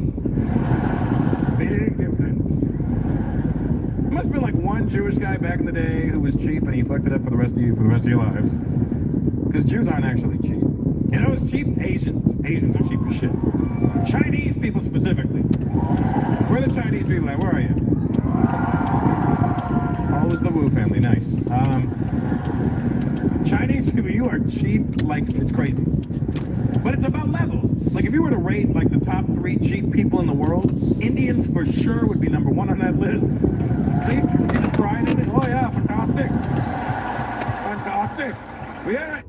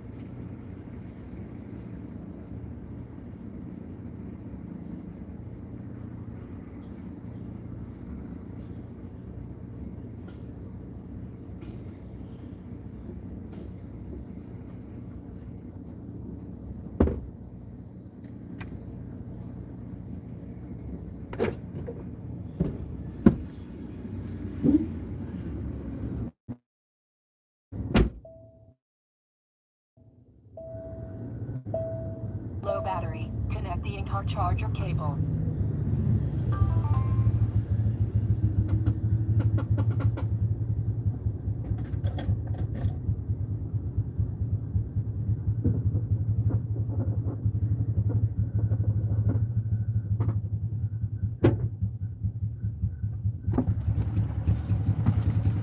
Allah, Allah, Allah.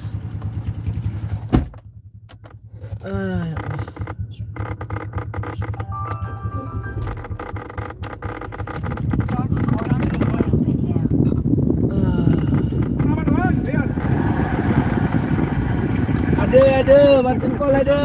Baru aku tunjuk tadi. Tapi dah beberapa jam sudah lah. Very, very close second, Chinese, and Jews will give you third place, you know, just to keep you in the game. How about that, you know? So you don't feel like you're losing everything, all right? So...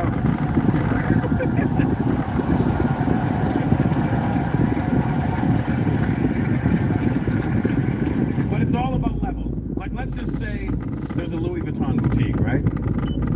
Health center tu tekan, jangan tekan dekat tree tu, tekan dekat apa nama ni, FAQ tu. Baru masuk dekat transport bagai apa tu, kat bawah tu, macam biasa, call. An Indian guy will walk past this Louis Vuitton store every day of his life and never once step foot in it. Like, not even on their best sale, will I be going in there? No, thank you. That Louis Vuitton's having a sale, Jewish guy's going in and he's buying shit. It was on sale, what do you want? Chinese people, sale or no sale, you're going into Louis Vuitton every day. You never buy shit, but you'll go in every day. Sales guy, can I help you, sir? No, just looking. The minute sales guy turns his back, Chinese guy whips out a camera.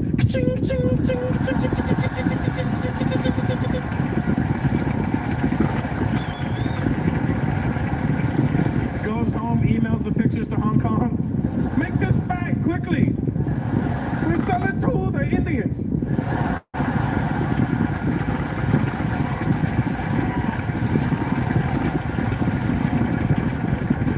That's a sale you never want to see happening.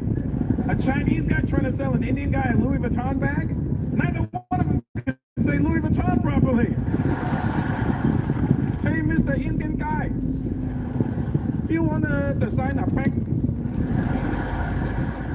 Who's this? This is the Indian hand motion for I don't know. I don't know. Who's he? I don't know. Who's he? Who's this? Who's this guy?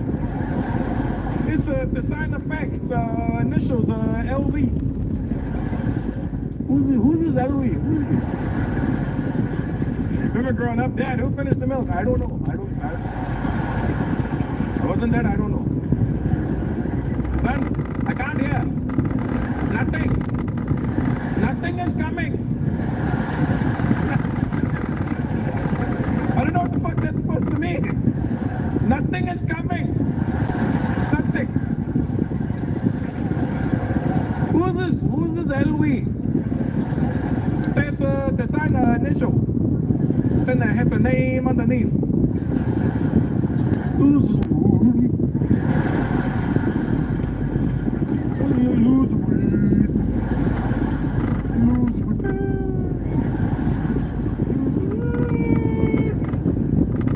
What the fuck are you saying?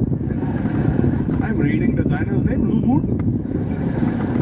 Why don't you spell what you see? Okay.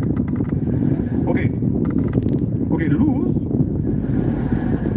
Lose, huh? Absolutely lose. 150,000% sure?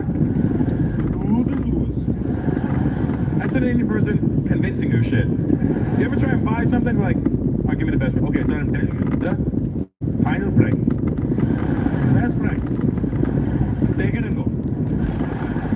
Take it and go.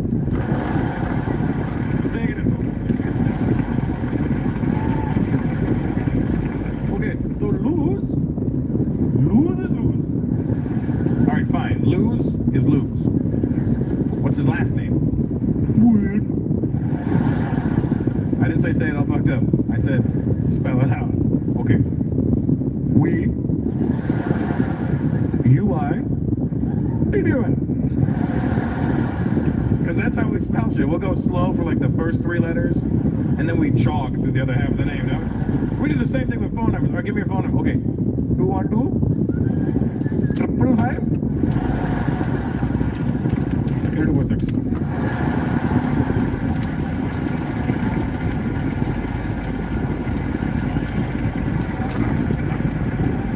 And the messed up part is, we know the rhythm.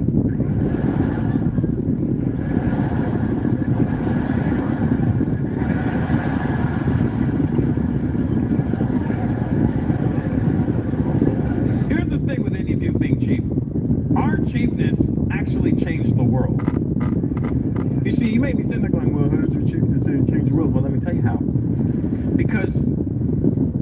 cheap has actually benefited everybody. We're so dedicated to being cheap for so long that Indian people actually created the number 0. Do you know how much dedication that took? That means, back in the day, some Indian guy was looking at the numeric system. 1, 2, 3, 4, 5, 6, 7, 8, 9.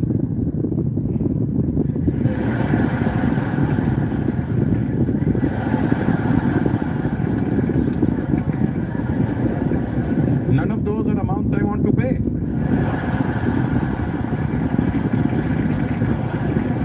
Then his friend came along and drew a circle. What's that? Nothing? What's inside of it? Nothing? What's its value? Nothing? It's beautiful.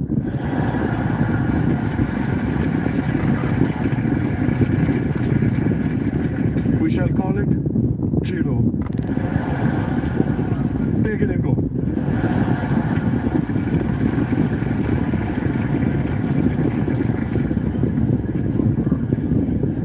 Ah, man. Any Italian people in the house tonight? Italians? Are you real Italian or are you like a New York Italian? In New York, that's not fucking real Italian, you know. You what? Your parents are from Italy, so do you speak Italian? Oh, well then you're a real Italian. As long as you speak Italian, to me, you're real Italian. Because you meet a lot of people in New York that are Italian, but don't speak a fucking word of Italian. But they act more Italian than the actual Italians do. I was standing in Manhattan, I was standing right in Times Square the other day, and this Italian dude walked past me. He had what I thought was like an Indian girl. Looked like an Indian girl. And they walked past me. I was just standing there chilling. Times Square, you can just stand there and look at shit. So they walked past, and I didn't check out his girl. All I did was this. They walked past. I was like, it's an Indian thing. The minute Indian people see another Indian person, we're like,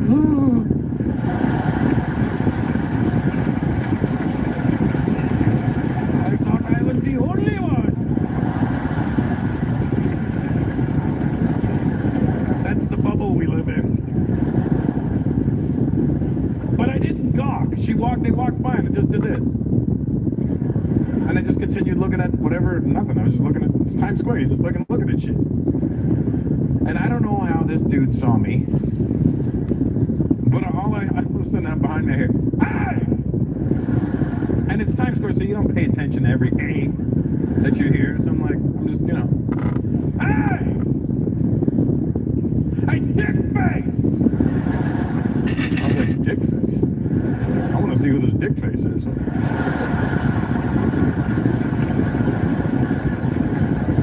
I'm like, that's very close to my fuck face. What is a... If this is a fuck face, what's a dick face? I don't like... That's what a dick face is. I don't know what a dick face is. So I want to see. Where is this dick face? There's a dick face. And I go... And he goes, yeah, you! I'm like, I'm dick face? Where the fuck you get the balls to look at my girl? Because what they do is when they get angry, they'll ask you a question, and it's a really fucked up question. And it's a rhetorical question, to be honest with you. But they ask you like you're supposed to answer. They wait for you to answer. Where the fuck? Let me ask you a question. Where the fuck? Where the fuck do you get the balls to look at my girl? Where? And I'm like, what? Where? Show me! Why don't you fucking show me? Take me to the fucking store where you got the balls to look at my girl. Where the fuck did you get the fucking balls? Where? And I panicked, right? I'm like, Costco.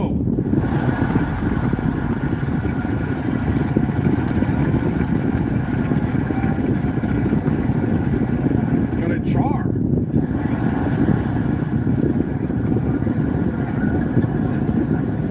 There's a big difference between that Italian and real Italians, aren't there? Because it's a race culture issue.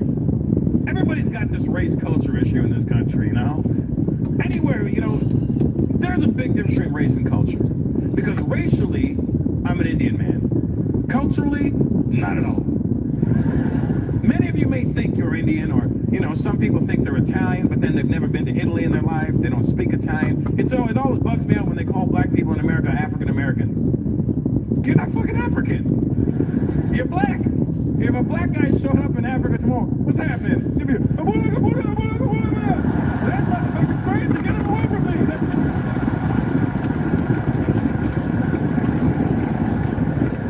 They've been looking for a white guy. Oh my God, thank God you're here. Those brothers over there out their mind.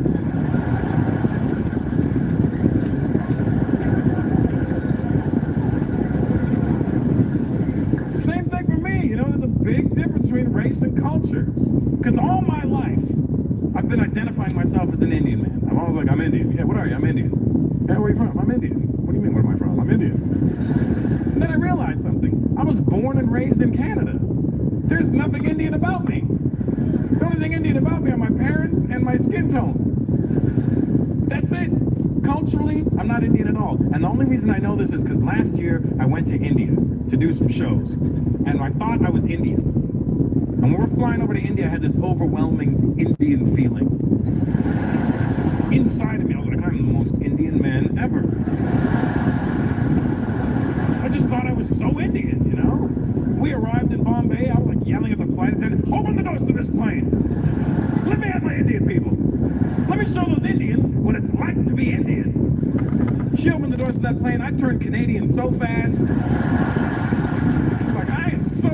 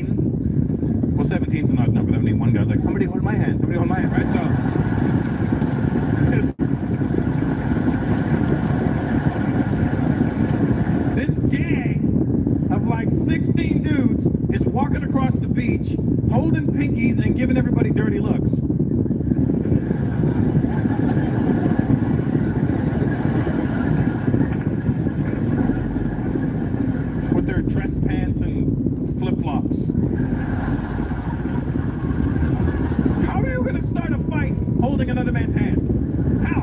Let go.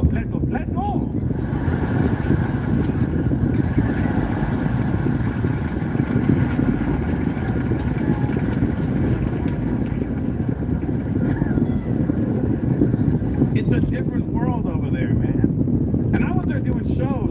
I remember before I went to India, I was all nervous, right? Because my friends were like, hey, Russell, man, when you go to India, they're going to understand your jokes. And I was like, I don't know. Are they? And they're like, are you going to offend them? I'm like, I don't know. Am I going to offend them? Because I realized something before I went. A lot of my jokes, the punchline is the Indian accent. But it was funny because when I performed in India, everybody understood every single thing that came out of my mouth. Every joke, every line, every suggestion, they were with me. Like they were with it, they were completely there. And it was funny because every time I did the Indian accent, they laughed harder. Because I think that they don't think that they have that accent.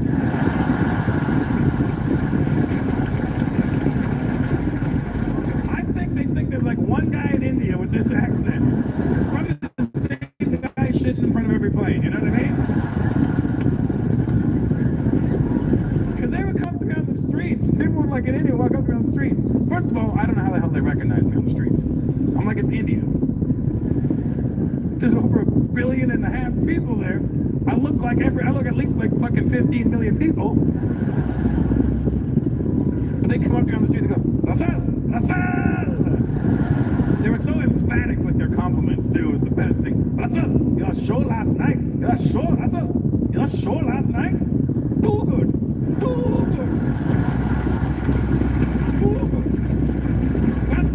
First class. A1. Fantastic. The show is fantastic. Also, your show was mind-blasting. Mind-blasting. You mean mind-blowing? No. I didn't get blow your mind. It's blasted my mind.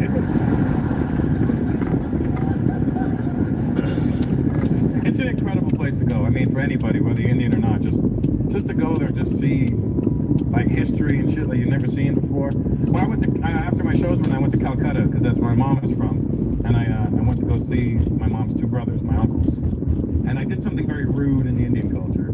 I didn't stay at my uncle's house, and right, so whatever, because this is what I mean. I'm too North American for my own good. I'm too used to certain luxuries now, like running water, a toilet paper. There's only so much ass washing with a cup that I want to do in my life, you know what I mean?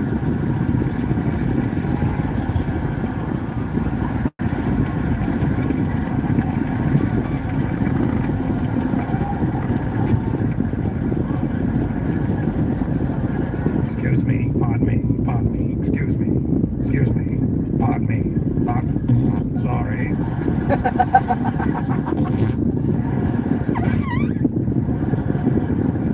That one sounded runny. She's never coming back. Are you kidding? Fuck that. It's warm in here. Nice. I don't generally sweat. I'm dabbing. Maybe because I'm hairy, that's why I'm sweating. I'm a hairy man, I don't care. Men are supposed to be hairy. It's the way God built us. Thank you. But that's the media. The media did that shit to us. The media made it unsexy to be hairy. You know what I'm saying? That's what they did. Because they show you images of dudes nowadays with no hair. That's what they did, and it gets in your head. You don't know what's getting in your head. Remember in the 70s, all the dudes had big and no body hair or leg anywhere. There's no hair. And women are like, that's what a man should look like, and that's what a fucking woman should look like.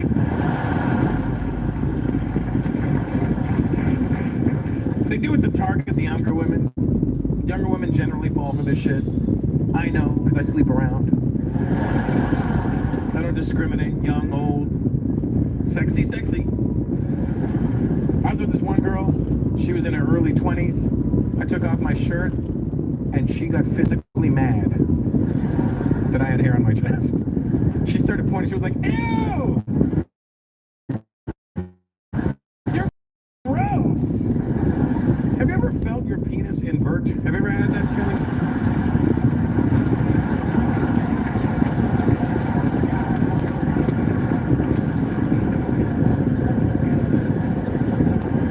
I had to sit down and pee for a month. Speaking of sit down and pee, look who's back.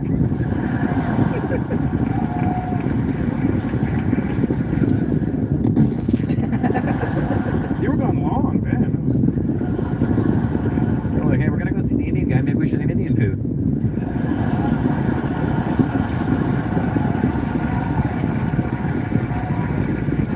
She's like, honey, I don't think Indian food was such a good idea tonight.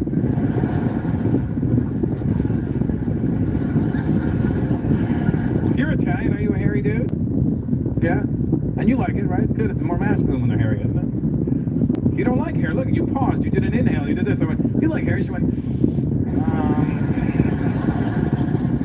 he doesn't have what? Oh, back hair is the problem. He doesn't have back hair, so he's okay. Ooh. Fuck that. Men are hairy. That's how we're built. Now, I'm not saying if you were born without hair, you know, body hair, that you're less of a man. That's just the way God built you. Maybe he doesn't love you as much.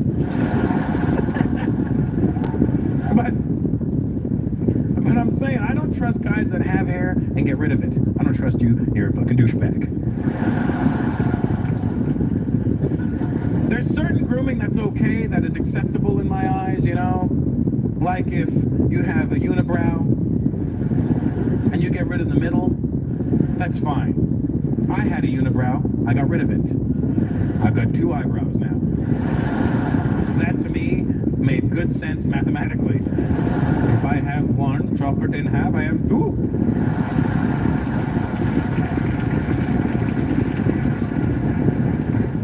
But I don't trust dudes. You did your eyebrows. I see you did, brother. I know you did. Italian guy, no, you did the middle and then you got carried away because your shit is... Get a shot of that guy. His shit is way too neat. Ay, merah ni. That's not natural. Men should pluck their eyebrows. Because we don't know what the end result is supposed to look like. I said to one of my friends, I go, yo, man, you got a unibrow. Well, what should I do? Here's some tweezers. Okay. Well, what do I do then? I just here, pluck them out, dude. Pluck them out. I'll leave you to it. I left him to it. I come back to his house. He shows up at my house the next day. He kept plucking his eyebrows. He shows up at my house the next day like this. I'm like, did you do something to your eyebrows? No, why? Oh, I don't know, because you look fucking surprised. For 2 weeks, I couldn't take the guy seriously. I've got some bad news.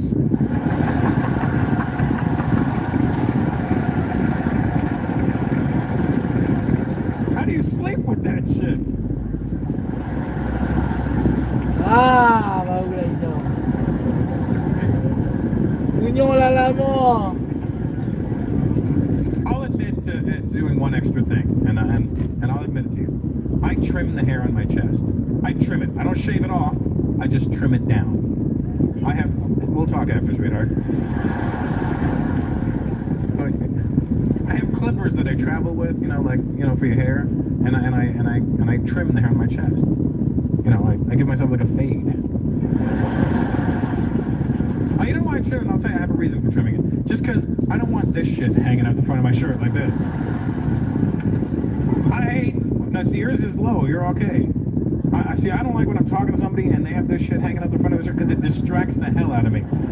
Hey, what's up? Oh, nothing, got a new job. Thinking about buying some real estate. Met a new girl, she's really great.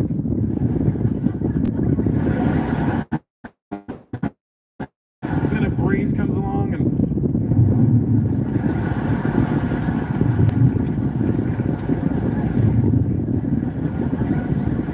So I trim it down. I start here. You know, I start with a 0.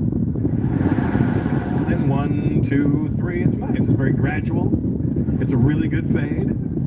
Looks like the back of Arsenio Hall's head in like 91. Just really good fade. Why Why are you acting like I'm the only guy in this room who shaves his balls? Why? Why is this happening right now? You're a ball shaver, aren't you? I mean, I don't mean of everybody. I mean of your own. I mean, it's not like... I don't mean like you've got a shop in the street, you know, this welcome to Barney's ball shaving hut. You don't shave your balls, dude? Why wouldn't you? It's just better. It's free. Look, I can stand here right now and do this. Look. And I know that my balls are going wong, wong, wong, wong, wong, wong. You have a big bush, they're not moving, they're just moving with you. Women appreciate the effort. When you pull it out, there's nothing there. Look. See, those are the sluts that see a lot of dick. Those are there.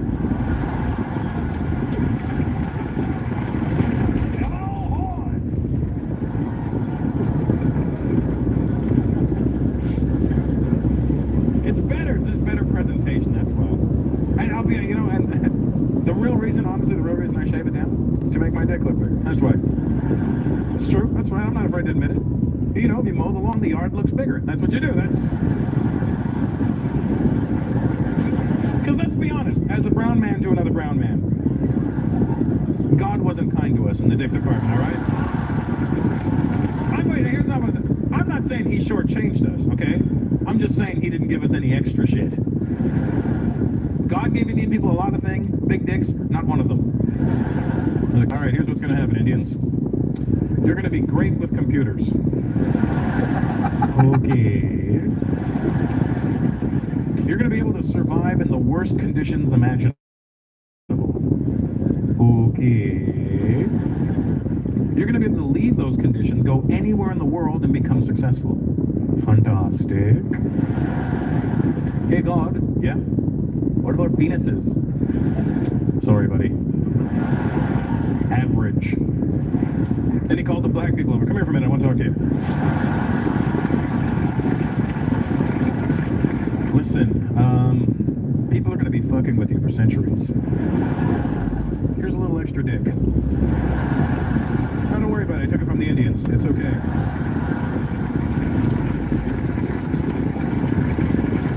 It color matches perfectly.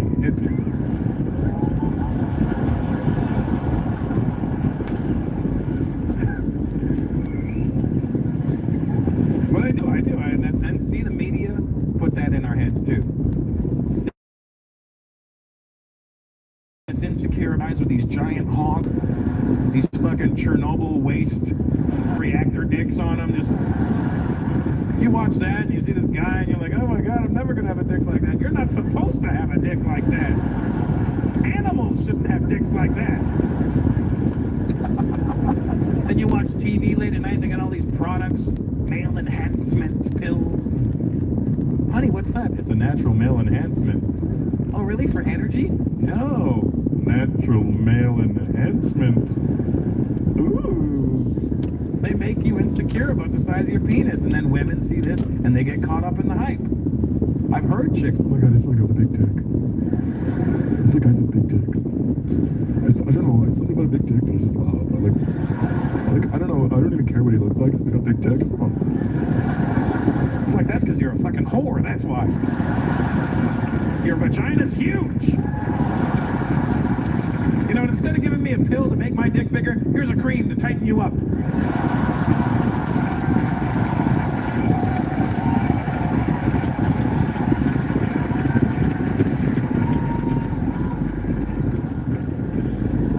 So what I'm saying is, as a brown man, with my balls shaved and everything, I can confidently whip out my wiener. I go like this. Ta-da! But if you have a big bush down there, you know, you're going to pull it out. She's like, is that it? You go, no, but wait, there's more.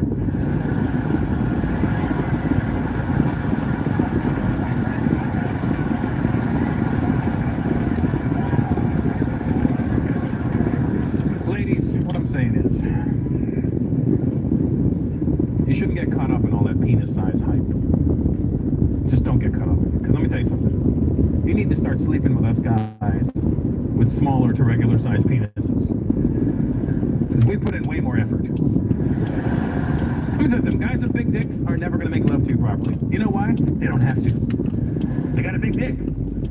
They just show up. So.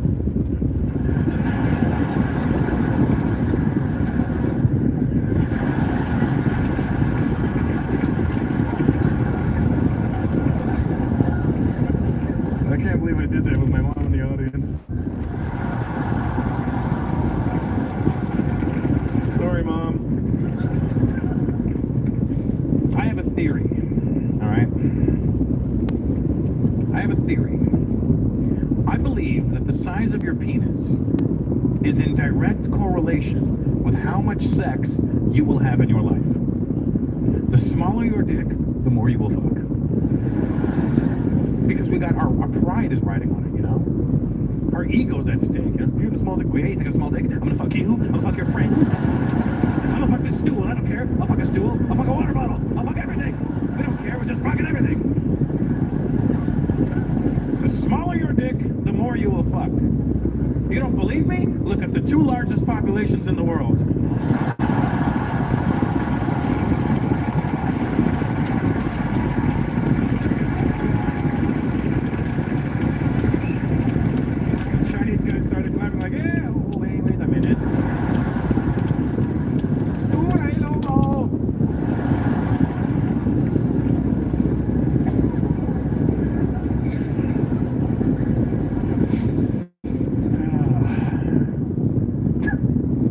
Funny, I look over at the kid, he's just like, I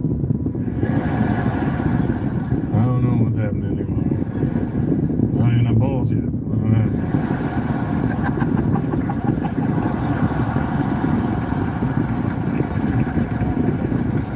I hope it wasn't a shot of the kid's nuts. That'd be awkward, wouldn't it? I don't like a lot of sports, I'll be honest with him. I hate soccer. No, what do you boo? Because I have an opinion? Boo your opinion. Get out of America. We don't like your thoughts. I hate soccer. Fuck soccer. And fuck you for liking it. Let me tell you why I don't like soccer. Because they have this World Cup. World Cup. Let me tell you something about the World Cup. It's not the fucking World Cup. You know why? Because the 2 countries that represent me are never in the World Cup. Canada and India are never in the World Cup. Canada, for obvious reasons. It's a world event.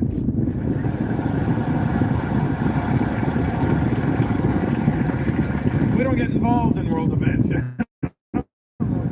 We look at the U.S. Are you guys going? Yeah? Oh, no, go ahead. That's great. Yeah, go ahead. Sure, that's perfect. Yeah. No, we'll stay back. We'll stay back. Let's go. It always bothers me that India is never in the World Cup. We're the 2nd largest population in the world. There's 1.2 billion people over there. We can't come up with 11 fucking guys to make a team. You know what the problem is? You have no idea how hard it is to kick a ball straight with curly-toed shoes on. We're standing in the middle of the field. I'm open! Where the hell is the ball going? It always freaks me out that the Chinese are never in the World Cup. You're the largest population in the world. And you're known for kicking. But it's kicking. You know, I want to see the Chinese team in the World Cup. I want to see the Chinese team when they get into their huddle. That's what I really want to see. You see all the other countries when they get in their huddle? All right, guys, we're going to get out there. We're going to pass that ball around. We're going to have a good time. All right? Go team. You see the Chinese team? Okay.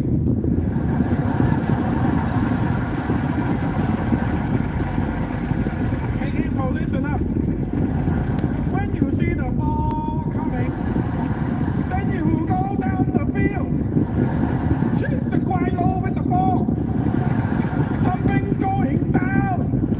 Be a man.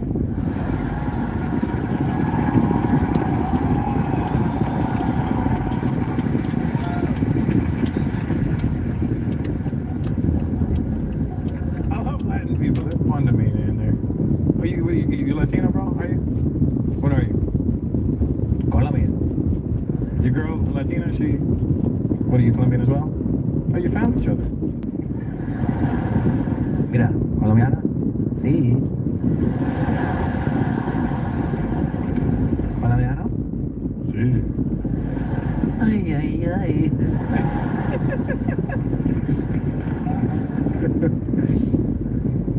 I love Latin people. Any Portuguese people here tonight? Portuguese, really? Brazilian too? You Brazilians? Oh, you Brazilian? Brazilians speak Portuguese, right? So you speak Portuguese though, right? Yeah, so if you speak Portuguese, obviously you can understand Spanish then, right? Because they're very similar to each other, aren't they? You ever hear somebody speaking Portuguese? Doesn't it sound like Spanish being spoken by a deaf person? Portuguese just sounds like really badly pronounced Spanish, doesn't it? Here's a Spanish guy counting to three. Uno, dos, tres. Here's a Portuguese guy. Uno, dos, tres. Cuatro, cinco.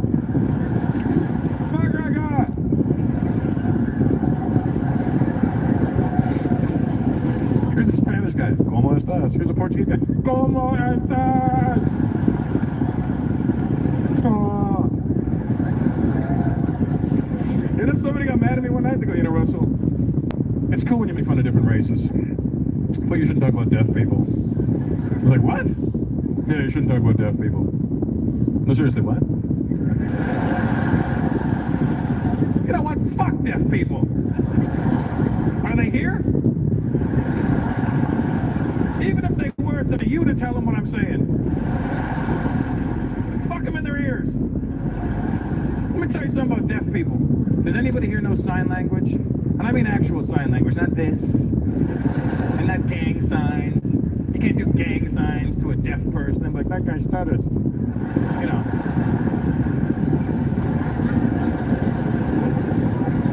If you know sign language, you'll know that I'm not making this shit up. Whoever invented sign language had their own little racist agenda happening. Because sign language is a very offensive way of communicating. They're trying to change it now to make it more politically correct. I'm serious. You know what the sign for Chinese person is? Let me tell you something. It's exactly what you think it is.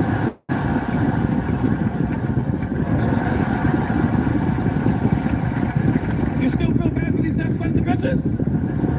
You know what the sign for Indian person is?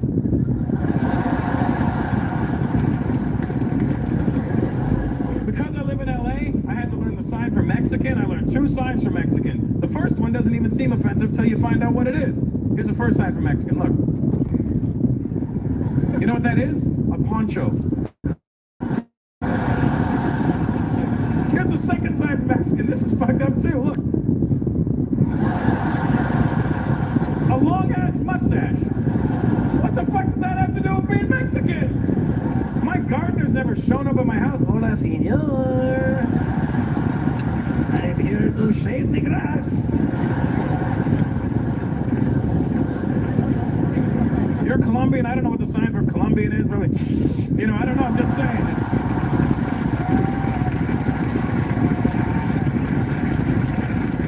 Cubans probably. I don't know. I'm just saying. I'm speculating on these ones. Black people. I don't know what the sign for black people is. You know, I'm probably fucked up. You know what I mean? I don't know. I think he was a Negro. You know, I'm just saying. I don't know. I cannot confirm these ones. But anything is possible. Okay, dah tu. Tutup lah. Tak ada apa. Bye. Assalamualaikum.